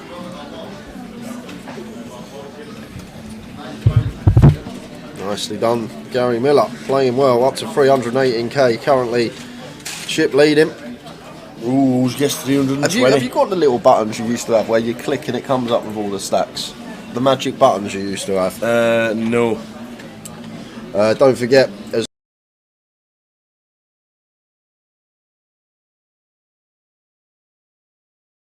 don't forget as well, guys, we've got plenty coming up online over the next couple of months. First time we got a GUKPT MPL opener kicking off in January. We've got a main event for that 100k guarantee and a 25k guarantee mini main event. 2nd to the 8th of Jan are the day 1 flights, and day 2s on the 9th of Jan for both of those. And we've also got a 5 million guaranteed Grosvenor Poker Festival online over Christmas and New Year. Christmas online poker series, 26th of December to the 16th of January. 200k guarantee main event, 100k guarantee mini main event, and there's a 25k guarantee micro main event. And plenty going on. There's also some knockout tournaments in that. There's a 200k guaranteed knockout main, 150k guaranteed knockout mini, and a 40k guaranteed knockout micro, which are all KO tournaments. All details for that can be found on grosvenorpoker.com, but that's all coming up online on the client over the next few weeks, guys. Plenty going on online.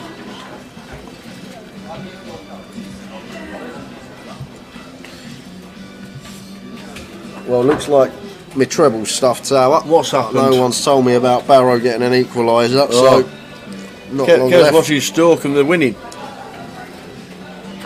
Miracles do happen. Well, maybe we need a miracle. When there's a will, there's a way. Yep. When there's a will, there's a Barrow to get two goals, we hope. Yep.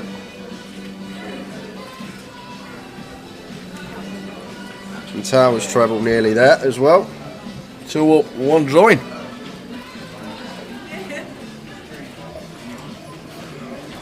Two up, 1 drawing. Just need a goal for Towers treble. Come on, you Preston! So Johnny here, ace-4 of diamonds. Just choosing to call after Colin limps in from +2, and now Andrew going to bump it up with the 10s from the big blind, makes it just shy of 4 bigs. Colin calling the 8-9 suited, and Johnny here only working with 17. Does have position. You bocked it, Tower. QPR 1-0. What? QPR just scored. Preston are rubbish. I'm never using Preston ever again. Ever. Not ever. Carl says they're shocking at home. Great. 6th in the league and can't win at home. Johnny Kelly does call. Wants to see a flop with the ace-4 suited. And gets a nice looking one, flopping nut flush draw. And with his stack size here, expect this to be going in. If Andrew elects to continue, I think Johnny's just got to rip this one.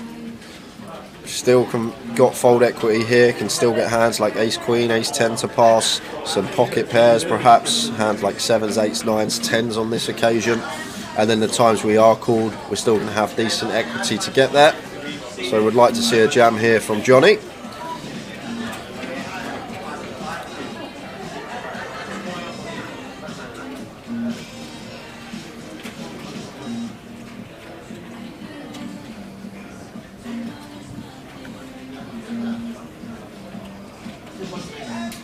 And all in from Johnny and a snap fold from Andrew. Nicely done. Getting Andrew off the best hand. Progress, 40-minute break. That's a 40-minute break. There's dealers in Come on, you ours, says Grande. 380,000 for Gary Miller. That's the chip leader at this moment in time.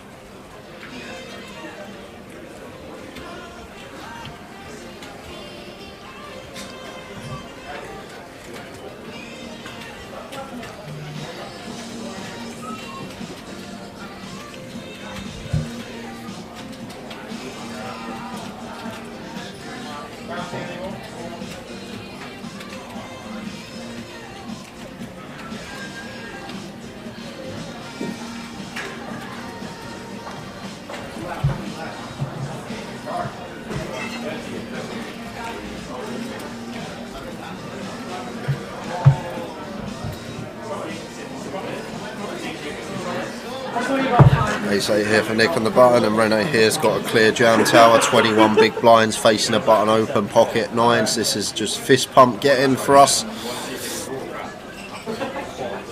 Can't do anything else here but move in as Rene. Nice from her, just understanding the spot, and Nick not going to be calling off with Ace 8 off.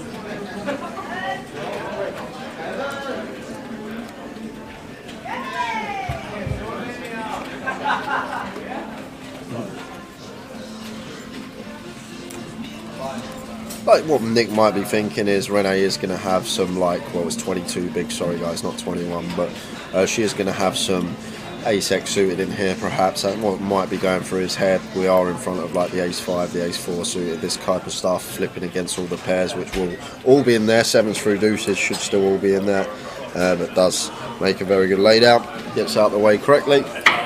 Have we got the UK Poker Open schedule? Yes, we have. There it is.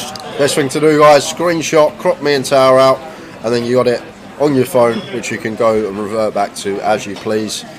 So just screenshot, then you can zoom in as well if it is a bit too small numbers wise.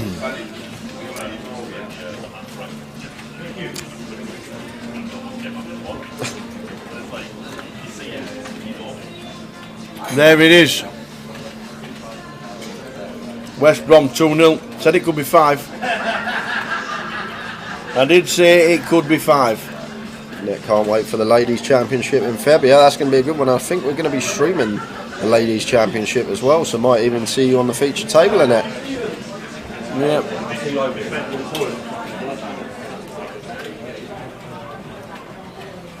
Should be good. Should be good.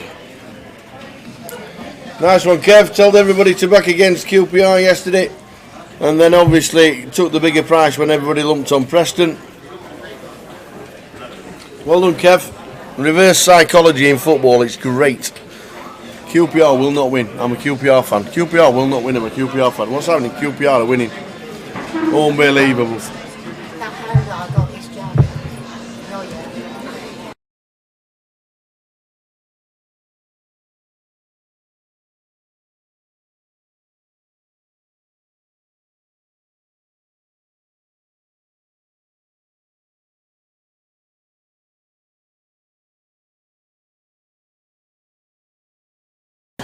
From, was it Suki that opened here? Yes, it was Suki. Phil with the ace-king, and Andrew, fairly loose pill on the button here, 9-6 of clubs. Been fairly snug so far this session, but chooses to pill this one. 8-7 deuce, 2 heart board, and Phil going to start with a check call. Right, still ahead of all this Jack 10, 10-9 suited, Jack 9 suit 2, it's type stuff. Not on this turn though. Jack of hearts.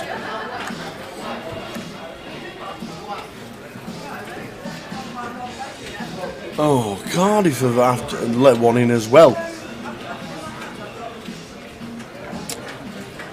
Leighton Orient are winning. Go on. Is that for you? So just need 2 Barrow goals. 2 Barrow goals. Come on, the Barrow. Come on, the Barrow. come head the barrow. Nicely done from Andrew. Double barrels, gets it through, fair enough.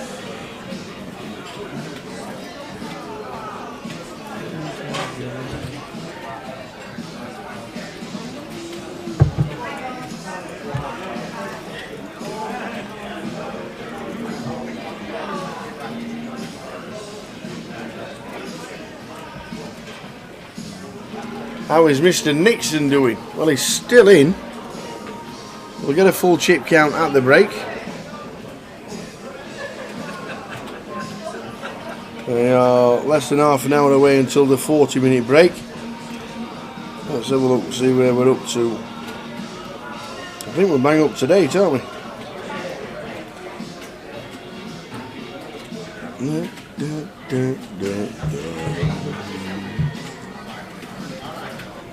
Dum bum ba da bum bum bum.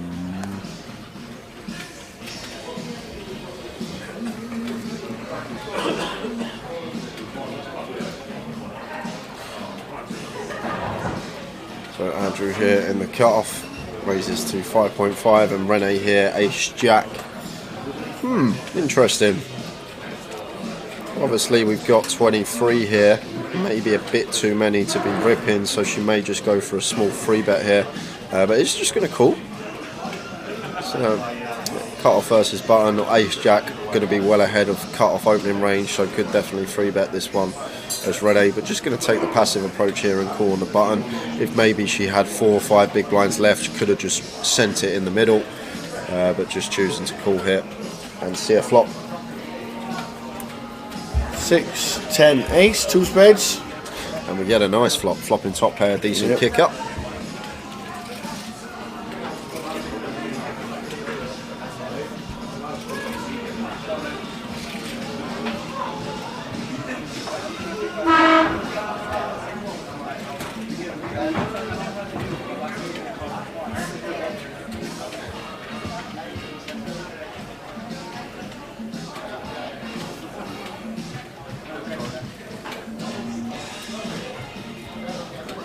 Chase over to Rene, going to be firing our ace jack here.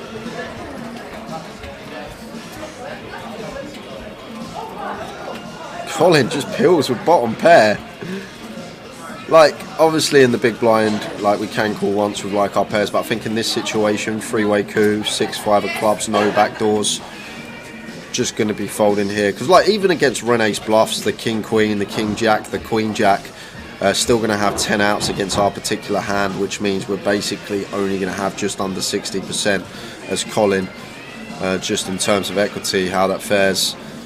And then against the ace-x, even 10x that Rene has, we're drawing pretty slim. So the call here from the 6-5 from Colin is pretty loose, and he has been getting involved a lot though.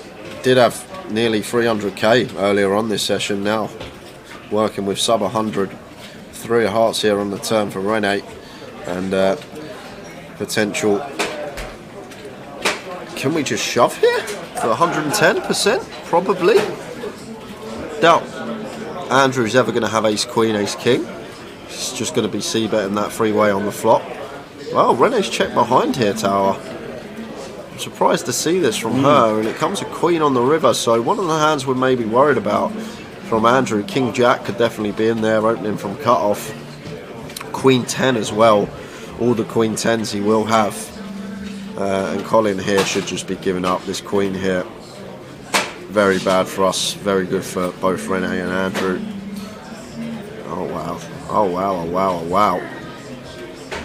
And Rene's going to have an easy call now. Well, we don't know what Andrew's got, but 12.5k here, just going to be easy call for us as Rene getting this price if Andrew does fold.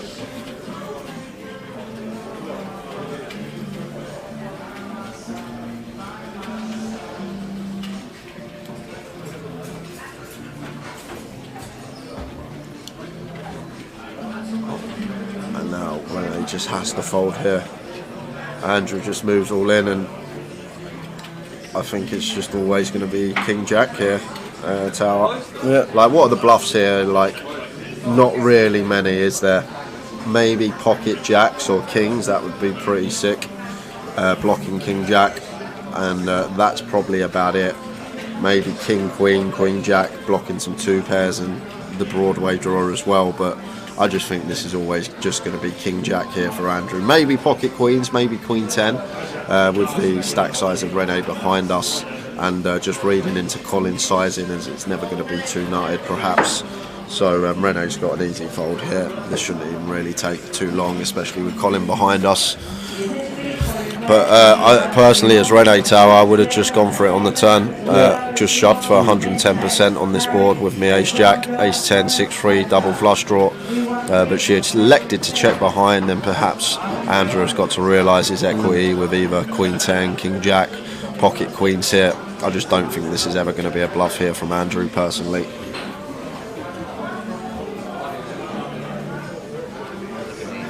Is he counting out calling chips? Well, it's all his stack. No way. It's all his stack. There's no way he bet calls off with 4th pair. Just can't. Just a busted flush draw there, and he has to get out of the way. Well, we don't even beat some bluffs. Like, if he's turning king, queen, queen, jack, kings, jacks into a bluff here, we don't even beat these hands. And Andrew gets that one through, but I'm guessing it was some king, jack, queen, 10, queens in their tower. But perhaps we can... Did the shoulder come up? No. Philip said he had set. So I made a right fold. Because of Colin behind me, putting back. Yeah, he jammed it. There's no bluff. I know I'm blocking king jack. So Andy Seddon scoops in. Especially when he heading towards the break. 20 minutes to go. 20 minutes to go till the end of this session. 40-minute break, which will bring us back at 5:30. And we'll have a chip count.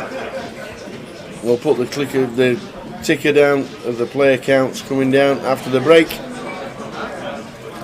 And guys, we are going to head over to an outer table because there's a big pot brewing here. Francis is all in against Artan de Dusha. And Francis is the player at risk here. Look who's still to his left though. Jamie Nixon. Mr. Ringe. It's to his right, isn't it? Still in, yeah. Oh, our left. Our left. Still in. Our left is there, that's Artan. Yeah, I'm looking at Francis. So he's right then. So it's his left. That's what I said. So Mr. Ringe still in. We bought him a smile this morning, wasn't he? Yeah, he was very short.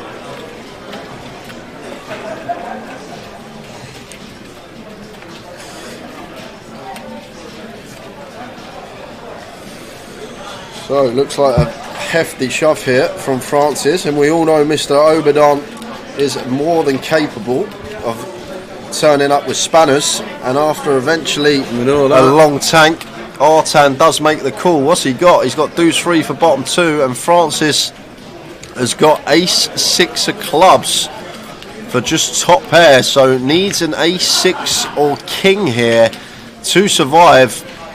And it's a deuce vote on the river for Artan, and we lose Francis Obadon from the tournament, and at the same time losing SV, AJ Kerjewall, Trevor Reardon also from the field, which is going to leave us with 49 players, Tower. 49? We got 15 minutes till the dinner break. Mm-hmm.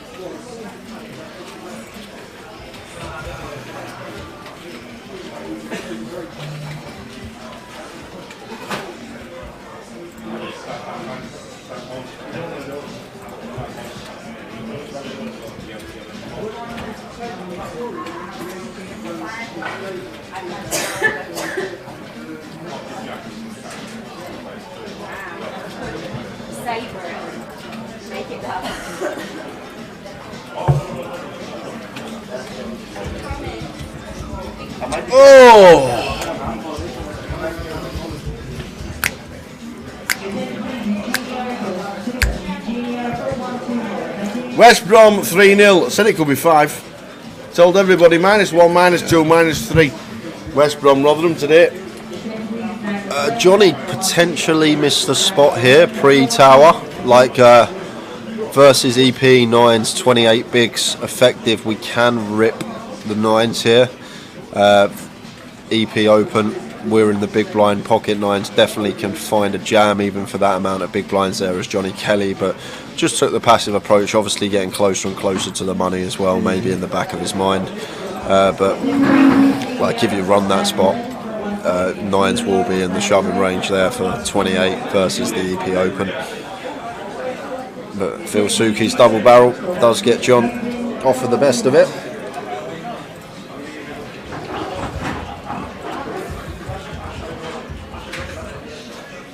Barnsley 2-0 up. Barnsley are winning. Our Barrow just need 2 goals. Is that it? What was the treble from Bazza? It was Barrow, Barnsley and Leyton Orient. There we go. The Tower's having a nightmare. Not for the first time. Gary opening the sixes from under the gun. Make sure you stay tuned, guys, if you did have a guess for the giveaway. Obviously going to reveal the winner of that last hand before dinner break, and then you're going to answer one question to claim your prize. As Andrew free bets the ace-9 suited here to 12.5. Fairly small size in this tower, just over 2x here. Like if these two were short, then yeah, going to have some smaller free bets in terms of what the stack size are. But like when we're deeper, could even go north of 3x here, as Andrew with how deep him and Gary are, and Andrew having position. But opts for a really small size, and like Gary's just never going to really fold any hands that he's opening from under the gun versus that size. Maybe like the king queen off, the king jack off, ace 10 off, this kind of stuff. We're going to fold out that, but like all his suited connectors, all his pairs, going to be coming along, getting a decent price on a call, even out of position. And Andrew here flopping top pair. Looks like just going to start with a bet. Board that we're going to have plenty of bets on as the free bet up, and goes for 7.5. So quarter is the size of choice. And Gary here with 6 is going to have a very difficult time continuing, but looks like he does want to take one off here. Does have the 6 of clubs working in there. There's a potential maybe to bluff on some certain runouts. Queen of diamonds on the turn, and like it's probably a 2 street hand for us here, as Andrew never going to be getting 3 streets of value from worse here, so probably happy to start checking back turn and go for value on river when check 2 if river is clean, which it's not. Centre hearts, and now Gary 6 is never going to be good here once Andrew free bets. We even lose to like all the bluffs in that, so are we going to go for it with our 6s? And Gary is going to choose to turn these 6s into the bluff here. And fires for 17.5k. This is nice from him, just realising he's never going to win the pot if it goes check check. But it does get paid off by Andrew. Andrew the non-believer. Gary shows the 6s, and Andrew with the ace-9 makes a very nice call with just one pair on a 4-liner to a straight in a free bet coup.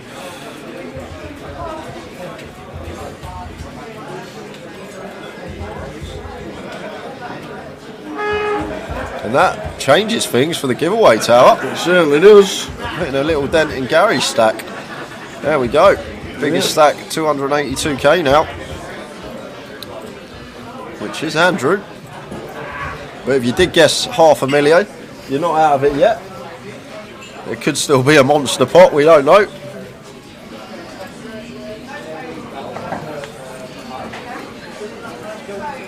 So if we were to stop the giveaway now, 282k, the winner would be Mackham's Rule on Twitch. Oh, I bet he's a Sunderland fan. But we still got 10 minutes to go of play. I bet he's a Sunderland fan.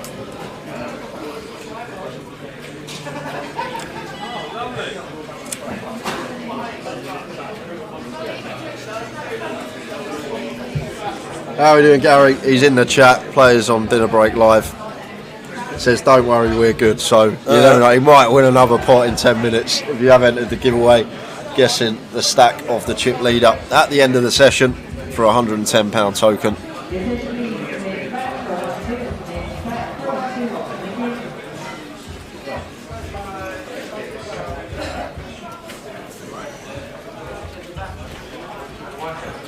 We have 10 minutes to go until the end of this session. 10 minutes to go until the end of the giveaway from Jay. Pocket deuces for Johnny here on the button. Off of 24. Just happy to open this one from the looks of things. Makes it 5.5. I'm just going to get that one through. Gary not defending the 8-3 off.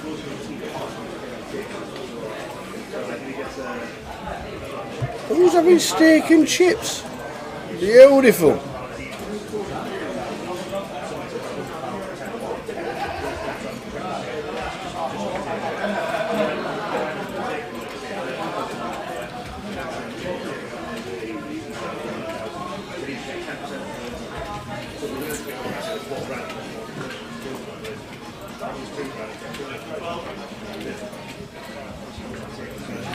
So 49 players remain, guys. When we return from dinner, we'll try and get full chip counts from every player left in, as well as a player ticker top right of the screen, as level 16, level 17 is usually a level we get in the money.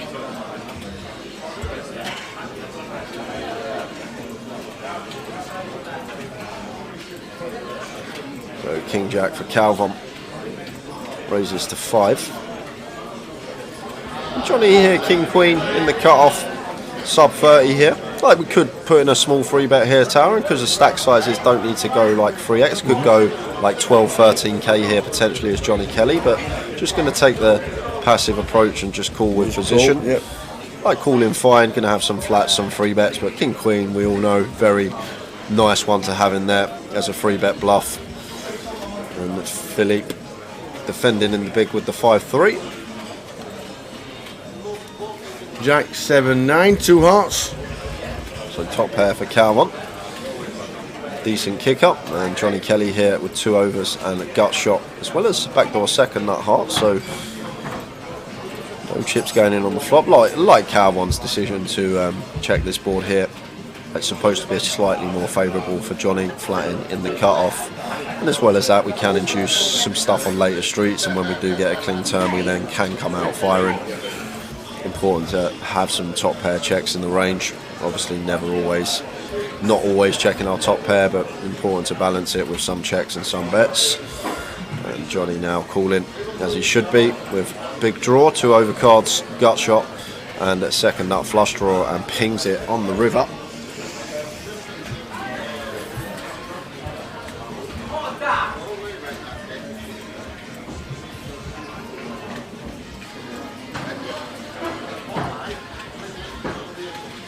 So check from Calvin, and Johnny going to have to go for value. But unfortunately for us, going to be very difficult to get paid here. Like from Calvin's perspective, we just don't really beat much here. Like Johnny's not going to be turning like a jack into a bluff. He's just going to take his showdown once he calls turn, very likely. He does have a heart in his hand. Like we specifically need him to have like something like A7 suited here that he's turning into a bluff on the river, but looks like Calvin non-believer, and he is going to pay it off, and nice value on the end there from Johnny Kelly. And just over 5 minutes to go. Nice one, Johnny, up to 100,000 for dinner. Coventry were 3-0 up. It's now 3-3. There you go. We're not doing very well on the treble stakes on this side of the comms box, let me tell you. Preston are rubbish forever, and Cardiff can't even beat Blackpool. How bad is that?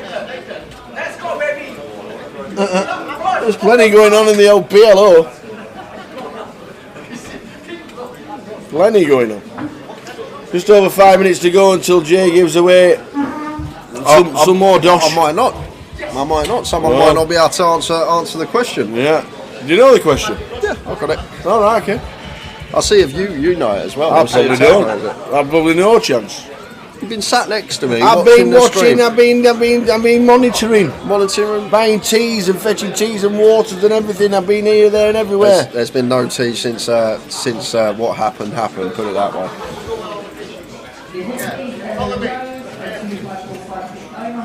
Biggest stack at the table, Chin, but the giveaway's now closed. You had to get your guess in before 20 to 4. But we've got every single guess down, and when the last hand is played out, we will put the stack sizes up on the screen. We will reveal the winner and they need to be tuned in to be able to claim it. If they're not tuned in, I'll go down to the next person, and then so on until someone that has guessed closest is tuned into the stream.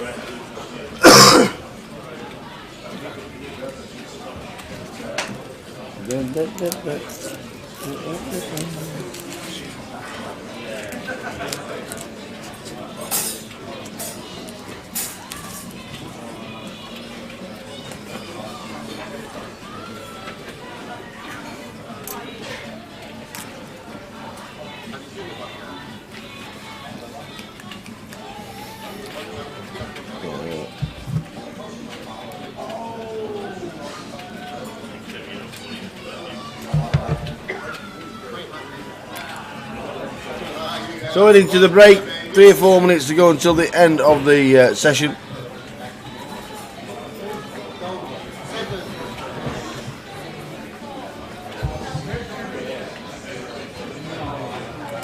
Colin tells us that Derby are winning 4-0.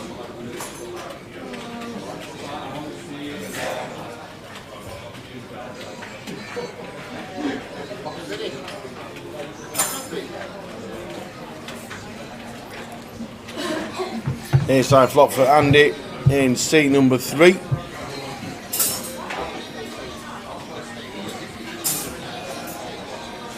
And we check cooling, and this could decide it, Tower. This pot here, because Andy's chip leader and he's got the best hand. And Gary's just with Queen 10 of spades, so might be shutting down. However, it is supposed to be our board. I guess our opponent has the nut advantage. He's going to have the wheel and we will not. But we will have all the sets and the stronger ace-x here as Gary. So he's just going to fire again. And Andrew picking up wheel draw now to go with his top pair. Not going to be going anywhere. Going to be check calling again. And this pot could decide the giveaway.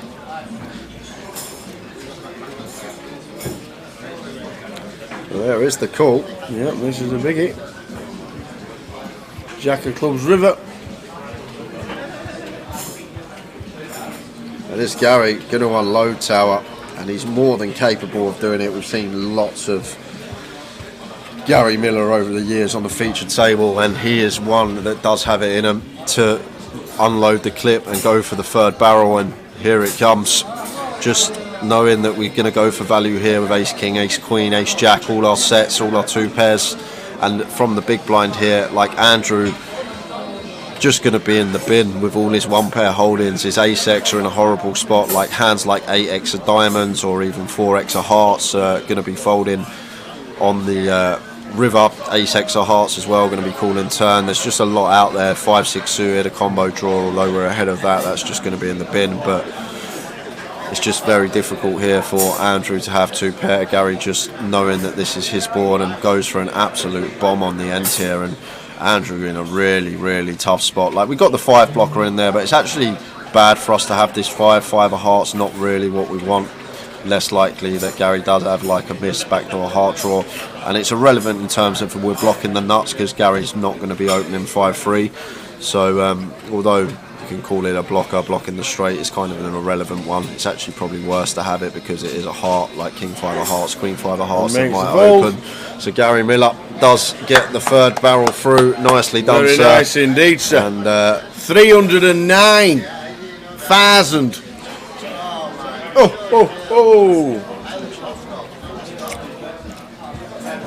So probably one more hand to go until the end of this session. Bit of cracking session, enjoyed it. Yeah. And Gary back to the chip lead, and it's all about Gary's stack for the giveaway.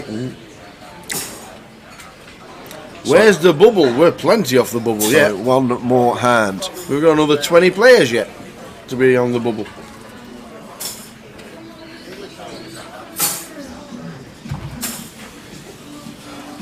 So Preston don't go on the list ever again.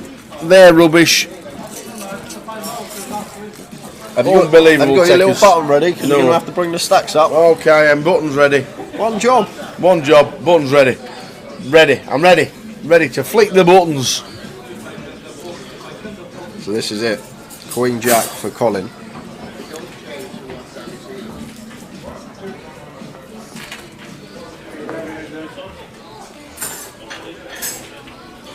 Everybody's standing up. This is definitely the last hand.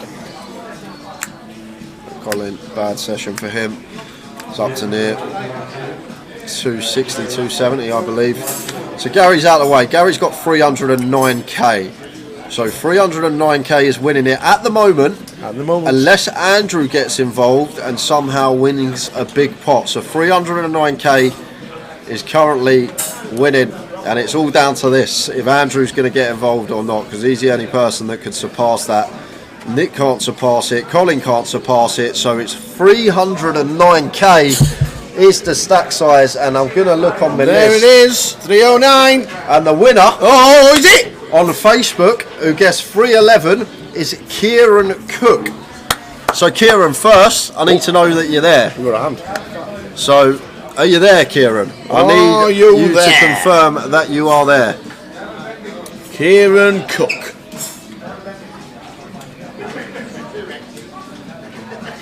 We'll give him 20 seconds, guys, and don't go anywhere because we're going to stay into the dinner break just to give away Because there's somebody this close as well. token. So we're going to give Kieran 20 seconds. He's Yes! here. Right, Boom. Kieran, I've got one question for you. Earlier on, we saw Nick Marchington hero call with ace high. What I want to know is what was the other card and what were the suits. So I want to know his hand when he hero called with ace high. So you know what one of the cards was, but what hand did he have when a Nick hero called with ace high? I'll give you 30 seconds to let me know what hand it was, and if you get it right, you'll be getting the 110 token. If you don't, we're going to drop down to the next place. Jack of clubs. I need both cards anyway. That was I tough. need both cards. That was tough. I need both cards. So when I just the colour of the dealer's hair. Well, I thought it was quite a good one. Jack of clubs. Oh, Carl Lakeland knows it. You need both cards. So what suit was the ace and what was the other card?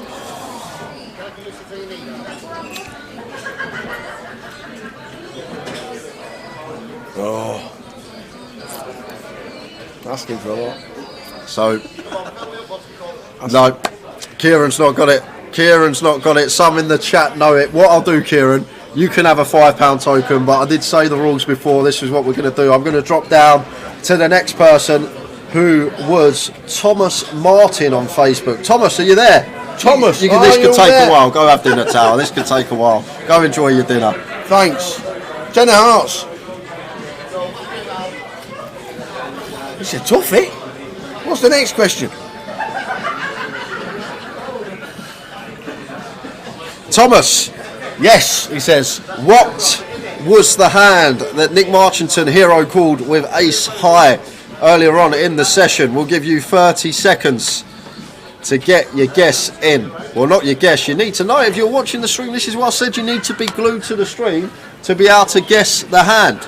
So what was the hand that Nick called with? This is why we've done the giveaway like this, so you can't tune out, you have to be tuned in. Nick, tell us. He's got it, ace 10 of hearts, he's got it. Thomas Martin's got it, ace 10 of hearts, he knows. Thomas Martin, congratulations. You are going to be winning yourself a £110 token. Kieran, because you come so close, I'm actually going to give you a £30 token, not a £5 token. Oh, get you. I'm going to give you a £30 token. So if you both post your aliases in the chat now, Thomas Martin, Kieran Cook, drop your aliases for me and I'll get you on the spread. But that's it for the giveaways for the weekend, guys. We got a live stream free He's a tough tomorrow, cookie, this lad, isn't he? but we will be back in 40 minutes time for the third session of the day. See you then. soon.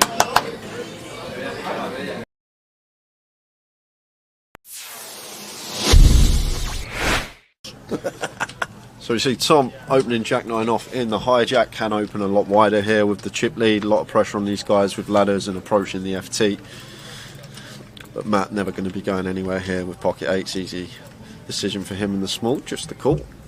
And it's heads up between Tom and Matt Davenport here. Let's see a flop. Flop time is 9-3. Second pair for Tom. Takes the lead in the hand. It's still may bet small here, Tom Hall. This is a board that's just going to favour us a lot of the time here, being the opener. We do have middle pair as well, so do have some disguised trips or 2 pair when the turn is a jack or a 9. So potential. You can go really small here, as small as quarter potentially.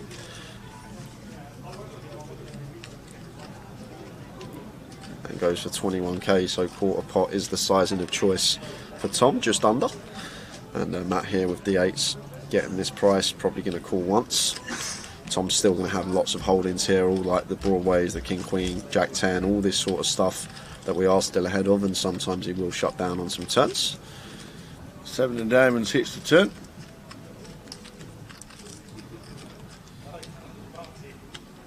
So this is where it's probably just going to go check here. Tower. I think Tom may be a bit optimistic to fire our 9 here again.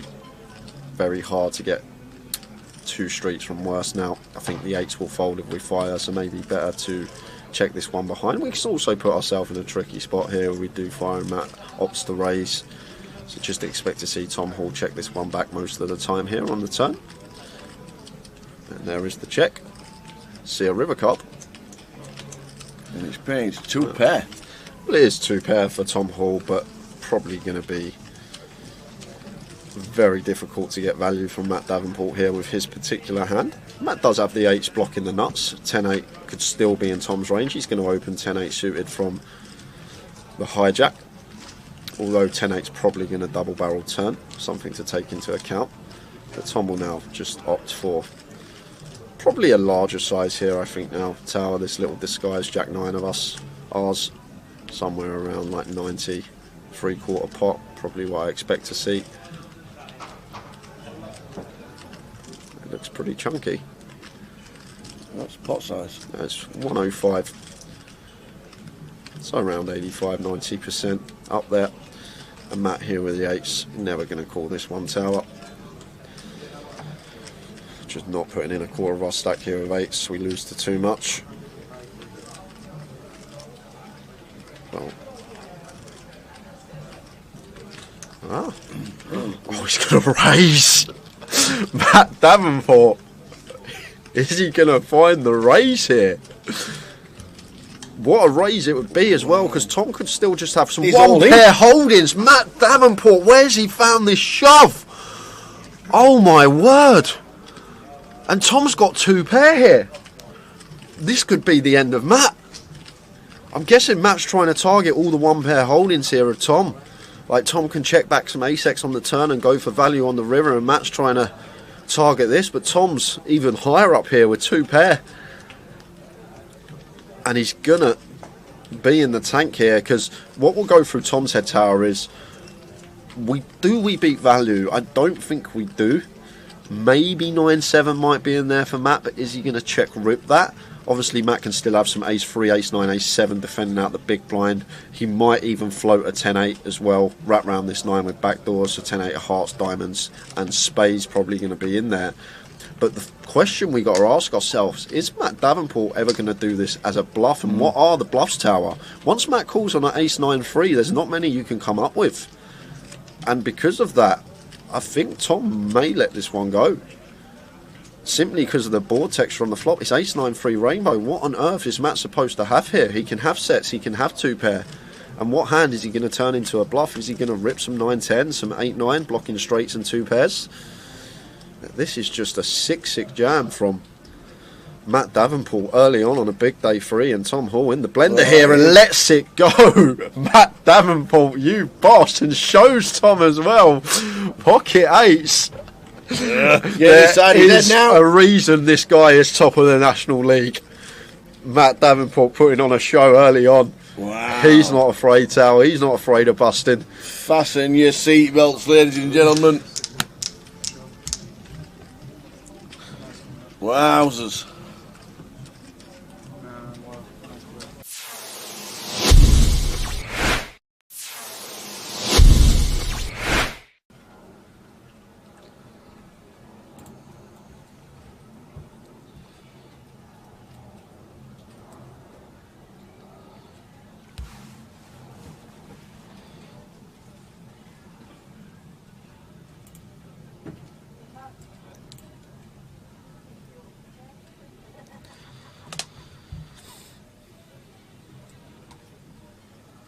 So Carl, Queen 10, 9, 7, pocket 8s with 1 suit. Gary with double suited kings, although the cards working with it aren't the most attractive, but still going to come along on the button with position on Carl. Mitch is in the big blind, and Mo here with ace king jack 5 3-3 closing the action. Oh no, he's not, he's got nil on the 50 behind him, my mistake. Oh, is Mo just going to put it in here with all this dead money out there?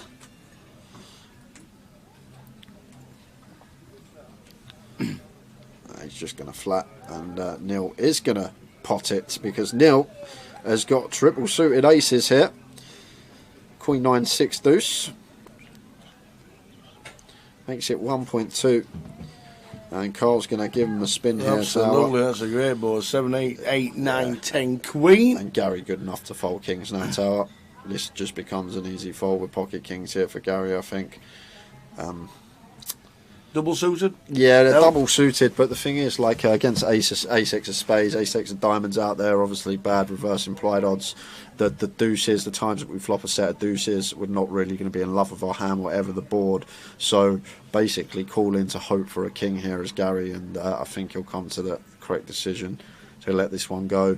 As well as that, obviously 4 spades in our hand, less likely to make a flush. But maybe the nil factor is what's doing it here for Gary. Maybe thinking nil, not necessarily going to have aces in this spot. However, usually in a Mitch scenario, has put a lot in for 3.4. More snap called. Wow, what's Mitch Neil's got? never folding. Not ever. What is going on here? Mitch can't have anything. Kings he can't have. Aces he can't have. Queen Jack 10 9 8 7 rundown's unlikely because Carl's blocking that. What on earth has Mitch got tower? Spread your cards, Mitch. Because Neil's never folding, and now Carl is thinking, what's happening here? I've got a call. He calls. Gary, is he a family all in? Oh, he's asking for a count. This is one 3-3. Yeah, this is one of the other problems with obviously flattening the kings. We're not closing the action behind, and now we've probably got a call getting this price on the call. Absolutely. 5 all ins. 6 to 1. We're talking a 15k pot going on. It's going to be a biggie tower, I'll tell you that. And Carl and Gary still going to have betting on the side. Good luck, Sean, sorting this one out. Pray for the dealer tower. That's what I'm going to say when this all goes in.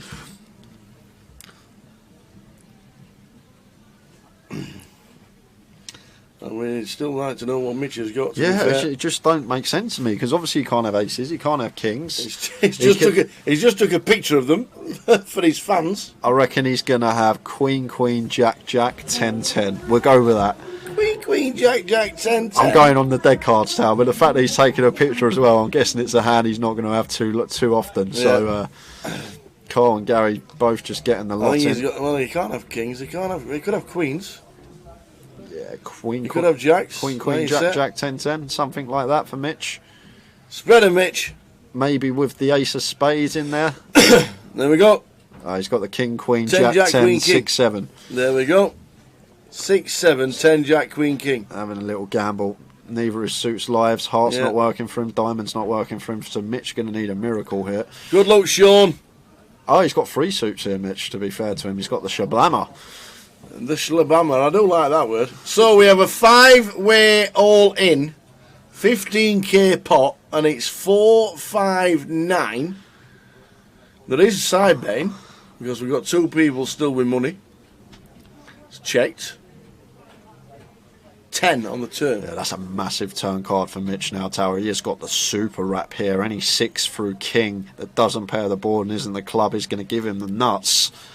9 on the river. Who's got the 9? Who's got the 10s? Does someone have 10s? Carl's got 10-9 for Carl Shaw. Carl Shaw, baby and gentlemen. He's going to scoop the lot. 21.5k pot. Whoa. Going the way of Carl. Phelps the entire table, but Mark and Carl is just up to 21.9k, just like that. And the 10-9 does it. Wow. On the end there. Well, if nobody pulls up, we've done. There we go. There we go. That could be it, guys. He's felting everybody. Oh. Wow, Carl Shaw. 10-9. It comes 10-9, turning river. Wow. What a game.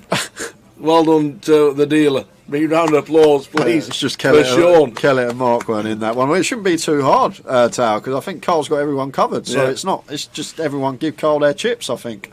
I think that's how this is going to go. I think everyone's just going to be giving Carl sure money.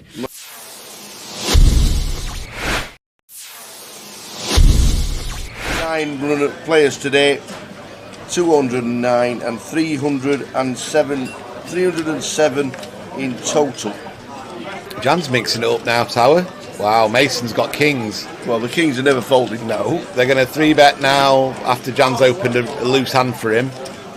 9-6 of clubs. Bobby has... we don't know. Kings as well. Oi, oi, oi. And he's going to cold 4-bet probably to about 9,000, 8,000, maybe out of position. Yeah, 9.3. Jan's going to fold and Mason's going to stick him in, I think. And it's going to he will be kings against kings. Yeah. And then we're going to chop it up and then we'll get on to the next. Yep. Kings against kings. Nice answer. Yeah. Let's chop it now, he says. Bobby's stuck his stack back. He's happy to chop it. Don't take your stack back too soon, you never know. But he has got the king of hearts. He has got the he's hearts. Oh, He's got the hearts. He's got the free roll. He's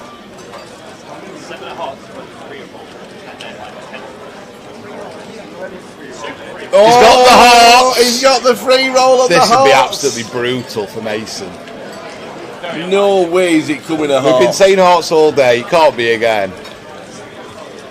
Oh my God! It is. It is the day of the hearts. That is Oh. absolutely sick for Mason. Wow.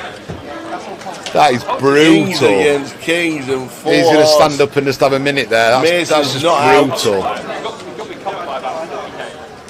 That is just brutal. He's going for a minute. He's having a minute. That's quite shows quite a level of maturity for someone who's 18 just to think, right, I'm going to have a minute away. That's a really ridiculous hand. Bobby. If ever there was a day to have the hearts there, Tower, and not the black kings, it was today, wasn't it? So good to see Carl back at the tables, one of the Thanet boys.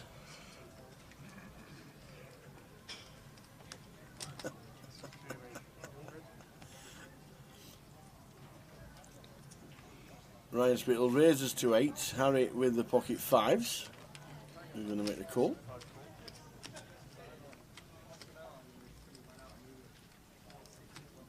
Jess could feasibly come in with the old Jack 8. Yes, she does. Which will bring in the small big blind. Yeah, Simon not folding this one. Suited king getting this price. Closing the action in. It goes 4-way to the flop. Yep. Ryan with the betting lead.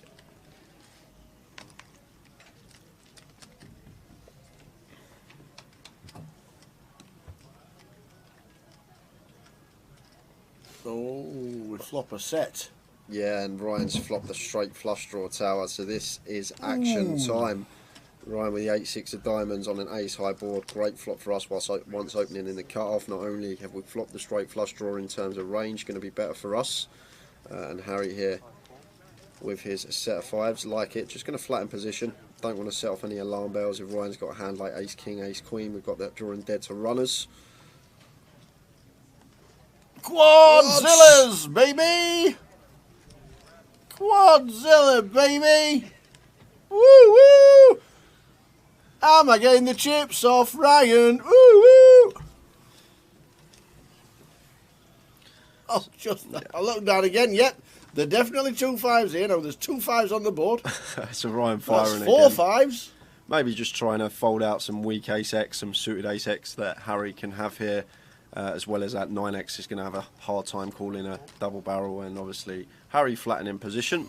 Going to try and get the max on the river with So a there's shove. 1 out. 7 of diamonds is straight flush. Oh, he thought he could have done it! No! What's this dealer done? Where's the bad beat jackpot in the tournament? No way! 204 £50. That is incredible. I've never seen this tower on stream. Quads over straight flush. This is a setup of all setups. Oh! No Oh, way. Harry can't wait to turn them over! No way. Quads Oh V my straight God! flush. Look at the table! Oh wow, oh wow, oh wow. That we'll never see that again. Ludo says I never take pictures at poker table. I'm taking a picture. We will never see that again on stream. To get that hand here on stream. Look at the cameras, they're all out. Oh my God. Quads over straight flush on stream. Somebody go and get Jim. Ask him if they have a bad beat jackpot for Imagine, imagine that on the GUKPT. imagine that on the cash table. Oh, that is gonna be wow. Wow. Right, that's the end of the stream, ladies and gentlemen. Yep. We'll see you again tomorrow. Oh my days. Wow, wow, wow. Just speechless. How does that even happen? Hurricane he says, get me a pint. Oh my days. Wow. I just can't believe it. Wowzers. Oh, stuff we live for on stream. It's something we'll probably never ever see again. Over the years, the chances of that happen are astronomical, and to actually get it on our featured table. How'd you go out? Oh yeah, had quads. No good. And if there's a story to tell, that is a story for the ages. I don't even mind listening to that one.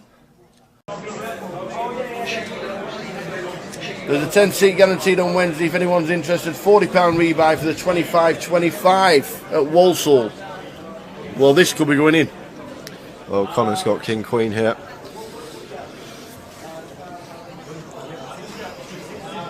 Yeah, he's going to shove tower. There's the all-in triangle, and it's going to get caught. Wow, the Turk's got lines in the small blind. Oh, this is a bit of a tanker. And the Turk is working with... Ooh, we've got just sub-8 bigs here. What will the ace queen with the do? nines? Well, the ace queen's going to snap Connor off. And I think, the ace queen's calling whether Turk calls or not. Really? Andy will snap in okay. whatever scenario here. It's just Turk with the nines. We are the short stack, but there is a free bet rip from Connor. But Connor's only free bet ripping for 13 bigs, and he's ripping over the open of Andy, who's been opening so many hands in this tournament. And he's asked for a count, just figuring out what Connor's ripping for, even though he's got him covered. But I just can't see how we can fold the nines here, Tower, as the short stack. Because the thing is, he might be thinking I could fold and Connor could get busted by Andy, but Andy's not guaranteed to call Connor in this situation. If Andy's still opening like 60-70% of hands, so probably like 50+% of those hands are going to be folding in this situation. Yeah. So he might be thinking, well, Connor could bust here and I could ladder. Potentially, that might be what he's thinking. But the thing is, it's not always a guarantee that Andy's actually going to call this off. We can see he is going to call this off with ace queen, but Andy's going to have so many opens here that are going to fold to Connor's shove. But it's tough. It's tough here for the Turk, but here's the short stack. He has folded, and it should be a snap here from Andy. And there's the flip in with the call. And Connor, this could be a spin if he doubles. He was down to 200k, but he's at risk, and he's going to need to find a king to stay alive.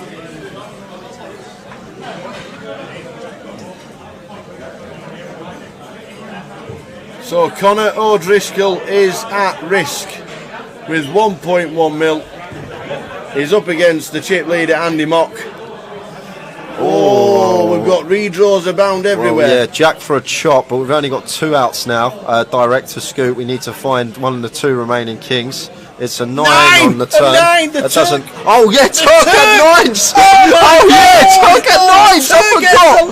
I forgot the Turk had 9s. 7 of spades on the river. We lose Connor O'Driscoll. Oh man, Connor O'Driscoll, 5th place for 43,900. Great effort from that lad. Oh my days, the Turk had 9s. Oh, it was marginal. It was marginal. The Turk had the 9s. We are down to 4. Turk would be second in chips, Tower. He'd be second in chips, the Turk. Connor O'Driscoll, by the way. Every credit. How much has he won? £43,900 for Connor. 43,000 and the whole of Ireland are rooting for you, buddy. Well done. What a good effort from Connor O'Driscoll. Hope to see him again on our live streams because he was class. He was a class act. Well done, Connor.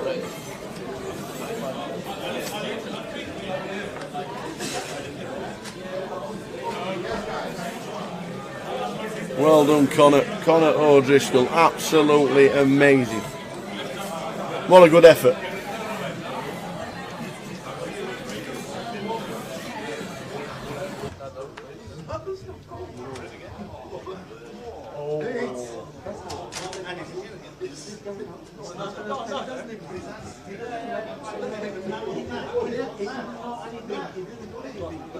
Hi, Dina.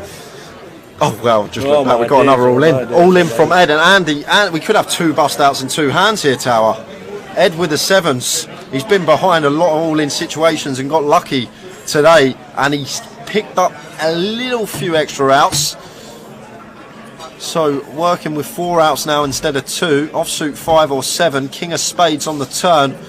Could we lose 2 in 2 hands? 5 or a 7. Oh, we've lost another.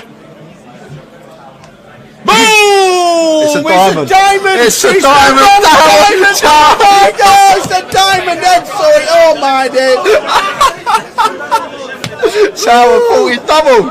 Is it the 7? Tower 40 double. Is it the wrong 7? And the 8 of diamonds is playing. So we lose 2 in 2 hands. Look at that. We've been waiting, and Ed, 70 grand for him, £70,000 exactly. 4th place for Ed Roger. That leaves us with 3, just like that. And look at Andy's stack. Look at Andy's stack. How can this go wrong? It can't. It surely can't. 10 mil. Jack and oh my days, the Mad Turk, man, with the stack. Oh. Oh dear. Everybody now has locked up a minimum of £110,000. How is that even possible? Crazy, Tower. 2 bust outs in 2 hands. And Jack here, blind on blind, sub 20 bigs. Yeah. Turk is very short. We got a 70k pay jump, but Jack's been fearless in these scenarios, and he does move all in. And it's cool. It's a call from Andy. Andy's got ace jack. Are we going to lose 3 in 3 hands? No way! What's happening? Somebody's taxi outside. Look at Turk. He's high-fiving people. This is a 70k jump. This is a £70,000 jump if the Turk. He won't be cheering, that is for sure. He won't be cheering. But Jack is all in with pocket 5s against Andy Mock's ace jack. Well, there's no help there. Jack could be doubling up, and that will put him right back in it. And that is clean. We do have counterfeit outs to fade now. Queen. Ace jack queen to fade. And ace jack queen. He'd like a 6. It's a queen! It's counterfeited! Counterfeited! What a mental free hand! To go out! Oh my god, look at Turk! Turk's jumping around, he's made 70k! He's just sat there for 3 hands and he's laddered from 5th to 2nd as the short stack. The mad Turk is loving life. He's pointing at Andy saying, "You're the man! You're the man!" And just like that, we're heads up. What? We were 5-handed 3 hands ago and we're heads up. Wow! To get counterfeited out of the GUKPT Grand Final is ill. Yo, ticker's going a bit. So's mine. By jolly. And I think Andy, oh my days, heads up. I think Turk's got like 5 big blinds, Tower. Live poker will never die. Oh my, well, we've been sitting here. We were 9-handed for what, 4.5 hours? That we were like, really? And then we were 5-handed to 2-handed in 3 hands. What on earth is going on?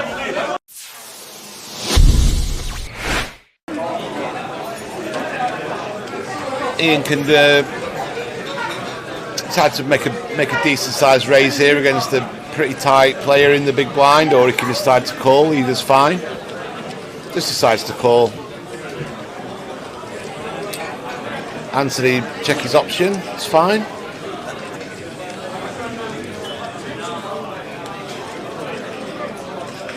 Whoa, this might be bad news for Ian because he's got the nut low, and he's going to decide to barrel this at least one street, and let's see if Anthony just decides to call. Good trap from Anthony here.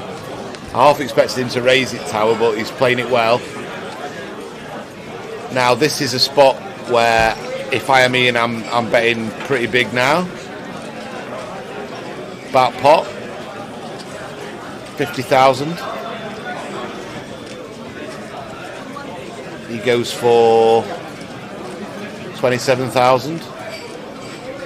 Again, Anthony, if I'm Anthony, I'm just calling. Yeah, me too.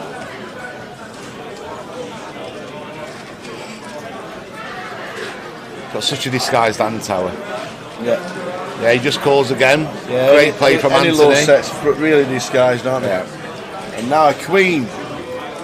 Queen of spades on the river. Are we going to rep the king? Or are we going to rep something like ace, king, king, jack, king, queen? I'm betting massive here, Tower.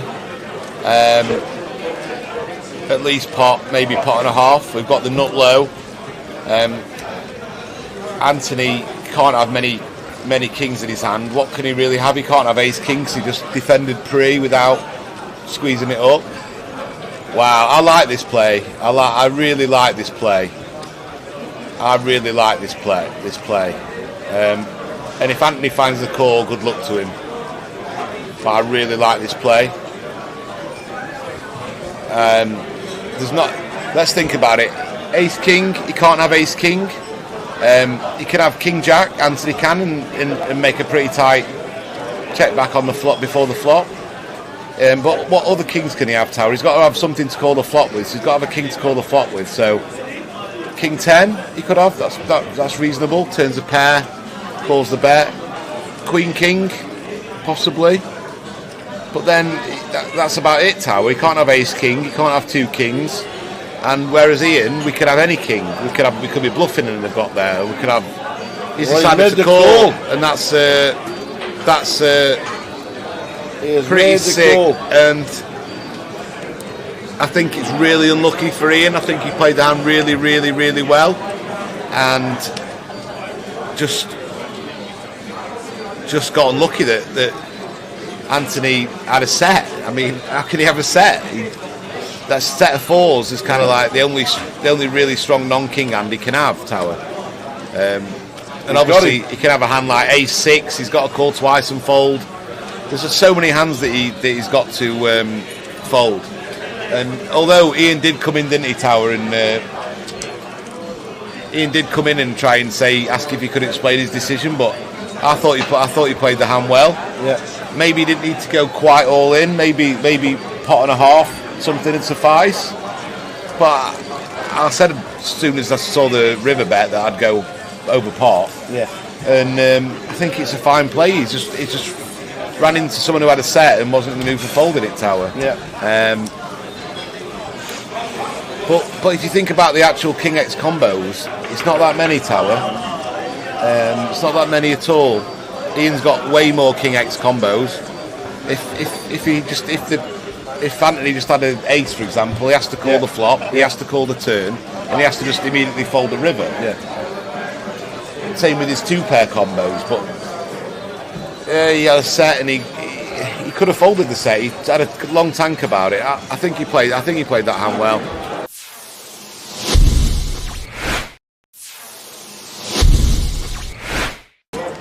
I wonder if anyone's dreams of Vegas rely on this tournament, Tower. I wonder if you never know. To get a top three finish, they're going to be jetting off to the desert or not. Julian raised to 50 with ace 10.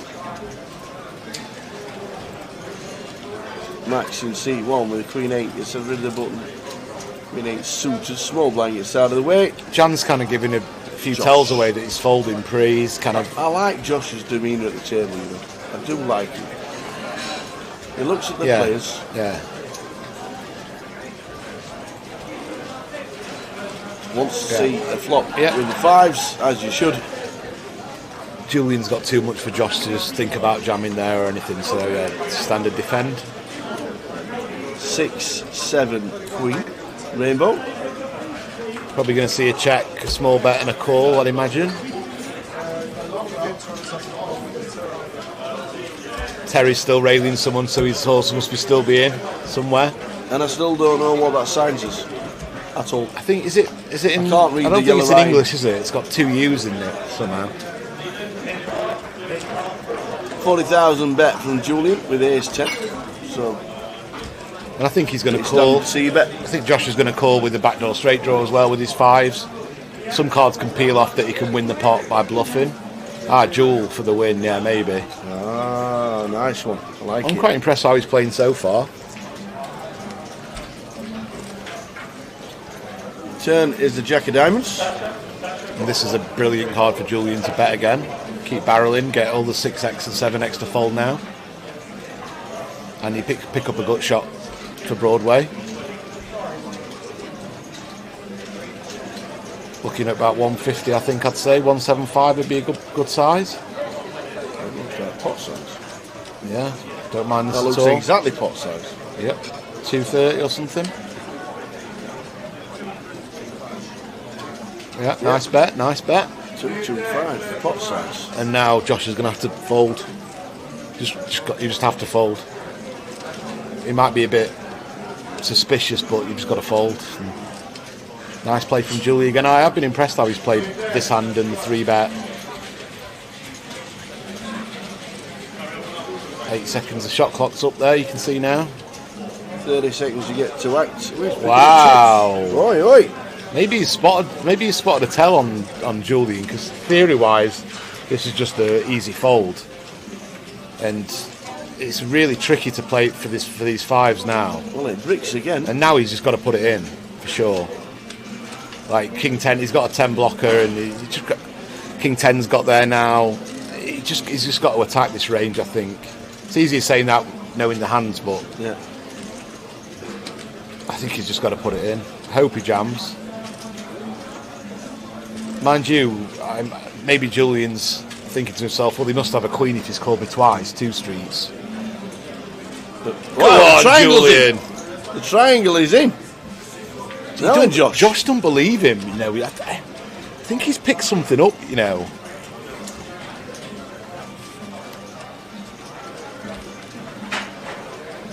Josh Mahmood has impressed a lot of players in this iron roller. What's he thinking, Trick? There's no way he's doing anything theoretically here.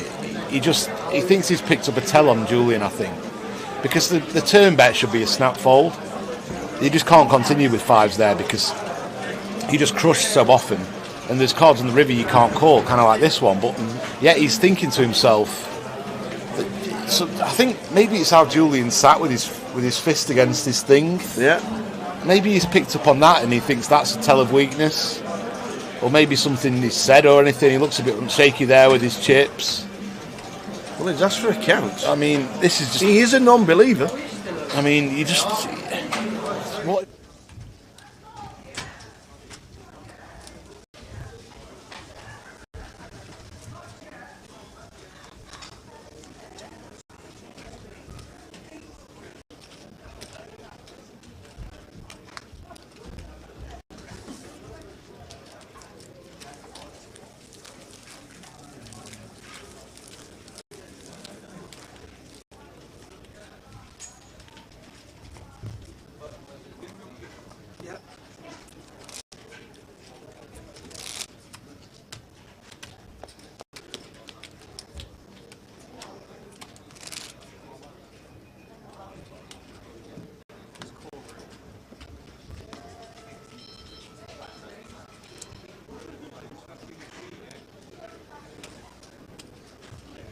There's the dealers in the Grand Final event now. 1,500, 3,000 and 3,000 people are having dealers. Please begin the deal. Welcome back, everybody. Play just started. Play has just started. Good to see. Mr. Barney Bowman on one of our feature tables. It really is. There we go. As you can see, Jay's just finishing his tea. Obviously, we only had the 40 minutes. He's just ordered, he finished his tea, and as you can see there, 350,000. Come back, you. Come back to that just in case there's an all-in. We get a call with the. We are going to get a call because Barney. Come back to them very shortly because Barney Bowman, Rich, is all in for his 50,000 in seat number 8. Barney's in. Ricka. There's Rich. Ricka Harrison, who was on our cash table.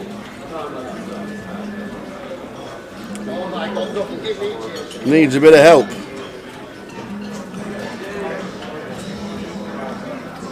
Because Barney's got a heart as well. 10-6-3. Ricka is facing elimination. 8. So we can hit a 9. We can hit a 9. Oh, it is a 9! Oh my days, he stands up, he puts his coat on, he goes to number 38 bus, and they shout him back. Oh, delightful. Barney's got the Cowboys, and it comes perfect for Richard Harrison. Amazing. Wowzers. Quickly go back to the chip counts. Artan Datusha 350, Gary Miller 310, Aaron Woodcock 290, Danny Pike 275. Big stacks of building. Where's Victor? He says, I got no cards in that level. There we go, 70,000. Still plenty, Victor. I got no cards for 2 hours. Tony Kelly 30, as we saw Tony Kelly on the stream the other day. Danny Laidlaw on 40, Andy Seabright, Gerald Ringe, who was the short stack in the entire tournament. He's still in. Dave Mauldin on 115, Johnny Kelly on 115, Ewan McNicholas on 120, and Jack Oliver, who won an absolute barnstormer, didn't he? To start the proceedings. Hi Kieran, did we get his alias? I will ask Jay. Jay's got all the words open and everything like that. As soon as he comes back from his break, we will we'll let you know. But I'm guessing he has.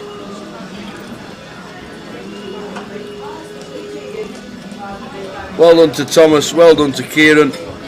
Nice one for Jay for running that for more over budget credits. Who did we lose just before the break? We lost SV, Francis Obadon, AJ Kerwell, Trev Reardon, Rajiv Sakaria, Paul Scipione, Angelos Nastos Megas, Anthony Gardner and Andy Hills. They were the last out. And now we are on 50 players. Sorry, 49.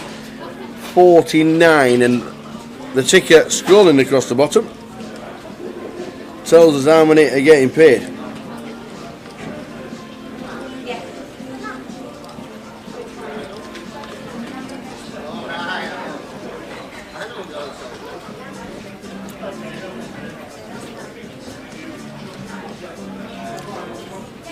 £144,290 first prize.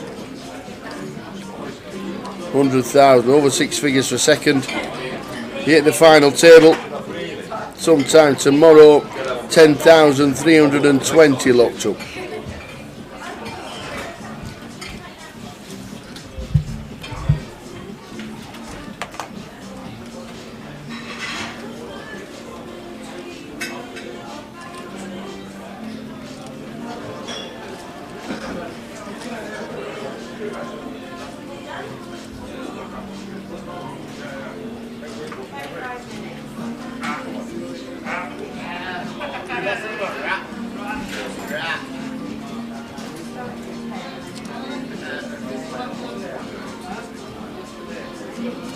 $31 getting the money, and we're on 49.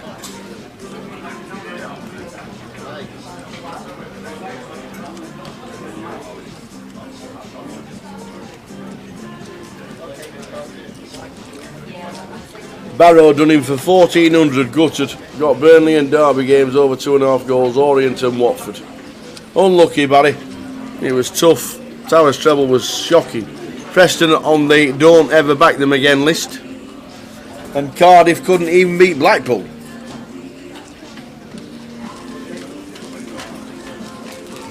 That's how bad that was.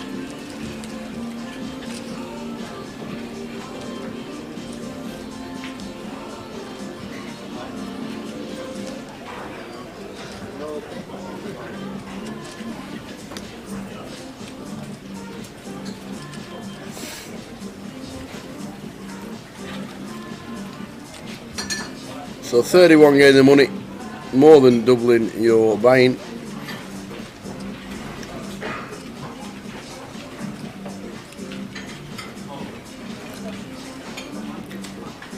Exactly, Lenny. Exactly. You look at QPR's away form, you know why I backed Preston. QPR not one on the road longer than Rotherham United have won on the road, and we've not won on the road since 1977. Shocking. Jamie Nixon, can he do back-to-back live stream wins?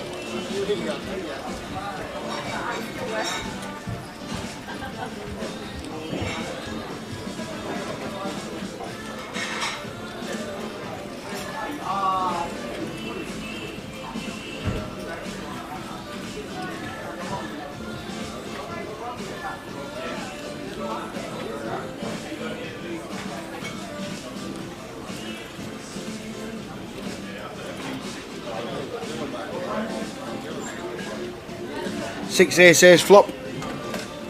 Flush draw for Danny. Jamie gets trip aces. The flush misses. We're on the river. Yeah, Jamie. Not sure that Danny Pike will think the 3 is good at this moment in time.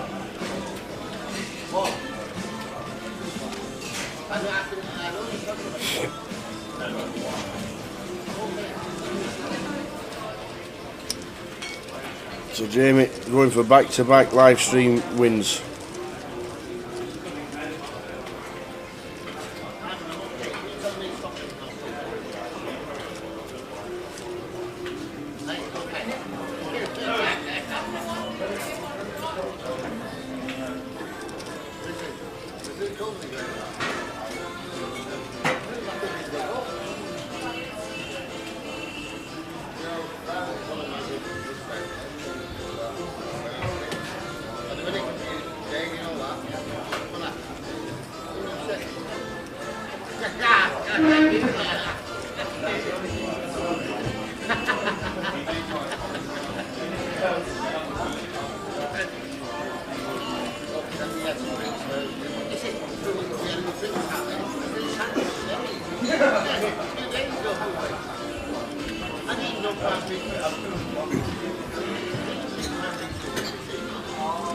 So Barney lost with the Kings against Rickett.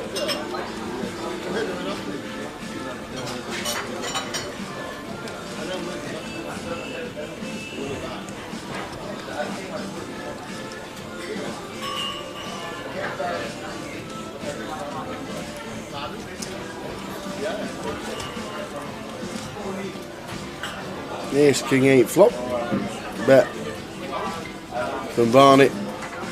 And it is good. Getting some chips back. Good to see Barney Boatman on our live stream table.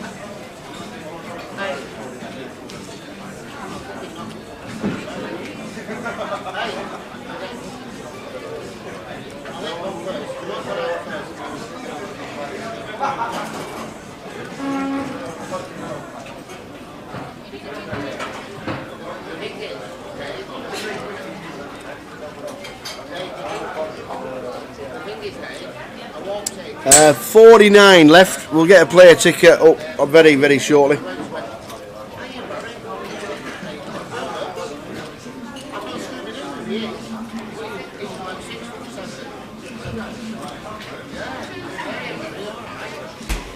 Just going to go get the waters and I'll be back. All right, young man. We're on 49, 31 getting the money. We'll get a ticket going across for the player count. We'll get a player count very soon.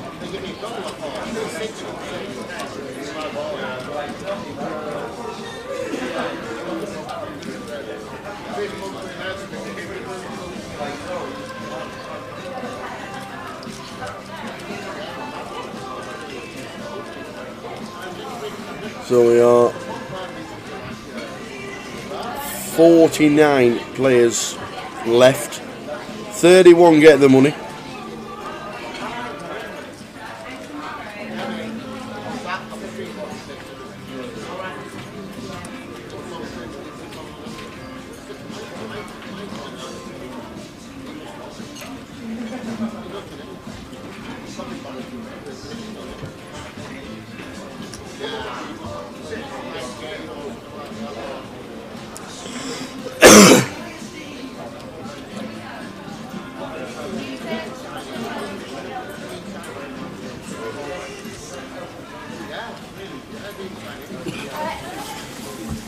I heard you shouting while I was in the restaurant eating. I heard something about a night.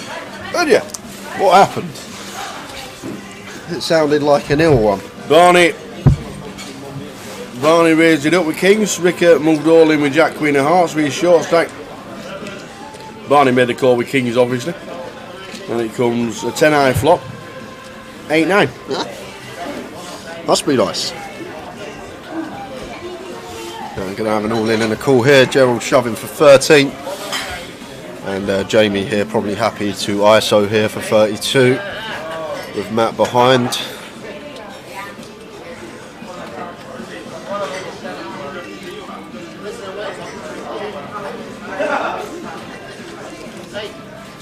So 10s for Jamie, ace king for Gerald. Flip time.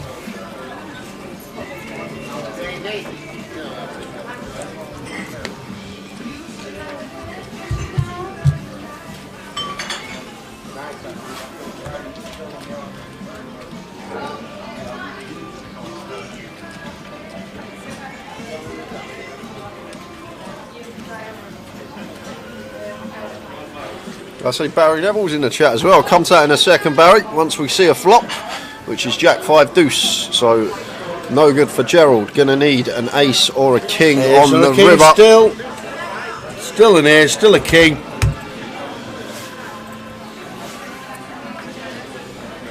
There it is. Oi, oi. One of the shortest stacks in the entire room today was Gerald.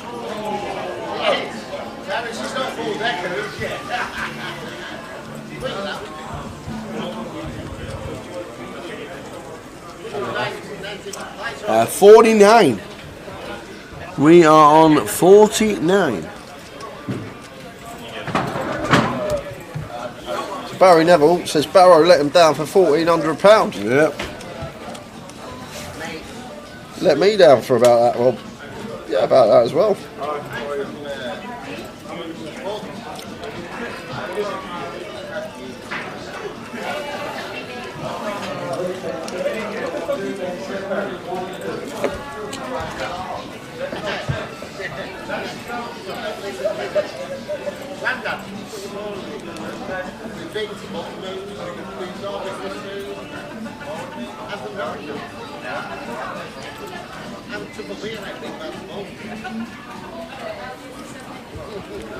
Just looking around, what table as well, Tower.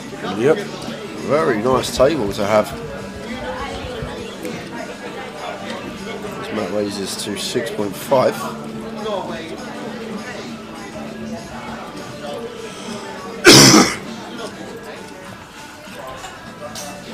Artan, plenty of chips.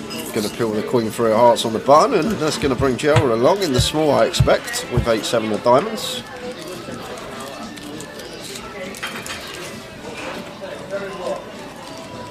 5 off though for Jamie, maybe a bit too on the trash end to be defending, and does let it go.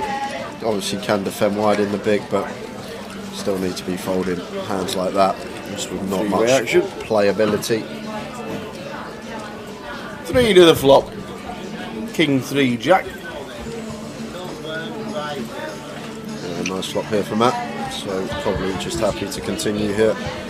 King Jack 3. Fires for 8k.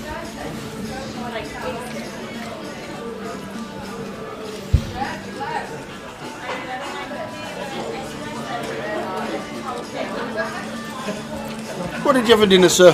I had the soup of the day. All right, okay. And I had some kofta. Oh, nice. That's right. Good on you.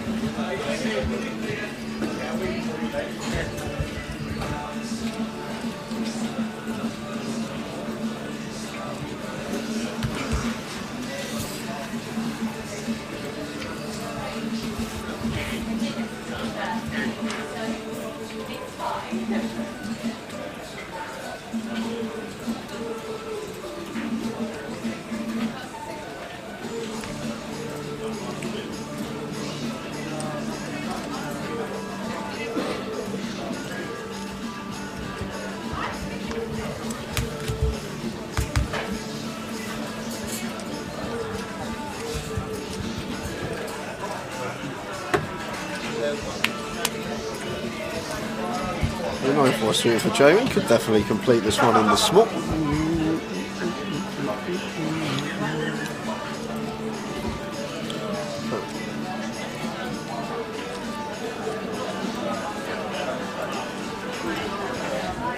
Does complete, and Pinky here probably happy to just check here off of 10 bigs.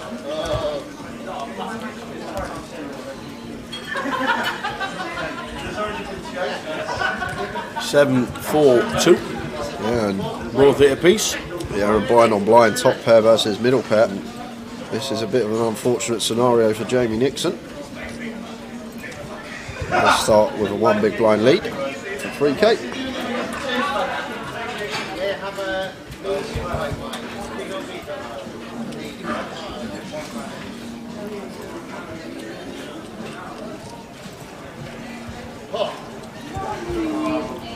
Pinky shoves for 29, and could see Jamie calling this one tower. There we go. Yeah. Obviously so much that Pinky can have. 5-3, 5-6, 8-6, front door heart draws. A lot that we are in front of, as Jamie may even shove some worse 4x as well. So he does call it off, but gonna need some help to bust Pinky here.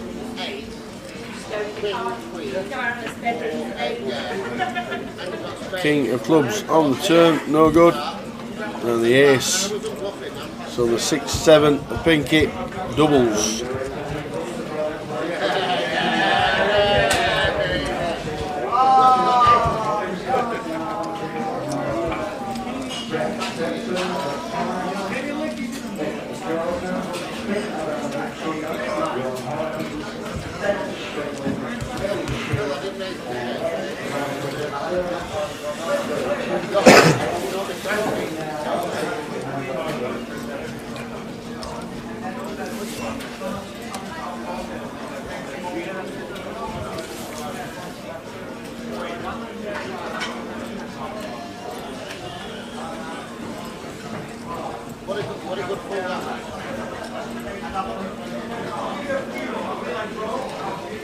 So 49 left, 31 getting the money.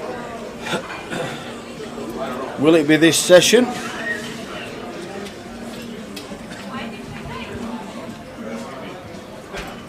Artan makes it 8k, Queen 3 suited again.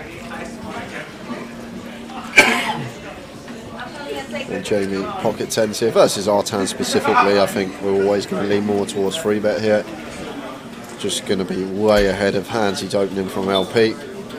Start 3-betting this one for value. But Jamie going to just call. No. Maybe Jamie not aware of how Artan plays as much as I. Going to bring Danny along in the big blind as well, and Danny defending with the 7-8. Yes, I flop ace queen 3, 2 hearts, queen 3 for our time. Yeah, bottom 2 after opening here. So going to be a C bet.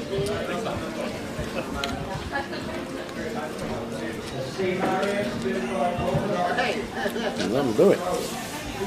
Here Needleman on his way down tomorrow to play the seniors.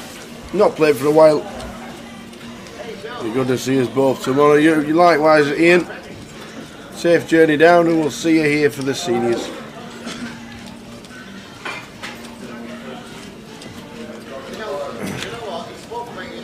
In fact, the last 3 events on the schedule. And there they are tomorrow. The PLO Bounty Day 2 that's on, the seniors and the last call turbo. We start at 12 and then the bounty starts at 12:30. The seniors at 1 and the turbo, the last event, starting at 4.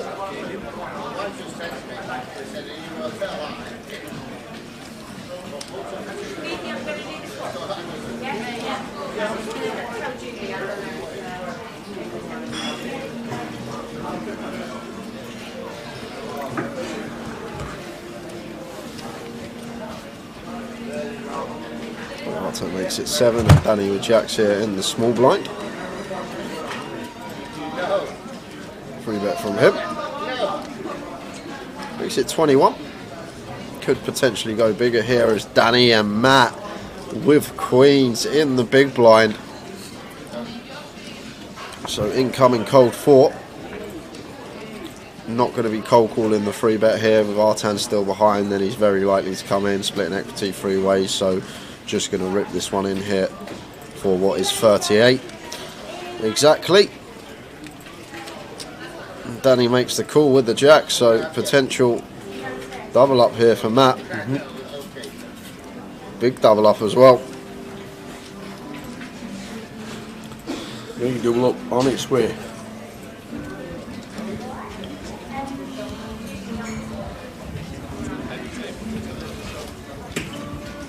Ace 5 4. And no heart for Danny, so no runners here. Going to need to find a jack on turn or river to bust Matt. Matt just fading 2 outs, and the story remains the same on this ace turn.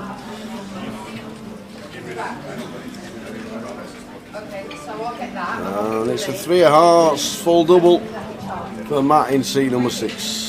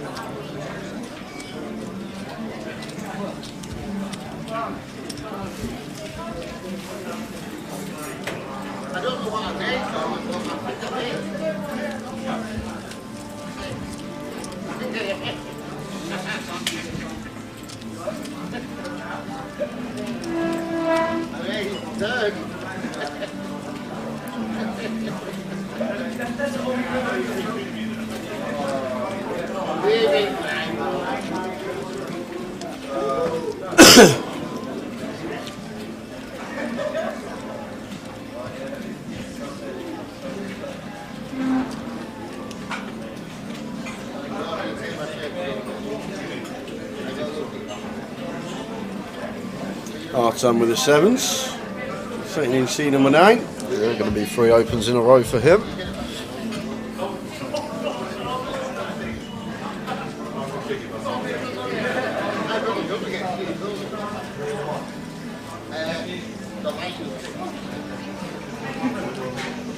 Why is Pinky down as Pinky? I've just seen he's called Andrew.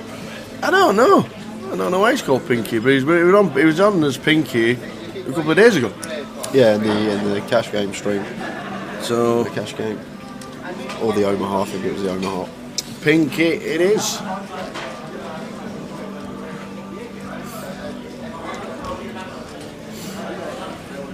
Queen 9-4 to us. Queen 3 suited seems like a hand on this table. Barney flopping top pair here.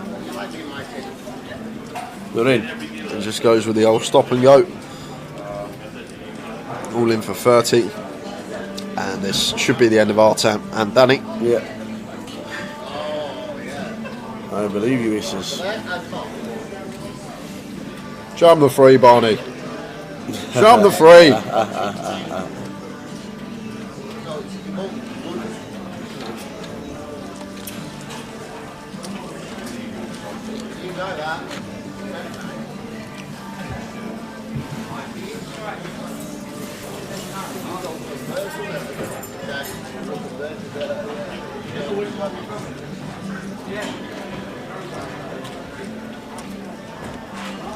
$49 left, 31 get the money.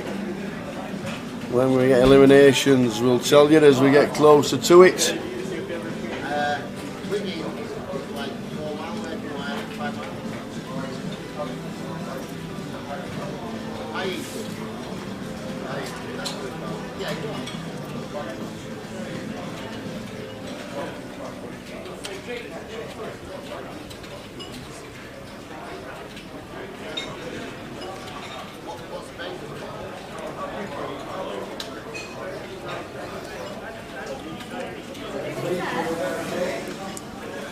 King Queen before our turn raises to 8.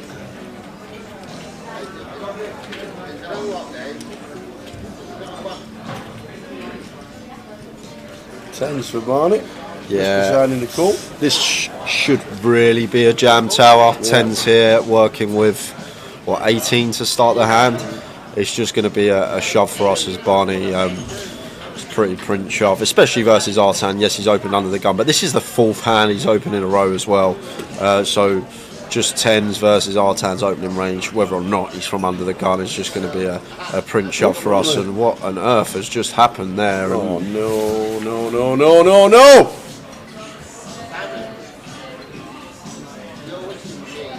Oh no, man. No, no, no! Not again!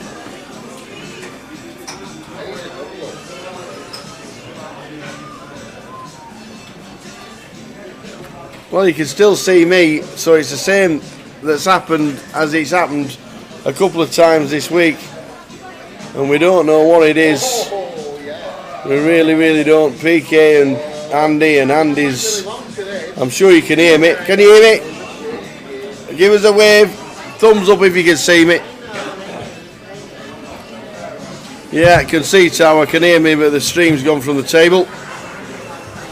Oh. So we can see us. Look at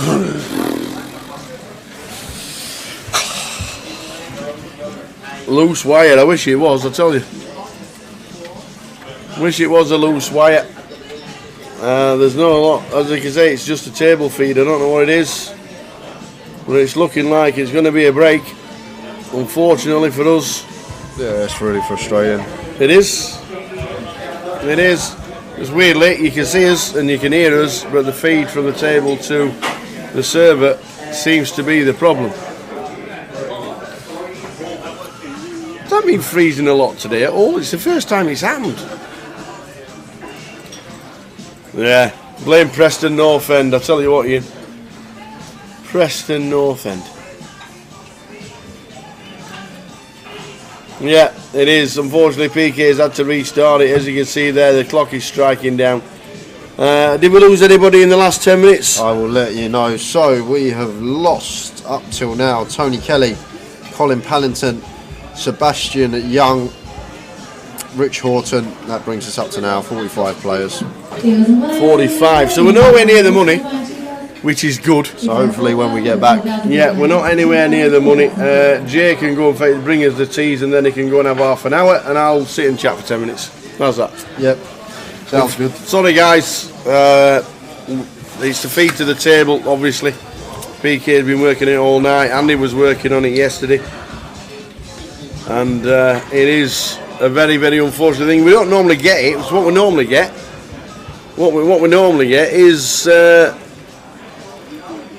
freeze of everything, and not just what it's doing now, which is a bit bizarre.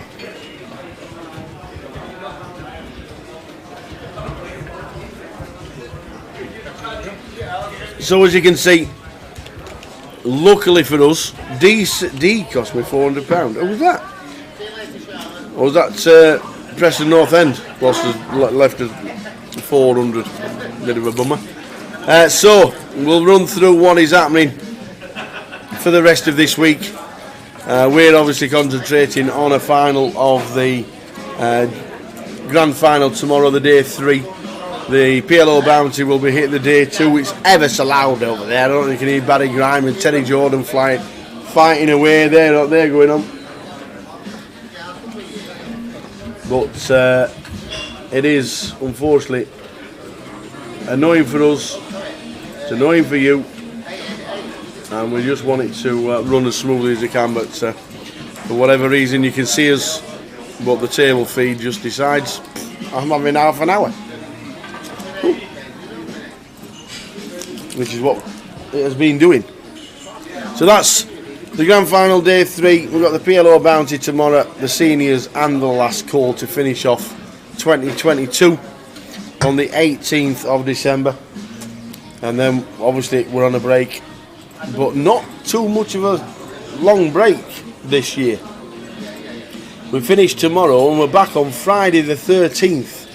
So only really 3 weeks. And we start again, which is great. It takes 30 minutes to reboot because we need to be on the 30-minute delay. Because obviously we're speaking to you on the 30-minute delay so we can chat with all the chat boxes. So we watch the action when you watch it. If we watch the live feed and then try to chat with the chat boxes, that would be so confusing. And personally, I wouldn't be able to do it. So that's what we do. So me and Jay watch the feed from 30 minutes ago, just like you do, and we chat with you guys in the chat box because the chat boxes are an integral part of our live stream. So that's the way we do it. So that's why we have to do the 30 minutes for the integrity of the game, and that's what we do. We have the 30-minute delay, so nobody can, for security reasons and everything like that.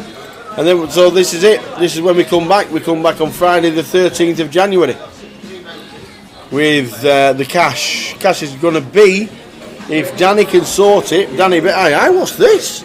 Cup of tea. Look at that, cup of tea in a glass cup. Somebody must have been doing pots. So we're back on Friday the 13th with cash. Danny Best said it might be 100, 200. If it is, we'll obviously be really excited about that, because that'll be one of the biggest ones we'll have done. Saturday we'll be doing the National League playoff. At this moment in time, this guy here, who's just gone for 10 minutes, is in the online playoff for a 5k package.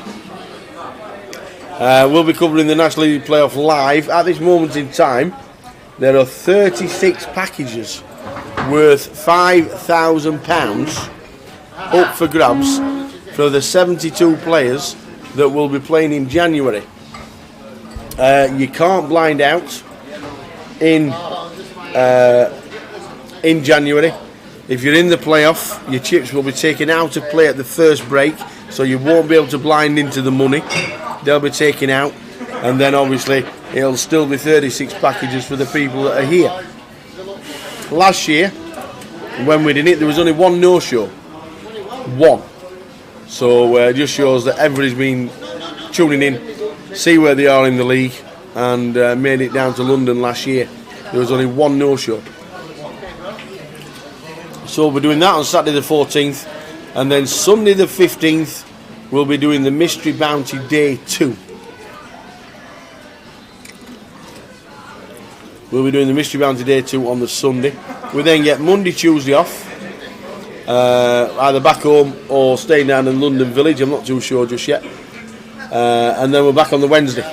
Wednesday will be, we do believe, the Mini Main Day 3 is what we think we're going to be streaming on the Wednesday, the Mini Main Day 3. And then Thursday we're going to be doing the High Roller Day 2. And then Friday, Saturday, Sunday we'll be concentrating on the first GUKPT of 2023. So that's January. That's the first leg back here in the Vic. everything will be set for the team. Table staying up, this section coming down, but we'll be up and ready and at 'em. And League 2 will be at Berryhill Road in Manchester. No schedule for that just yet. We'll let you know when it comes. Probably for leg number 1. The schedule will already be on social media, and Berryhill Road Manchester will be up for grabs for us when we get here for Berryhill Road at the beginning of February. Because at the end of February, it's this. We have got the 1500 buy-in, the 1 million guarantee UK Poker Open. That is it. The UK Poker Open. It's not long away, is it? It's only about 8 weeks away. Only about 8 weeks until the UK Poker Open is upon us. Satellites galore, Sunday, Monday, Tuesday, Wednesday. The Mystery Bounty will start on the Friday. The Ladies Championships will also start on the Friday. Saturday will be day 2. The Mystery Bounty is on. The Mini's on. It's a little bit like a big GUKPT when you think about it. It's got the Mini, it's got the Mystery Bounty, it's got the Ladies. That's the only one that it doesn't. That's the only one that it hasn't got on a regular basis on the GUKPT is the Ladies event. But there is one in Coventry for part of the UK Poker Open. So it's like a big GUKPT, but obviously the big one is the 1500 buy main event is a 1 million guarantee. Massive, absolutely massive. Yes, we're going to be trying, Charles, watching on YouTube, we are going to be trying the 100-200 cash in hopefully in London here in January. That's the plan. And then in gold, UK Open 1A, B, C, D and E, 5 flights. Day 2 buy-ins as well, and day 3 when we crown a champion of the first ever UK Poker Open. So that is on, and then we go back to the streaming, and we're going back to Blackpool for the first time. We are going back to Blackpool for the first time in March, which is awesome.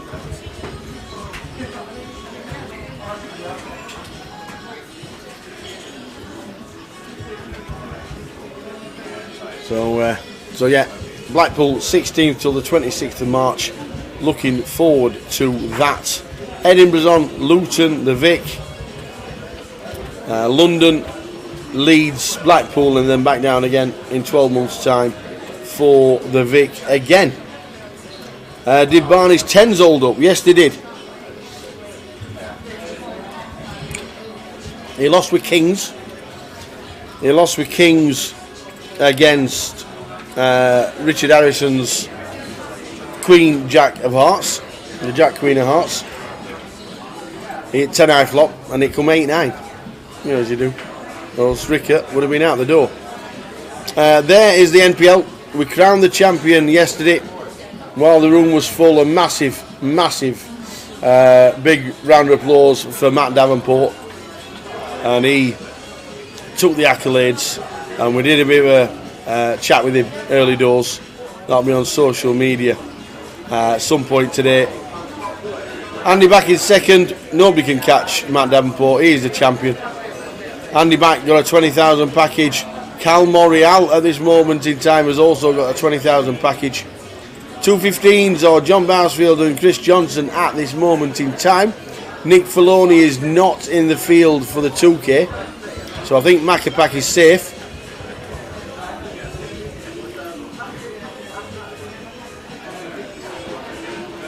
And right down the bottom, with the money collected this week, there might be an extra package, which would mean at this moment in time Bixie will be getting a 10k package. Not confirmed yet with the extra money, not confirmed at all. I don't know when that will be confirmed, whether it be confirmed before we close tomorrow night. But Leon Campbell Big C out and Francis Oberdon, all for the final packages. We'll see how they go on. And then the top 72 outside of the packages will be playing off for 5k platinum packages. So there's plenty going on. Plenty going on. But as you can see, unfortunately for us, with just under 20 minutes to go, and then just going to have a quick 5 minutes off, slurp the tea, and we'll be back as soon as the clock strikes. I'll come back in about 10 minutes time with about 8 minutes left. Go get yourselves a cup of tea, ladies and gentlemen. Apologies for the delay. We are on, I do believe, let's have a quick butchers. We were down to 40.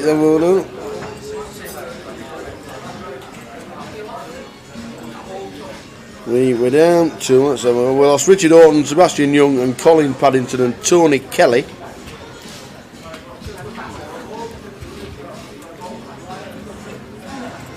We've lost Richard Orton. We've actually just lost Thales Anis Filio, which means we're on 44. So 44 players at this moment in time. We will see you back here in 10 minutes time. When the clock says 7 minutes, I'll come back and we'll have a quick chat before the live action starts. Apologies for that, but back in 10.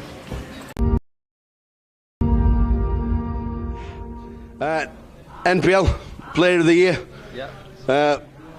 Matt Davenport, many congratulations. Thank you, sir. Thank you. 2022 has been one hell of a year for you. Yeah, I don't want it to end. It's just, yeah. Absolutely amazing. Beginning of the year, obviously the NPL from the years gone by, people talking about it, you need to play, you need to do it, you need to do this. When did you think, I'm going to have a crack at this? Well, I played this one last year because it started in this right. one last year. Yes. I wasn't even, it wasn't in my mind at all. And then I had a really successful festival last year. Yeah. Saw my name up there and like, you've got to go for it, haven't you? Yeah. You know? Yeah. And obviously the change from last year was cash in was the only way you got the Yeah, points. I believe so, yeah. So yeah. Obviously when your name's up there, we know you're doing well anyway. Yeah. And then your name's up there again, yeah. and it's still up there, and we're thinking, yeah. this man, I'll tell you what, Matt Davenport, we've got a bit of a run. Do you look at the names underneath all the time? Do you think... Of course, Chris, yeah. Obviously we know Chris Johnson, we know Wilma Nicholas, and all these guys. Yeah, literally all the guys, you know, and the, like probably the top 10. Yeah. You know, they've all had great years, and you know they're all at every stop. Yeah. You know, so yeah, of course, yeah. If you were going to pick out a tough opponent on the tables that you don't really want to mingle with or mess with, and you're thinking, I need to avoid this guy. Oh my God! Is there too many? Oh, there's way too many. Probably say Ali Malou. Terry Jordan. If you've never been Malou, you've never played a tournament. Oh my God! Right? Yeah, it's like a rite of passage. Everyone's got an Ali Malou story. Yeah. I don't know. Favourite tournament, favourite cash this year? Favourite one? I would say Luton. Chopping with Tom. Yeah, that's probably a highlight because that was just such a grind all day. Yeah. And I felt I learned a lot on that final table. Yeah. So that's probably I would say. Yeah, and obviously your form this year wasn't just United Kingdom. You took it abroad. You continued the good luck. Yeah. I had a sort of, I had a sort of mildly profitable trip to the US. Did a lot of bullets there. Yeah. That's what people don't see. Absolutely, we all see that. We only see how much Matt's won and how much Matt's got in the bank. That's just not one of the things. Yeah. Anybody out there for next year that are looking at Matt Davenport? We got the trophy. We got the presentation, which was fantastic to do in front of a full house yesterday. Yeah, it was. Yeah. For anybody next year thinking, I want to be Matt Davenport, I want to do that. How do you approach it? You've got to put in the hard graft. Yeah. You know, a lot of motorway miles. Yeah. A lot of like being places you wouldn't. You know, like sometimes like when you bust the main, especially, you just want to get home, or I do. But if you're going for the league, you've got to stop around for like the 200 turbos, and that's the tough part of it, you know. Yeah. But yeah, it's 100% worth it. I'd advise anyone that's that's considering it to. Yeah. Well, you're top of the league. Yeah. We've been looking at the leagues going regarding all the other packages as well. Yeah. And we're still fighting for points, which is great. Yes, it's great. But from us to you, honestly, mate, every time we see your name, and everybody's now saying, "Oh, with Matt Davenport." I can't believe there's a day two and there's no Matt Davenport. Bit of a shock, but from the team and everybody at Grosvenor, honestly, mate, it's been absolute pleasure watching you this year, and it's been a great year for you. It's been a pleasure speaking to you at all the stops as well. It's always good to see. Thank you very much. Can we hand you this? Of course. Can we hand you this? The NPL, ladies and gentlemen, Mr. Matt Davenport. Just fantastic.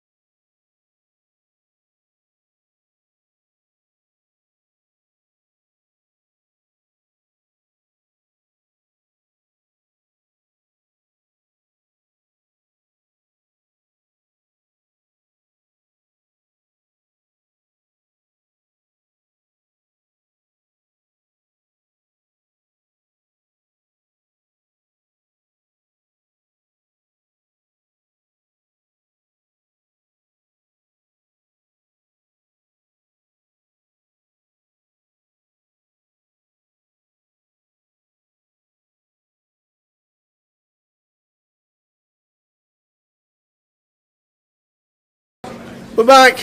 Oh, camera turns off. We're back. Last 6 minutes and counting before we come back. Apologies for all that, guys. Like you said, and like I always say, we hate it just as much as you do. Just poop. It is. PK will be on it. No doubt about that. He's not happy either. But 6 minutes and counting until we start again. There's the MPL for everybody who's getting the money and the packages for next year. Well done the Mad Turk, well done Jack Hardcastle for the 10k while he's over in Vegas. He's just cashed in the 10k.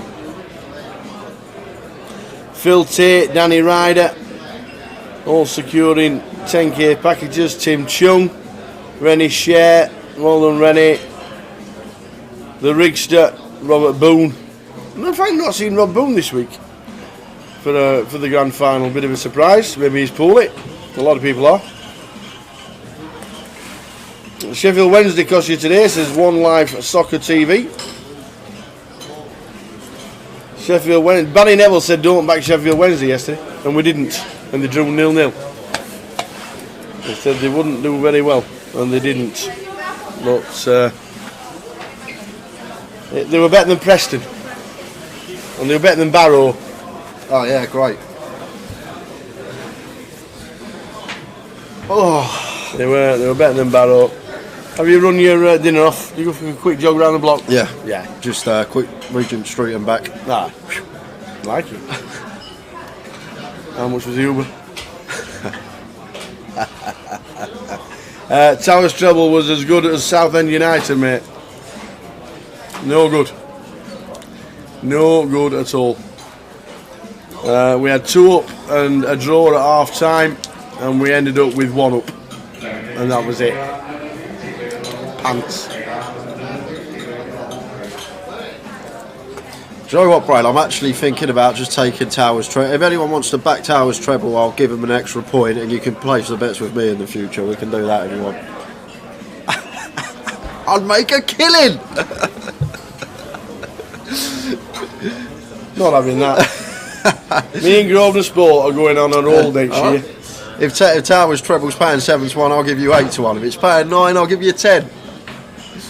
It's the only way to do it. 5-4 let down by the Sheffield Wednesday. One I did miss today was Leighton Orient at home.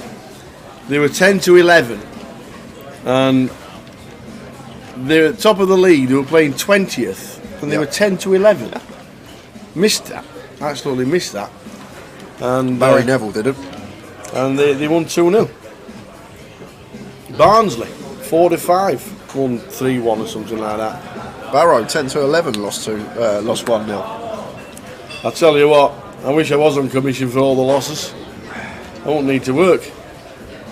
Certainly don't do it on purpose, that is for sure. I look for the value, look for a nice little treble round about 7-8-1 most times, and unfortunately they don't come in very often. I could stop a run if your team were on a 20 winning streak. I could make it 20 and 1 loss. I'm the same, Tower. Yeah, you were right, Barry. Oxford missed a penalty in last minute. Wow. So you could have lost. You could have lost. You should have lost. We should just start our own account, Tower, with our tips, and everyone backs the opposite, and then they'll make a killing. Yeah. I don't know if you saw the interview as we just shown it on there. The interview with Matt Davenport.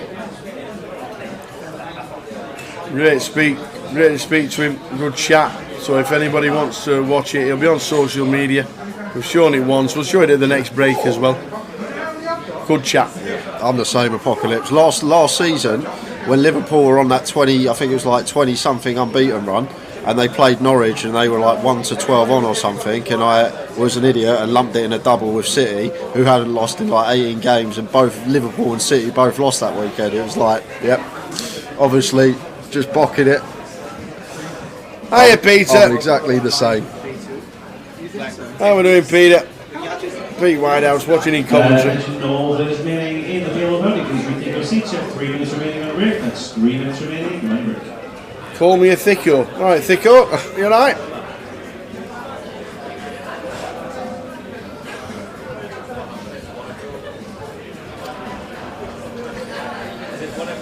Can you explain how those points work? It all depends how many runners there are in the tournament, what the buy-in was, and what position you finished. It's all done on a calculator. It's all done for you, basically. Yeah, everybody can check it out. You go onto the points calculator, and what happens is you type in the number of runners, you type in the amount of buy-in, and then you type in where you finished.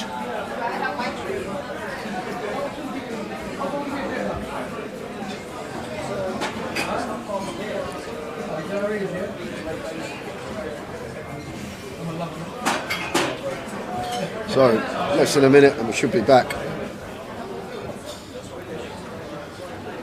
Less than a minute. 40 seconds. Come on, team. Come on. Come on. Please, please, please, please, please. We're up to date. We're on 44.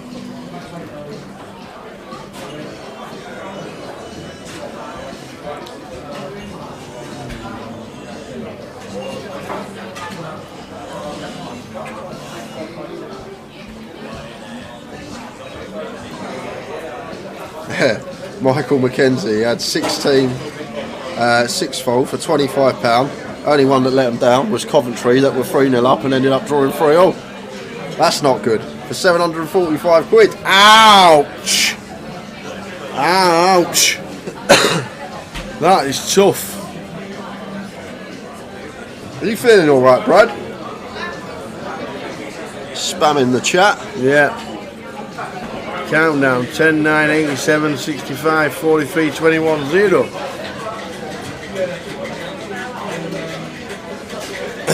Thanks a lot, Kev. Razor Kev. Thanks for telling us to back Preston yesterday. The QPR were rubbish. All the best to you, sir. We'll see you in 2023. All the best. Was that part of the 2023 schedule you just saw? Yes. Which bit would you like to see, Will Meister? Let us know what you'd like to see. Yeah. No, cheers, Kev. Wishing you one too. Might see you over the Christmas period.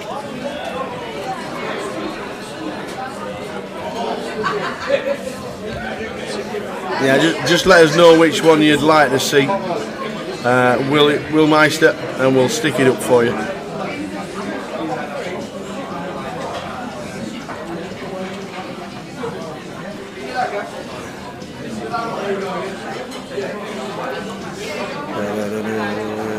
There's the 2023 dates. We've got leg 1 of 2023. And we've got the UK Poker Open. So plenty going on. Scores on the doors, Pete. 44 left. 44 out of 328. 31 get the money. Is Ewan Jones still in? Yes, he is, I think. Trev Reardon's not. Unfortunately, Trev's out.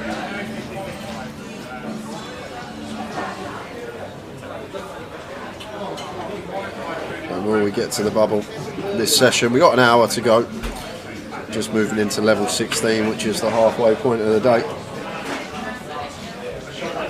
As Danny opens pocket fives,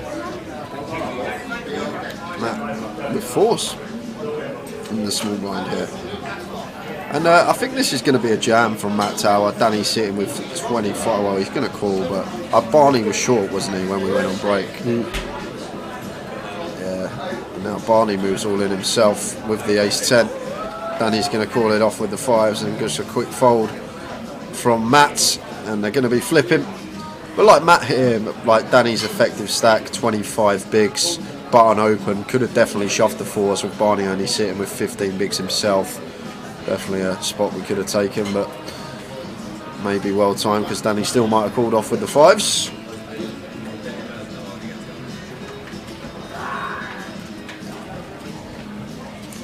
On the ace 7-2 for Barney. Yeah, great start for him, and running wheel very unlikely, so just the 5 with fours gone in the muck. Queen of spades on the turn, so fading 2 outs to double. Next door, 6 of clubs, Barney Boatman doubles up.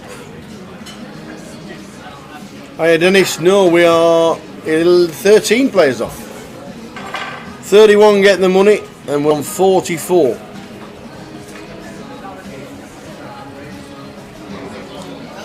Hello, baby. Tell me what it's over. Yeah, baby. No way.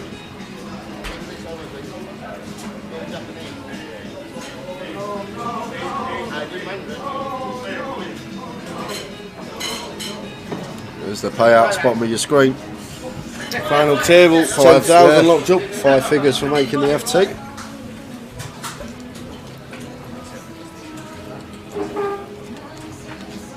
Yeah, let's go.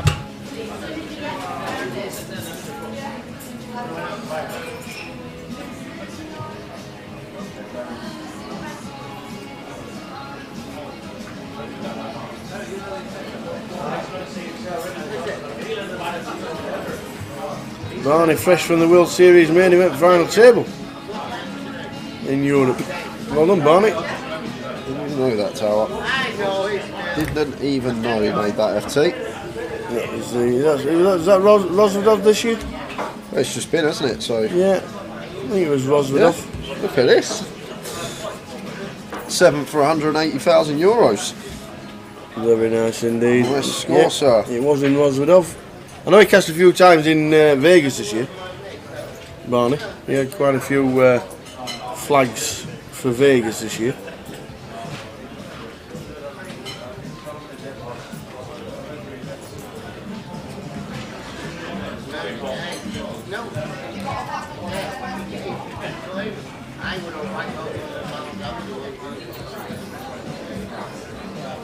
I used to play on Grosvenor Poker. You downloaded the software, got a new pin, but when it homes you can't log in as it disappears from the screen. You did ring up to helpline, but it did not resolve. Can we assist? Not me personally. I don't know if it's new software. You might need an upgrade with the software.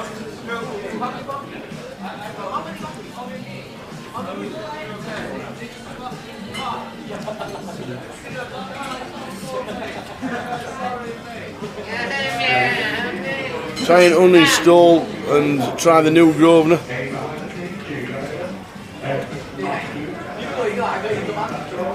Gerald Rinch still in a 138. Yeah, it was one of the shorties to start one the of day. The very shortest. He was. Had less than starting coming back today, and he's managed to spin it up. I haven't seen Tony in ages, Tower. The two Rinch brothers. Usually see Gerald here at the Vic, but Tony used to be a regular on the tour, supporting most stops. Haven't seen him in a while. I wonder what he's up to. Well, Artan, he's got all the chips, and he's going to be moving.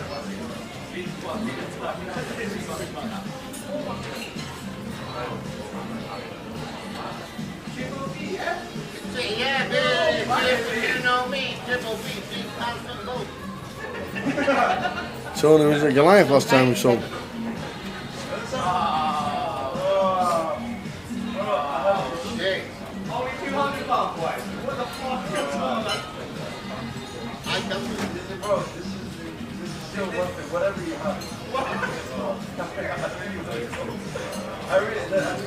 Danny's just going to move all in for sub 10. That can't call off with Jack 10 off.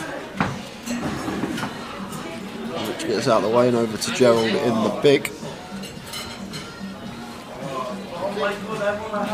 And ace deuce off. Not going to be able to call this one as Gerald. Yes, we have an ace, but talk about these spots a lot. Ace deuce, not a hand we want to be calling off with. Much better to shove. We're likely to be in a dominated spot, and we're never going to have our opponent in a dominated spot. And at times we are actually ahead versus the king queen, the queen jack, so on. We're still only going to have like around 60% equity, which isn't too much, just over a coin flip. So Gerald does make the correct fold. PLO's getting a bit rowdy. I Giggles over there, Barry Grime. Sounds like having a lot of fun in the PLO comp.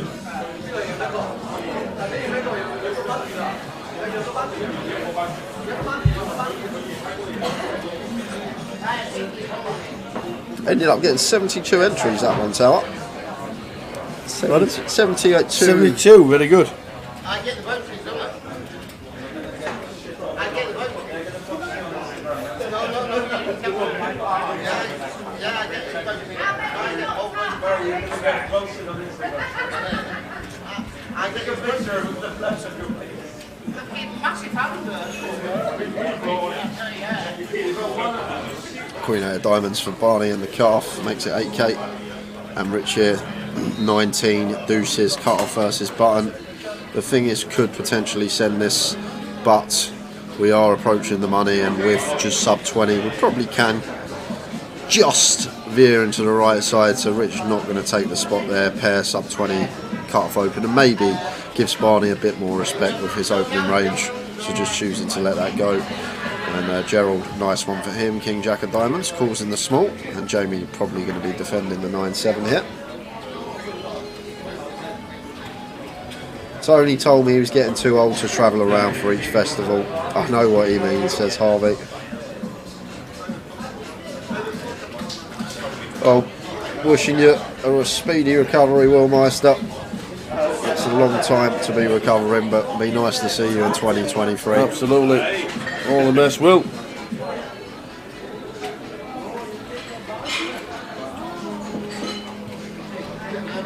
Flop time.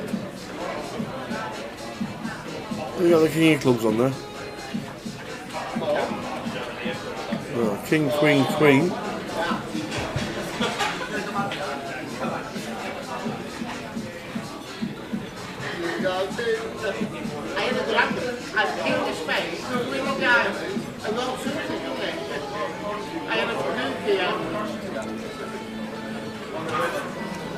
Seven of clubs turn. So Barney. Well, this is going to be a tough spot for Gerald on the turn here. Well, Barney mixing in a check, and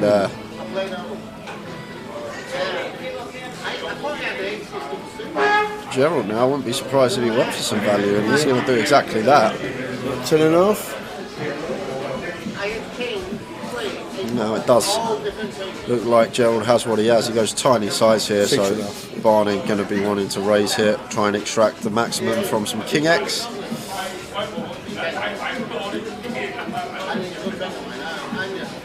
There's a big raise from Barney.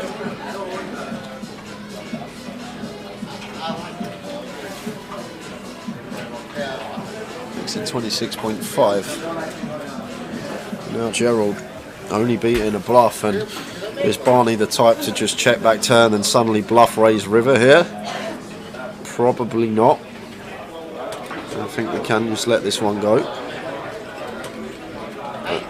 He's counting out chips. Like, what would Barney do this with that we beat? Like, is he just going to randomly take an ace jack, ace 10 and just choose to raise it on the river after checking back turn? When we can have queen X ourselves as Gerald, although we probably wouldn't choose that sizing on the river with trips.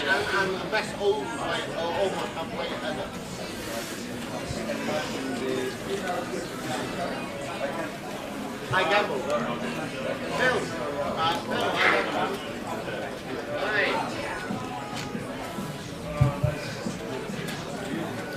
44 players left out of 328. 31 get the money.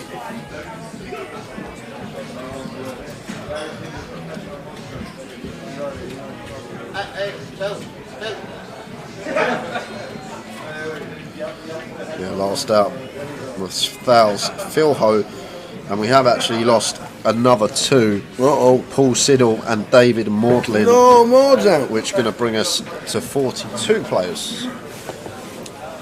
Dave Maudlin's out.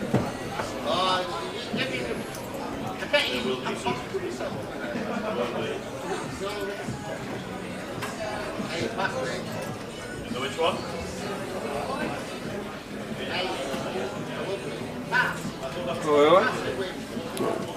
Hi, Mr. Danny Boy. How are you, right? Amazing, how are you? Yeah, good. Watching a few of your clips today. Ali Maluhan. Oh my days, man. How does that happen? I know, it was a good one. Just your two's reactions is brilliant. You think the hand's over sometimes, don't you? It's just like, stop talking about the hand, and then... that was class, that one. That was real class hand to get on the feature. 10-3-3 here, guys. Yeah, nobody's bust. Blind on Mr. blind Kev. action. Barney Boatman is on the table.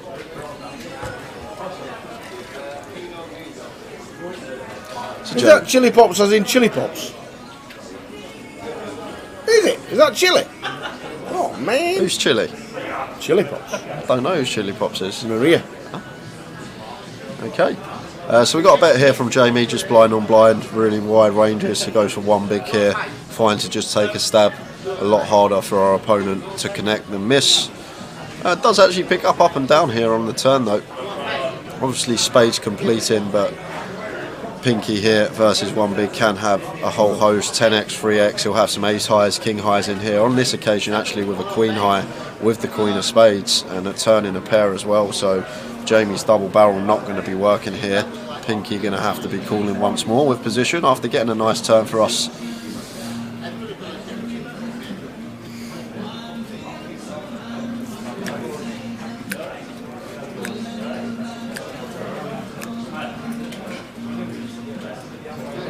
And there is the call. So it's going to be an interesting river spot because got about 110, 115% back now. Well, it's not going to be so interesting now if Jamie does elect to bluff. What's happened there? Is that just for us? I've never seen this before. Well, this is a new one. Poker in the dark. You could get a TV program going. Hopefully the action still comes up. Because if Jamie does shove here, he's going to get Well, we're gonna snapped act. off. Well, he's got 8 seconds to act. What has happened here? I'm going to message PK quick, guys. Yeah. Yeah. We are.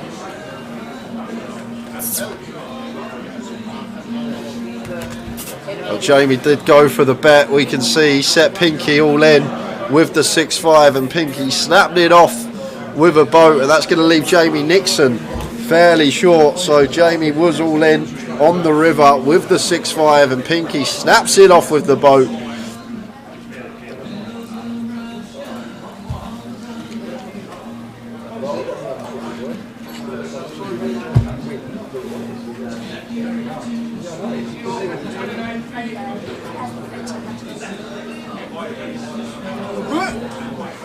Poker after dark, ladies and gentlemen.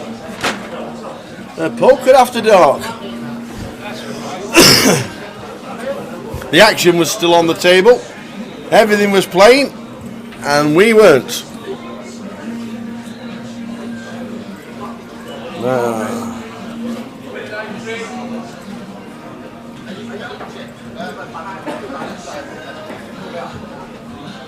Don't, Tim.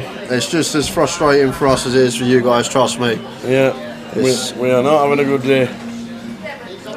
I think for tomorrow we might have to figure something out because don't want this happening on the final day of the final event of the GUKPT season.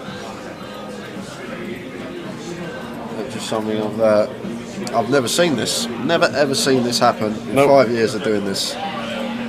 Just the screen gone black. Action's coming up.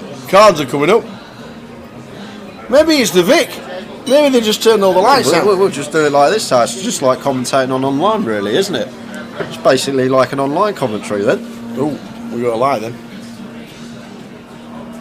Oh, and again, a little flash. The action's running. Bizarrely. Someone not paid the electric bill. Oh. Pinky with the ace jack. You can see all the action, ladies and gentlemen. I'm here all week, Max Alley. Eventually, if you tell enough jokes, one will be funny. It's like Preston today, playing in the dark. Nice one, Tim.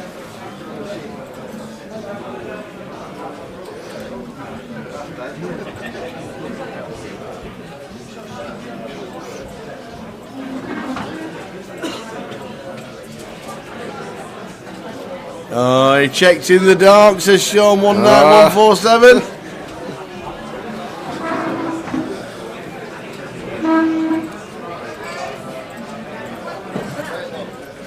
So if we can you still hear it? So I can hear this. Must be an all in. Yep, table sound still there. Can you still hear it? Yeah. Danny's all in with ace jack against queen 9, and Danny Pike with an ace on the turn has been eliminated.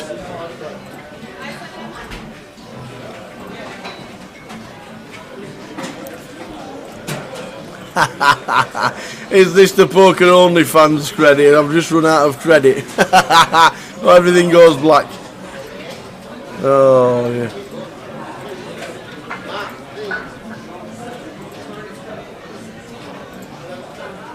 Oh, spamming.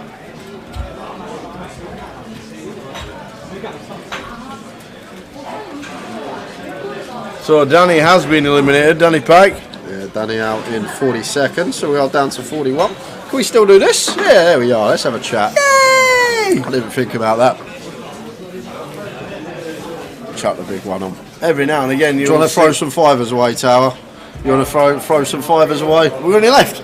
No, we haven't. We ran out yesterday, to be fair. But we've got about 300 over budget, but oh well. Oh well. He's been giving me like some closure seats in my account and Christmas cracker seats over the years, which I've never used, so I'll just say they'll counteract each other. That's it, they all counteract. Oh dear. Oh dear. We'll think of a couple of questions while we're here, that's what we'll do. We will think of a couple of questions. It keeps like flashing for like 2 seconds, coming back on, and then or less than 2 seconds, probably like half a second.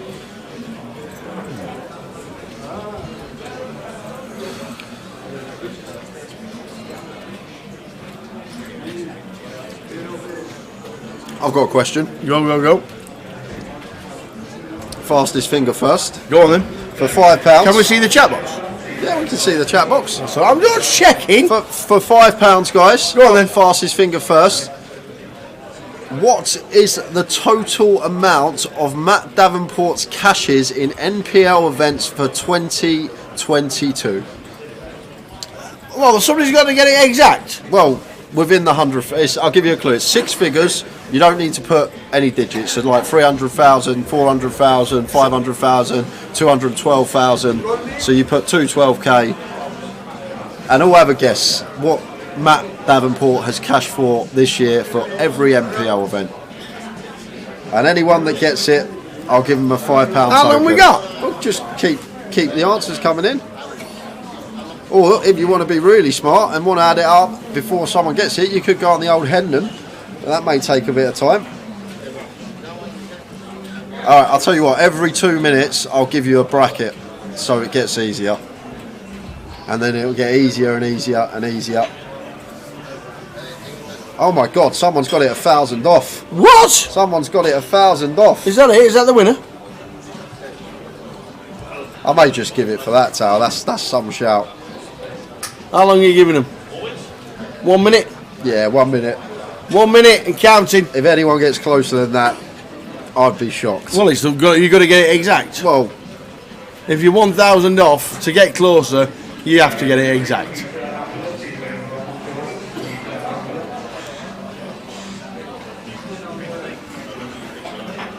just throwing fivers away. I like it.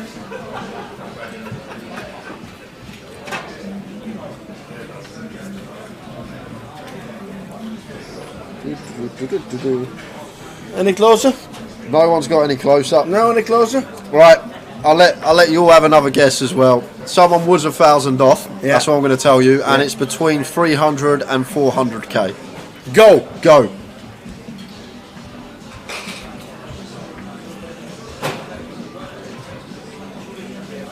So the first guess after you told them that was 533.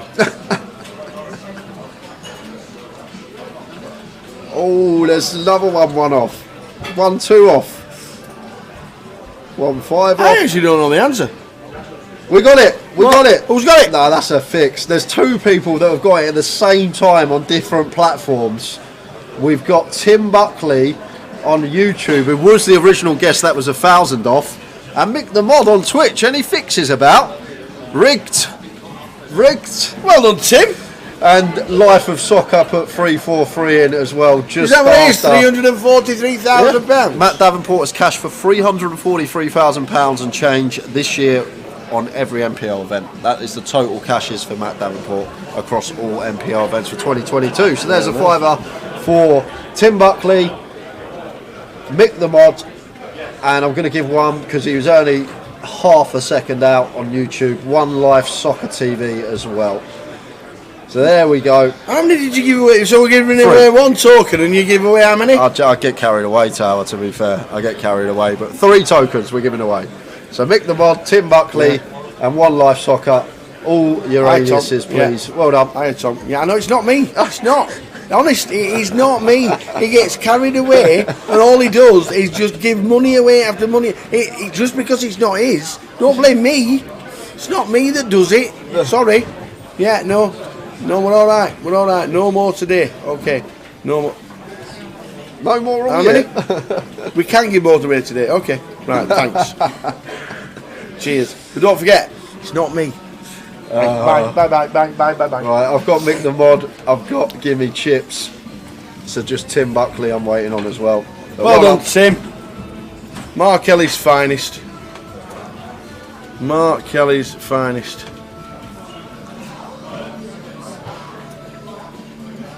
I've got one.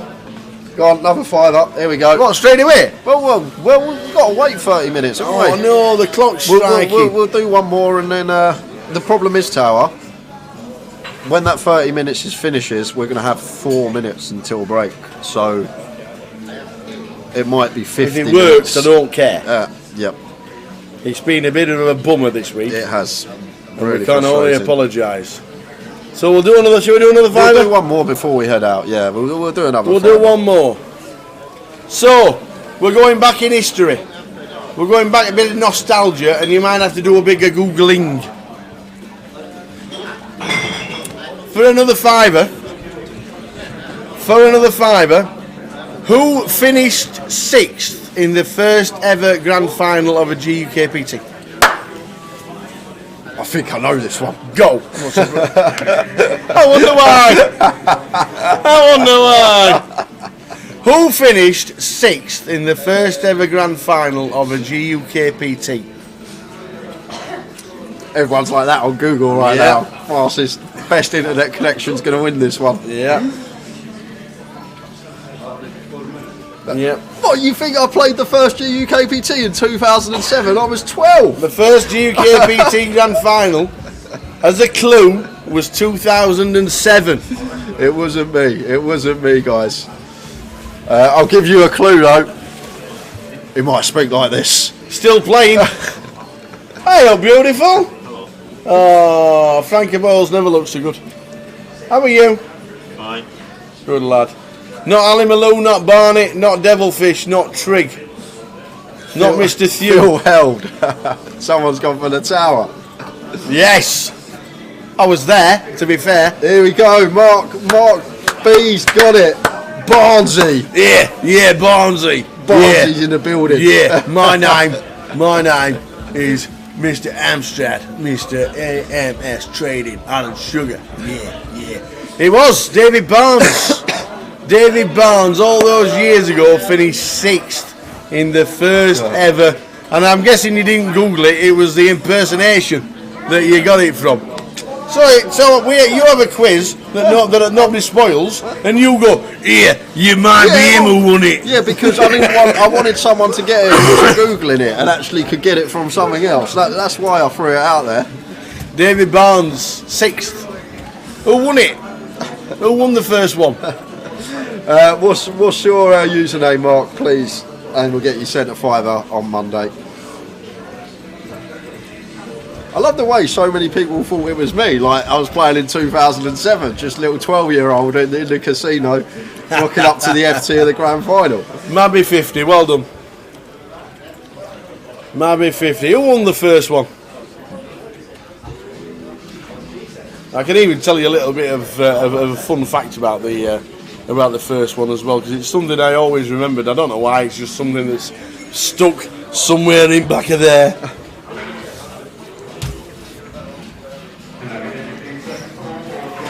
So So guys, we have obviously got some time to kill. I'm not sure what's going to be happening, because when we return we're going to have 4 minutes left of coverage and then we're going to go on a 20-minute break. Yeah. So it's a bit up in the air at the moment, but we can tell you we did just lose Danny Pike, didn't get to see it, but means we're down to 41.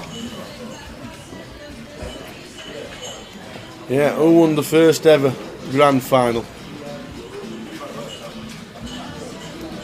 Then we'll tell you a little bit of a story about the end.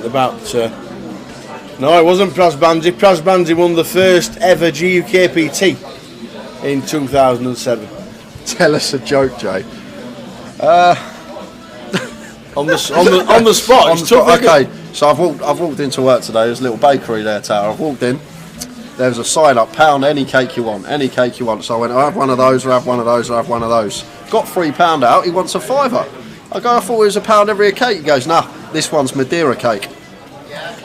And on that note, I will be back in 25 minutes, guys. Have fun.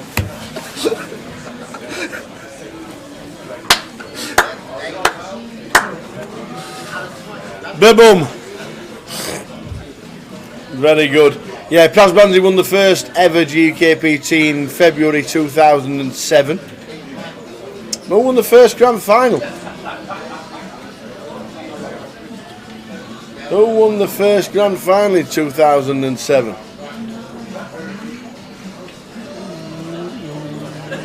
Barnsley came sixth, as we know, for a £5.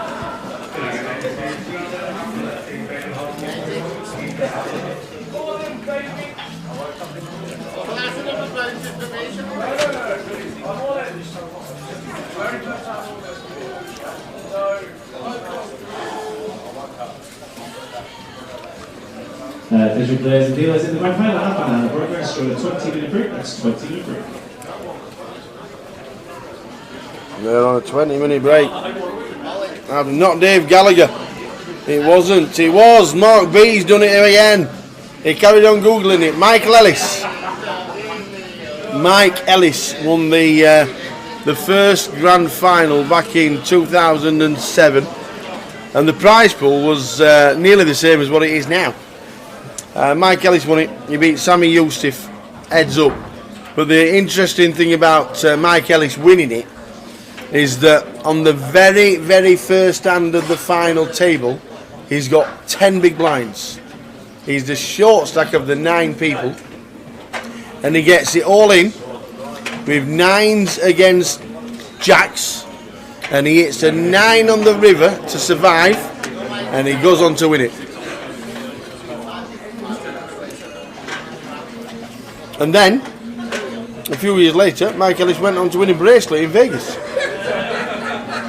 He got himself a bracelet in Vegas, did Mike Ellis. So bracelet winner, GUKPT winner. He won himself a bracelet in I think it was I think it was 1500. 1500 no limit. He won his bracelet for just over $500,000.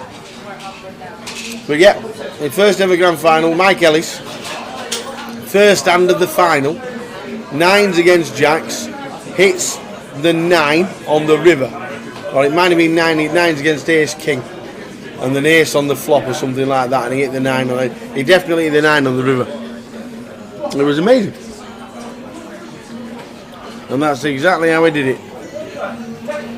And I'm now thinking back, I think it was 9s against Ace King, and he hit the ace on the flop, and then Mike Ellis hit the 9, and that was it. He never looked back. Never ever looked back.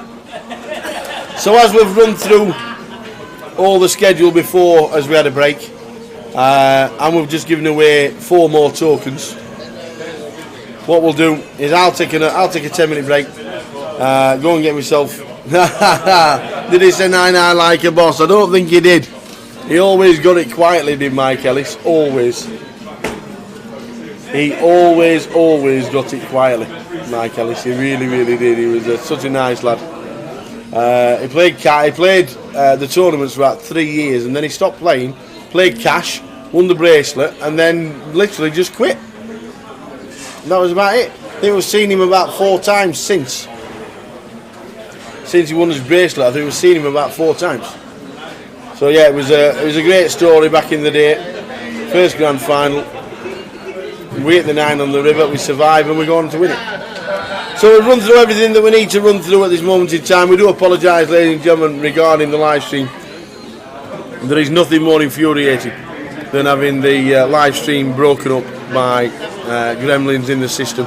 There's nothing to do with the team. We apologise. But I'm going to take a 10-minute break myself.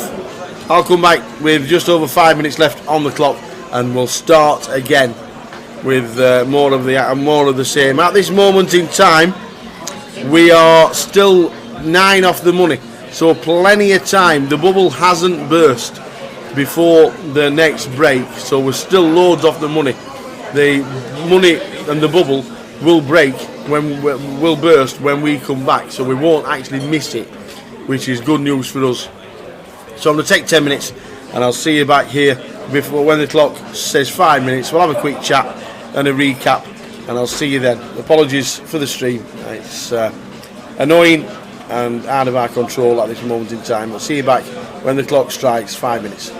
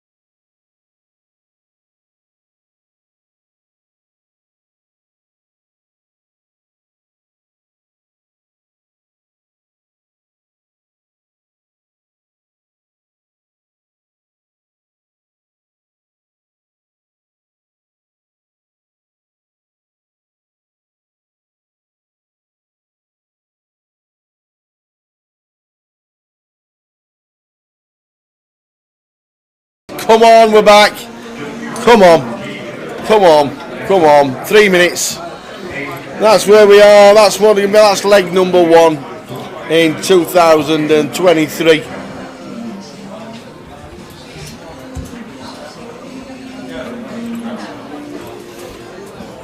We're counting down the clock. Unfortunately, we play about 6 minutes and then we actually go on a break from the players. But we're nowhere near the money. Nowhere. Which is good for us because we'll get the bubble when we get onto the outer tables. If it's on one of the outer tables, PK will film it. If it's on the feature, obviously we'll see it. Care to see the tower? We only care to see the tower.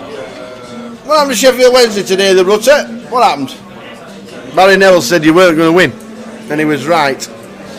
And Oxford United missed a penalty in the last minute. How are we doing, Stu?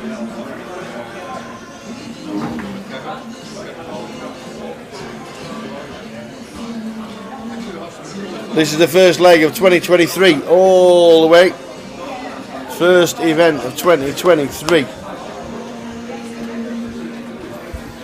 We'll be back Friday the 13th of January, Saturday the 14th and Sunday the 15th.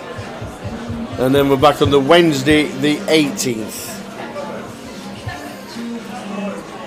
That's when we're back. We're having cash on the Friday, NPL payoff on the Saturday, Mystery Bounty Day 2 on the Sunday, Monday, Tuesday off, and then Wednesday for the high roller. Wednesday for the mini main Day 3, Thursday for the high roller Day 2. Friday, Saturday and Sunday, leg 1, main event of 2023. That's what's coming up in January. Tomorrow, if you want a last chance saloon, the bounty, the PLO bounty that's going on over there, that'll be Day 2. But you can join in the seniors, or you can join in the last call turbo at 4 PM. They're the last 2 events of this year's live streaming and festival events. We are just about to go back live to the table, but as we said, we've got about 6 minutes and then the players go on their 20-minute break. Back in the house.